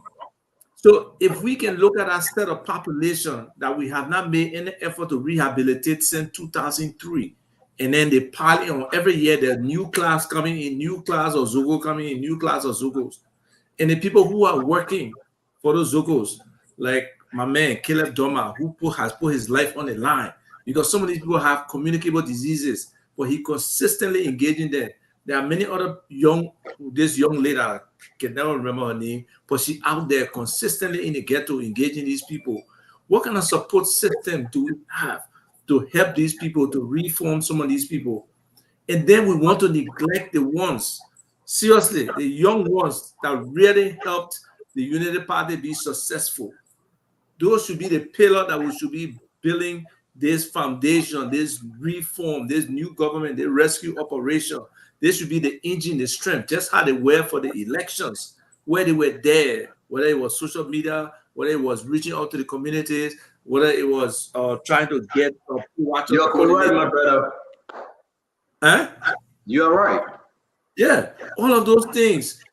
People sacrifice. I saw it with the CDC, what it did to people. A lot of those young people who they should have given opportunities to go and do something, whether it's adding to the education, whether it's creating opportunity, whether it's trying to attract the private sector. Everybody can get a government job, but if you don't try to facilitate for the private sector to boom, you are just losing your people to the wayside. So, Spencer, I know you let it cut me short, but I can understand it. Let me finish. Let me say what I want to say because it's important. How about 1 hour 30 minutes on your show? You talk plenty. Our land business. So now we're talking about our people. Look at somebody like Queen Johnson, right? Right now, the kind of statement she's making. Who knows what kind of emotional turmoil she's going through, what kind of mental anguish she's going through in terms of maybe the sacrifices she made versus the appreciation that's shown her today.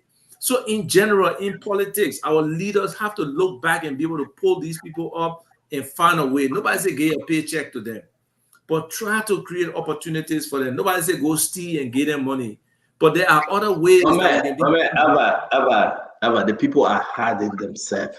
Abba, call those ministers that you used to hang out. They are hiding. They're not even answering. Some of them not change their phone numbers. Have you observed?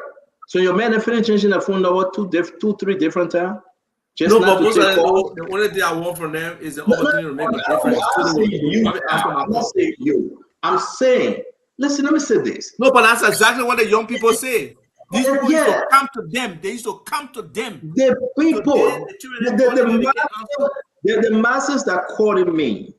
I was speaking to a couple of high-class Unity Party folks. They are discouraged. So Sylvester Grispe is not a Unity partisan. He doesn't know people. Let me finish. That's the only part I disagree with you. That's the part I disagree with you. No. Let me finish. You can disagree, but give me a chance. So Sylvester Grispe is not a Unity partisan. So Sylvester Grispe is not an alliance partisan. So Sylvester Grispe knows nothing about the young men and women that suffer to bring the change that we're talking about today. On a serious note, show me any one of them in the executive mansion today, beside the young ladies.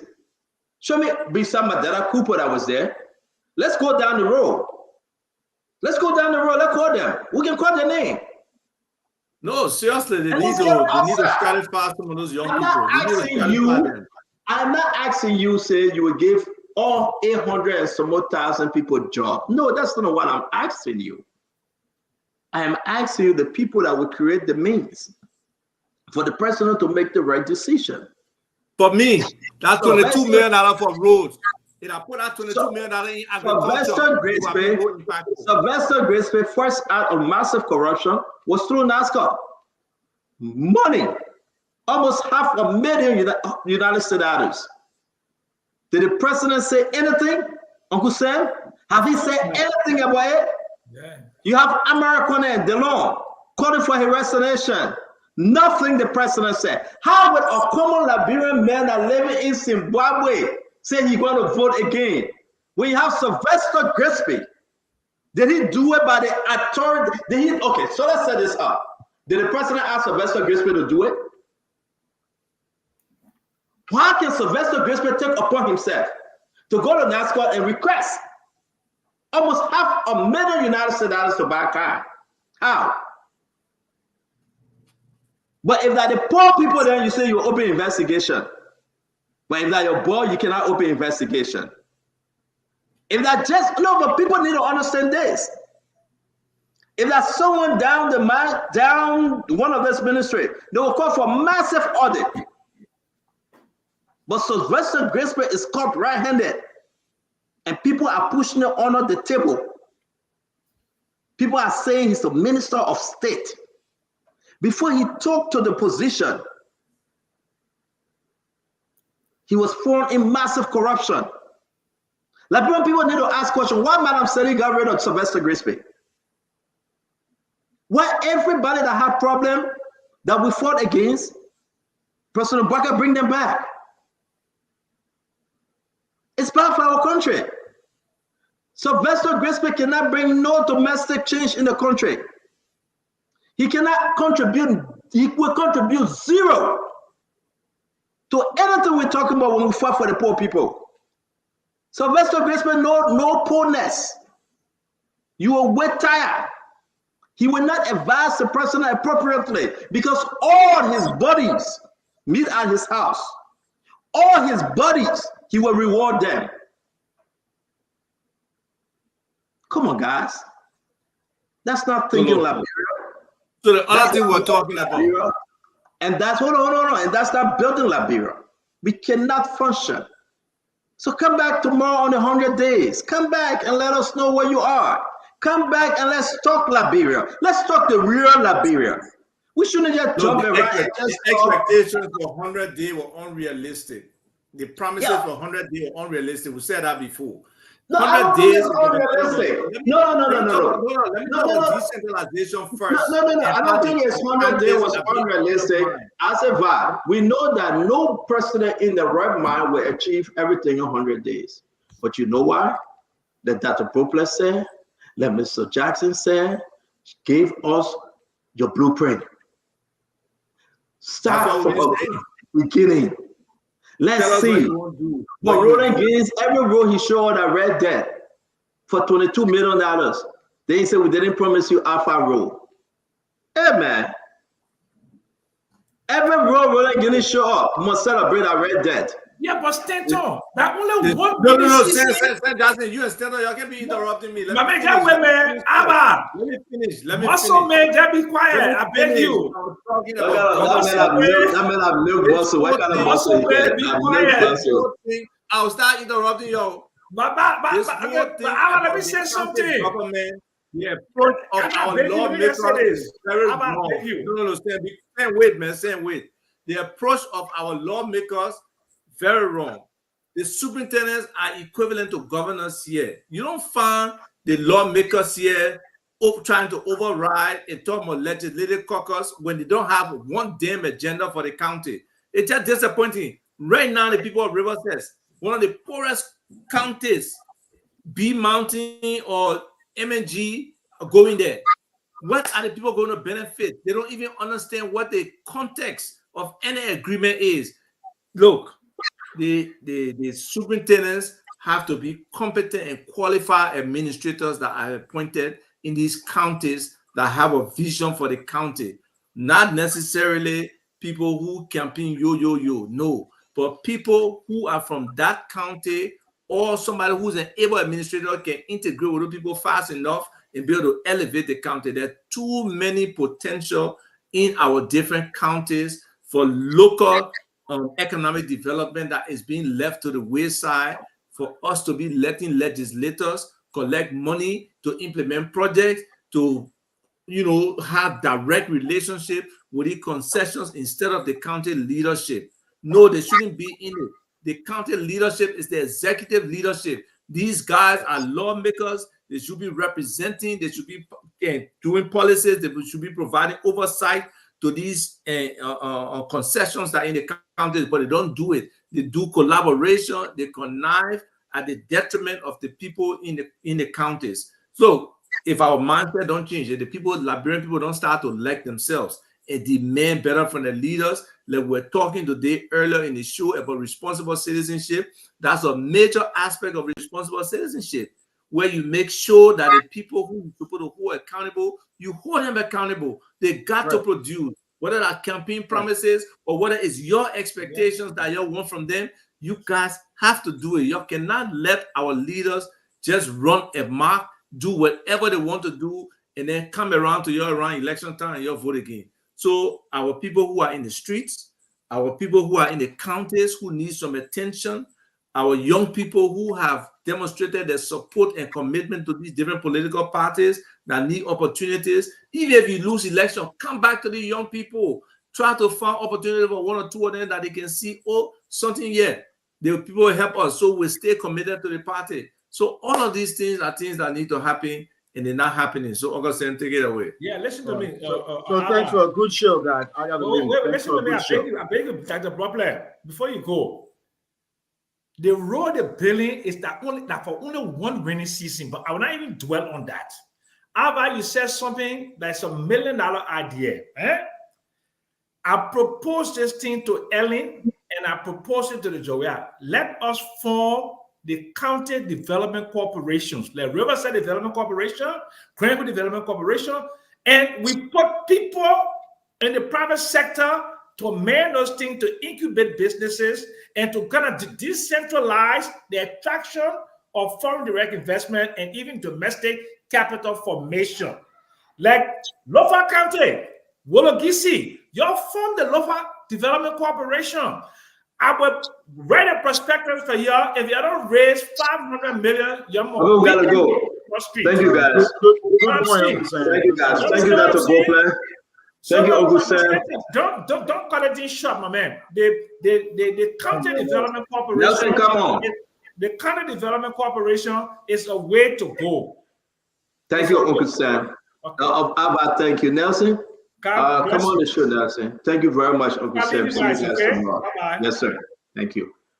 Thank you, Abba. Have a good night. Nelson, it's good to see you. How you doing?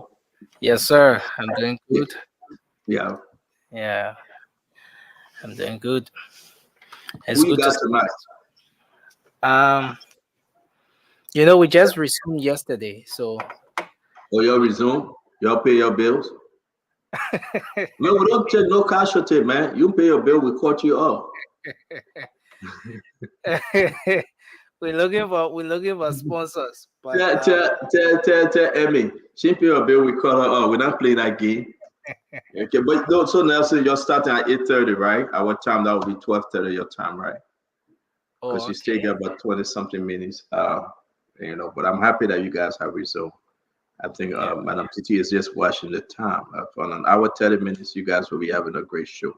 But I want to say to you, man, think Liberia always. Love Liberia always. And together we built Liberia. Our country needs us. Okay? Tomorrow is the 100 days we're going to talk about. I know you guys say you're going to be all up there tomorrow, talking to people, talking to businessmen and women. Get into the 100 days vision. It's great, but like what you said, better. Let's come from different angle. Let's talk about the issue. We'll continue tomorrow. I got about how many more minutes I got with you? 8 more minutes because you'll be on 8:30, right? Is that 8 minutes? No, that's 23 minutes. Oh, I say you got 23 minutes. So I'm gonna use all my 23 minutes to take calls. I'll put it on. Let's take calls. Put it up. Let's take calls. I'm a happy moon because one of my church daughter gave birth, man. Beautiful. Oh wow. Some picking. The picking man. The picking name is Joshua. Yeah, the man that brought Jericho down. I can't wait to see them though. And we're gonna spoil him. That's the best we're gonna do. We're just gonna spoil him. We spoil the little children in the church. We made them to have the godly spoiling. And yes. So we're gonna send a shout out to him and his mom, his dad. His dad is Mark Toze. His mother is Tanya Toze. That's you know what? That's a pastor daughter too. Oh, okay. So, wow. Yeah. So I just can't wait to see them. A beautiful family. Thank God that he came strong. So don't forget my birthday. That's Saturday. Don't forget Nelson. Saturday? Happy birthday, No, but the reason why I asked the question is because our birthday is not far from each other. So maybe we'll just. When is your birthday? My birthday is the 2nd. That's tomorrow for Liberia. So maybe I'll wait for you. Tomorrow is the 1st. Yeah. Okay. Yeah. So you always here tomorrow. I agree. So your birthday is the 2nd. Wow. Yeah. So I'll wait for you. Why are you not like me? Why? So do me a favor. I will give you gift. Then you give me gift on Saturday. Oh, okay. So you already get my lady? Yeah, I got your lady. So take it. Then on Saturday you give it back to me. Oh. I will give you that equal gift. I'm gonna give you gift and you give me gift back. But you can decide how the gift should be now. You said gift. Oh, no. That's not agreement right now. I'm not going to give you big gift. You give me small gift. No. When you give me the thing, then I will decide what to give you as gift. No. I beg you. If I give you gift, give me the equal to every action. There is equal or opposite reaction. So therefore, if I gave you gift, you already know what you got. Saturday, just give it back to me. Clack. Yeah, just hold it for filter. That one I zoom.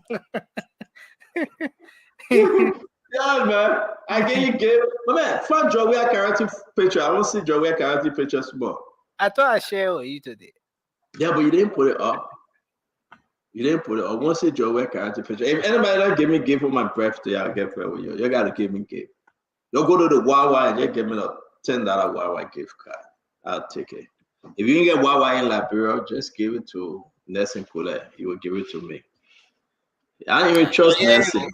I don't even trust Nelson and Dama. They will eat my mouth. Yes, you finish all the thing correct again, you won't spoil it. Yeah, so in Liberia, give my birthday gift. But Saturday, don't forget now what Nelson tried to find that. Let's promote our sister Mecca. Mecca is having a big day, man. Oh, picking out there, oh Mecca picture that. Yeah, pick it up. You'll take all her pictures down. All right, so Mecca having a program. We'll upload again tomorrow. Let's show this guy that walking in the poo-poo water. We are moving live on the floor to show our solidarity and love for Jesus, the next president. All right, so we're going to show all these videos and everything tomorrow. Don't worry. Let's take more call. Hello, your name and where you joining us from? This is Brother Stanton. Yes, sir. Listen, man, I got a special request. What's your request? Can you give me a minute? Let me discuss. A minute is too big, but man, we got 15 more seconds for you, but we gotta go. You and I were old enough to remember when the old people used to say, "A tender mercy of a heathen is what? It's cruelty, right?" Remember that saying? So we didn't educate the masses for 100 and something years, and the chickens have come home to roost. Everything we're discussing that you guys have been discussing, that's what's coming home now to hunt us. And add on top of that the green dream. So how do we conquer that? You need people that love the country. You need leaders that love, people who really have true love for their country. Imagine when you were younger, you couldn't sleep without your girlfriend, you couldn't talk. Just imagine. My man, I used to screw all my girlfriend, man. What they say, I used to get girlfriend when I was a young person. You want No, I'm saying. Well, what kind of man is so? You can't say you couldn't steal all your girlfriend. Remember your true love. Your true love. Imagine if you were to have to think about Liberia that way, like your true love. All right, buddy. Right? Yes, I understand. Thanks. Yeah, that's what we need, people that care for the country that love. I mean, but let me say this to you, Bennett, on a very serious note. You know, is some people in the government right now care less about Liberia. I know that. Some people in the government right now, they don't care. They just want the money. They just want to do the shortcut and leave. They don't give a damn about the country. And you're quite correct. They really don't care, and that's the painful part. You know, when people are coming back to tell us, say, we must keep X, Y, and Z, something they were against, but because they went in the closet and had meaty, and you know, and they were promised certain interest and percentage, something that we know about, and you know, we gotta pray for the country. But you know, thank you very much, thank you, my friend, thank you. Folks, the numbers up. Nelson said we got 10 more minutes. Let's make use of our 10 minutes. Yes, indeed. Thank you for saying happy pre-birthday to me. Every gift you get for Nelson, send it to me with ticket. You know, if you're in America, you send a gift with ticket. But let's go ahead. Let's go to the phone line, Nelson. Who you got on the line? Okay, so I got some calls here. I'll take this person. Hello. Good morning. Yes, please. No, make sure you're away from a radio, please. Hello. Yeah, good morning, sir. Okay, please go ahead. Oh, I'm David from Oro. Okay, go ahead. Let's hear you. Yeah, I want to recommend to President the people he appointed, let them do the work of the citizen of Liberia. Because we love our country, we also love our party also. Okay. Thank you. Yeah. Thank you very much. We take another person here. Hello. Yeah. Please go ahead quickly. Let's hear you. Hold on a minute. Next. Secretary General of the UP Military Bureau. Go ahead. Yeah, before I can start today's my birthday, I just want to be grateful to God. Okay. For adding one more year to my year. Wow. Okay, I mean, not my birthday. I mean, your force is set between us. That ain't birthday. What I'm saying is writing these things. Meaning the former of Sylvester Gracie and all us. When we talk about appointing youth, no government is more used in this government. And for the 100-day deliverable, all the 100-day deliverable, I mean, there's a cost attached to it. And you know very well that yesterday, the legislature said, so how can you operate in the absence of money? Yeah? So all the film work, the people who are being done for me are working to NTA. Everything are being sell up. We need to have that money to kill this for you to see these bosses. Thank you. So in the absence of money, you don't expect to function. That's the reason why the government are being, but all the paperwork, everything that I see in 100 place, everything have been set up. Just remove the cash for you to see the work going on. Thank you, sir. Thank you. See, you have someone there, or yeah, I have someone. Your name and where you joining us from? Okay, my name is Vanny Holmes. I'm joining you from Minnesota. Talk to us, Mr. Vanny Holmes. Okay, Senator, let's get rid of this wonderful statement. Keep putting back to the public. Boakai mean well for the country. We don't want to buy into that statement. If Boakai mean well for the country, we support him based on his reputation that he laid. The decision will be people-centered decision. For example, all of the argument we're having when there's no electricity, there will be no creation of job and no action has been taken to even prove with the LEC that the LEC will be available in time or in schedule. Nothing. Nothing.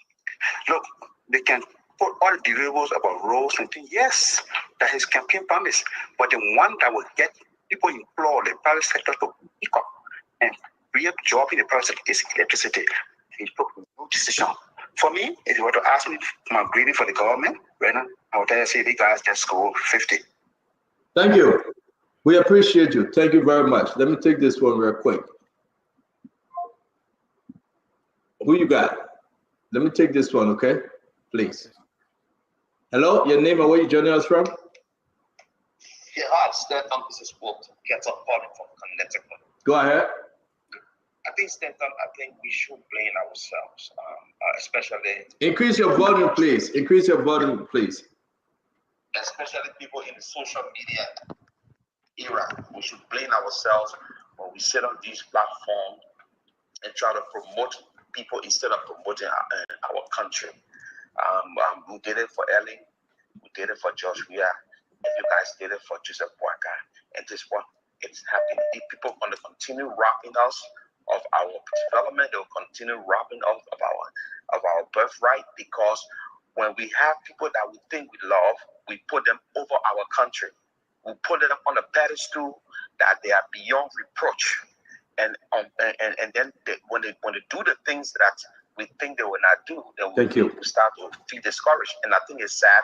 We should start holding our government accountable for every little thing, not to keep any stone unturned to see the betterment of our country. Thank you very much, my friend. I appreciate you. Let me bring in this one. Your name and where you joining us from?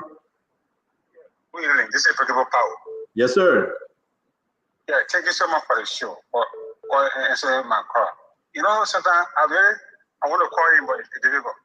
But I think this whole thing is coming after the match.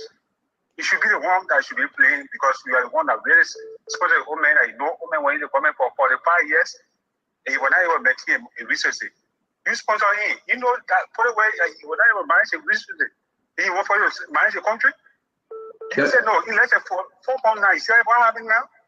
Thank you very much, and I appreciate I appreciate your call. Thank you very much for calling. Okay. All right. Hello, your name and where you joining us from? Yeah, hi, CEO. My name is Otello Tool. I'm calling from Minnesota. Talk to us, Otello. For the program, and we always voted for President Joseph Boakai, and I admire you a lot. But I have a problem with some statement always made. You always say President Boakai being well for the country. Yes, President Boakai being well for the country, and he is the head of the country. So if people have been pointed to position and they're not going for his mandate, I think in order to know that he means well, he needed to action, drastic action. The country now with President Boakai is the one we depend on to set the country on the right trajectory. If he does that, we'll move forward with a better life. But we will need him to take action. So say President Boakai be well, it is true, but if he's not taking the right action, then he doesn't be well. So I will ask President Boakai, caution him to do the best thing for us. Thank you. Thank you very much, my friend. I appreciate it. All right. Yeah. Oh, wow. You see, everybody caught it on this thing. We want to go ahead and ask you. You got another person on your line? Because you're marking my time, man. No, I have calls here, but you can take. Yeah, but take the call because you're just wasting my time. Safe to say that trying to drive me. I will take one more saying you're wasting time. Hello, your name and where you joining us from? Can you increase your volume, please? Oh, are you getting me now? Yes, sir. Talk to us. What's your name? I'm Clarence S. Daly. I'm calling for Chicago, Illinois. Talk to us, my brother. Oh, you know, there's something that you are saying today, almost like a man married to a woman, and at the end of the day, the man got to know that the woman is not productive. This is what happening in our case. We never elected a president and getting to be on the smoking. The very first thing, you see CDC, when CDC came to government, what they did first, They brought Natala McGill in as a white Minister of State for Presidential Affairs, which was a son, who was the party chairperson at that time. So there he got to know who all were in the trenches with the party, who all were there for CBC. And he made sure he brought all of them on board. But the president took over. He had more ideas from different areas, the party chairman to AP. So who dare not to speak for the partisan? It's disgraceful. All of this is shameful. And they had a saying, they said, she care the care is what happened to her today.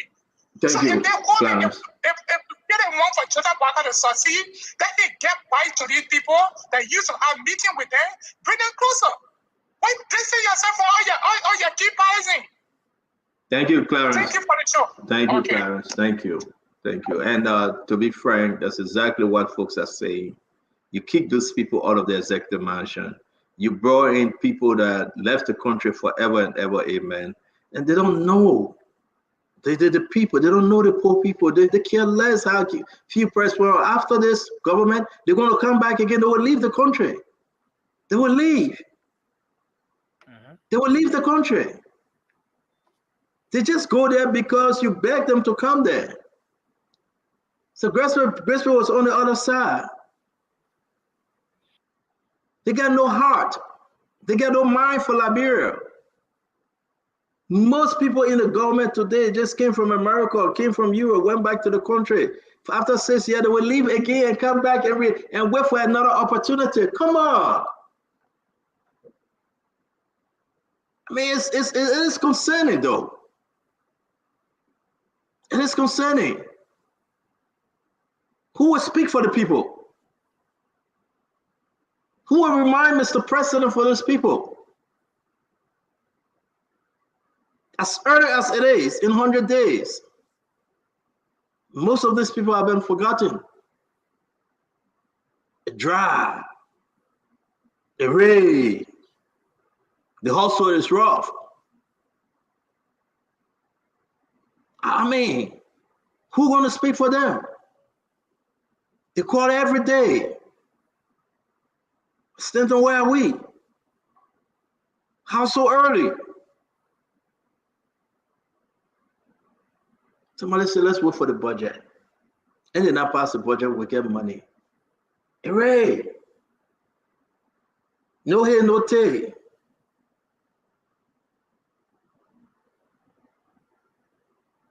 Sylvester Graceville not leaving the mansion. Steve was okay at his job at ArcelorMittal. Mamaka, Kofi Woods, Councillor Bushbed. Can you put it in the terrain? Do they know? Why LDC is LDC today? If you have a progressive president, he would demand the resignation of Money Captain. But the president is keeping Money Captain there. The president agreed. The people will steal the country, they will leave, they will steal. Thank you very much, my sister. They're still moving too fast. I want to call your name. My sister Beatrice. The people go destroy the country, and after they lose election, they leave. And you call them back. Why today our people sleeping in darkness right now? For you giving Money Captain another $6.2 million. Money Captain lied and said, Ivory Coast will waive the debt. You went to Ivory Coast, Mr. President, and people said no, they will not waive the debt.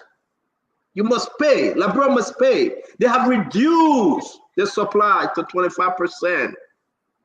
But yet instead you're giving in the budget $6.2 million to Money Captain. So the president is happy with Money Captain. You get Corin, the president happy. Why are you keeping Money Captain there? If you took away LTA by one document, you can take away Money Captain. Why are you keeping Money Captain? That's not what we spoke on these things. I just want to just say to all Liberians, man, wherever you are, Think about your brothers and sisters that's sleeping right now with massive heat, mosquito, people in the hospital. Think about them. We fight continuously. Have you asked for the price of fuel or gallon of gas? Have you asked for the bag arrest? How much? I mean, when I came and said it will reduce bag arrest by 25 cents. Have you asked how much for bag arrest? Go ask for the price of cassava bag. Go ask for the price of coal. Go ask for the price of flour cup, sugar, cement. Everybody is just balancing themselves. Give my 120, give it to them to chill. Now that's a budget now.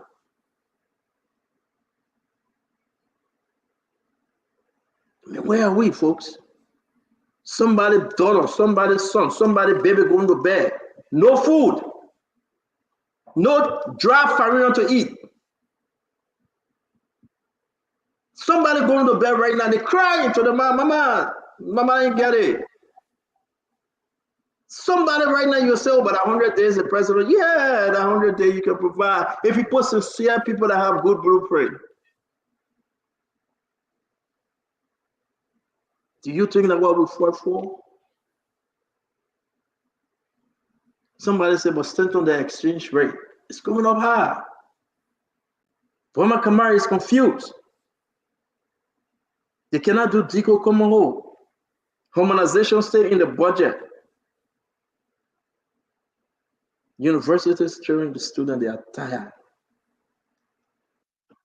What are the blueprints? You call them, they're scared to talk. They're scared. They're scared to talk. What are the blueprints?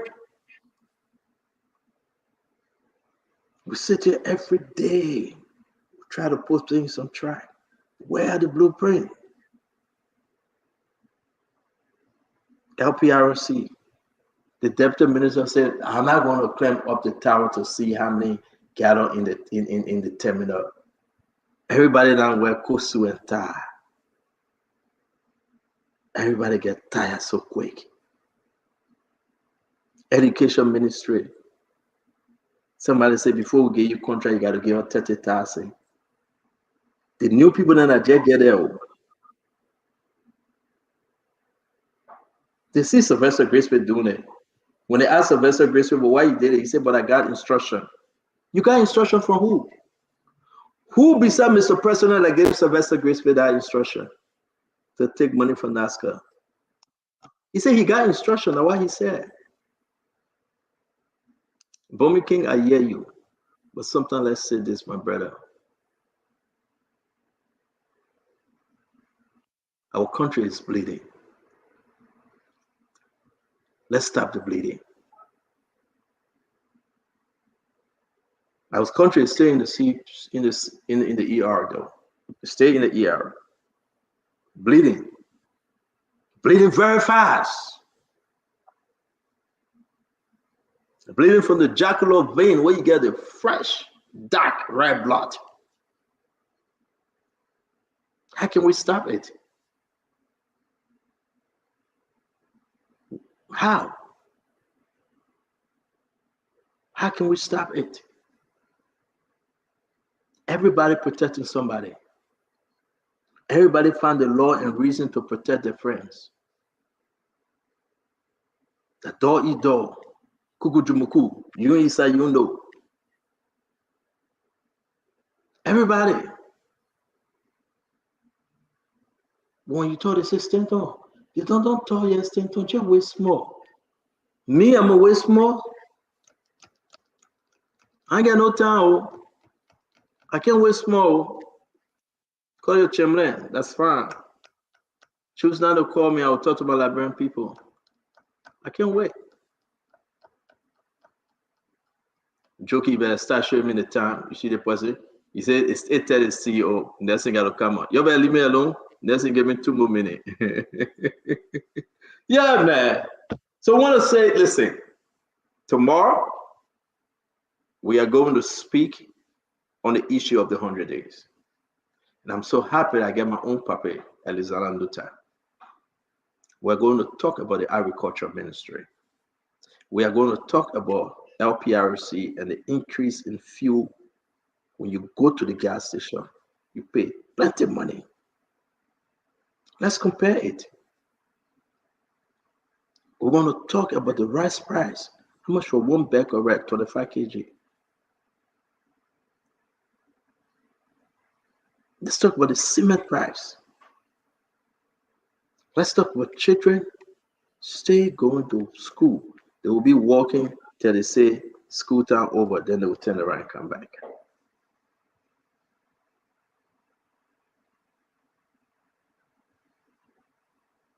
The whole structure of the executive mansion messed up. They're fighting each other.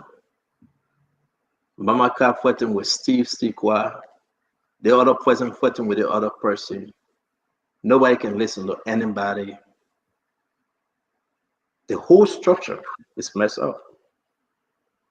They're shouting over each other. Somebody want to be in control, nobody in control. You put your hand on your ear like this, and you shake your head. And you ask yourself, is there hope for the hopeless? Is there hope for Liberia? Is there hope for Liberia though? Or will you think about it and come back tomorrow? Should we be hopeful still? Or we should just drag the mark and let it be? If you want me to drop the mic, I will. If you don't want me on the show anymore, let me know. I will step back. Should I drop the mic? I will. I'm saying that, but I'm very serious.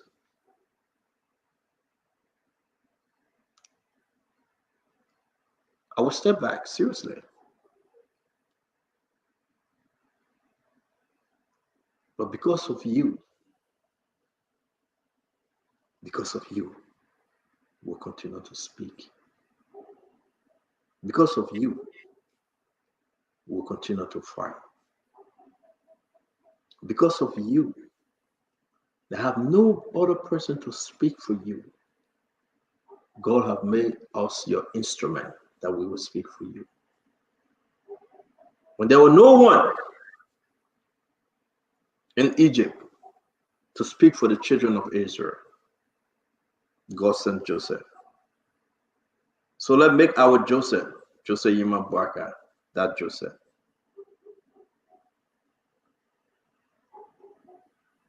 Let's make him that Joseph.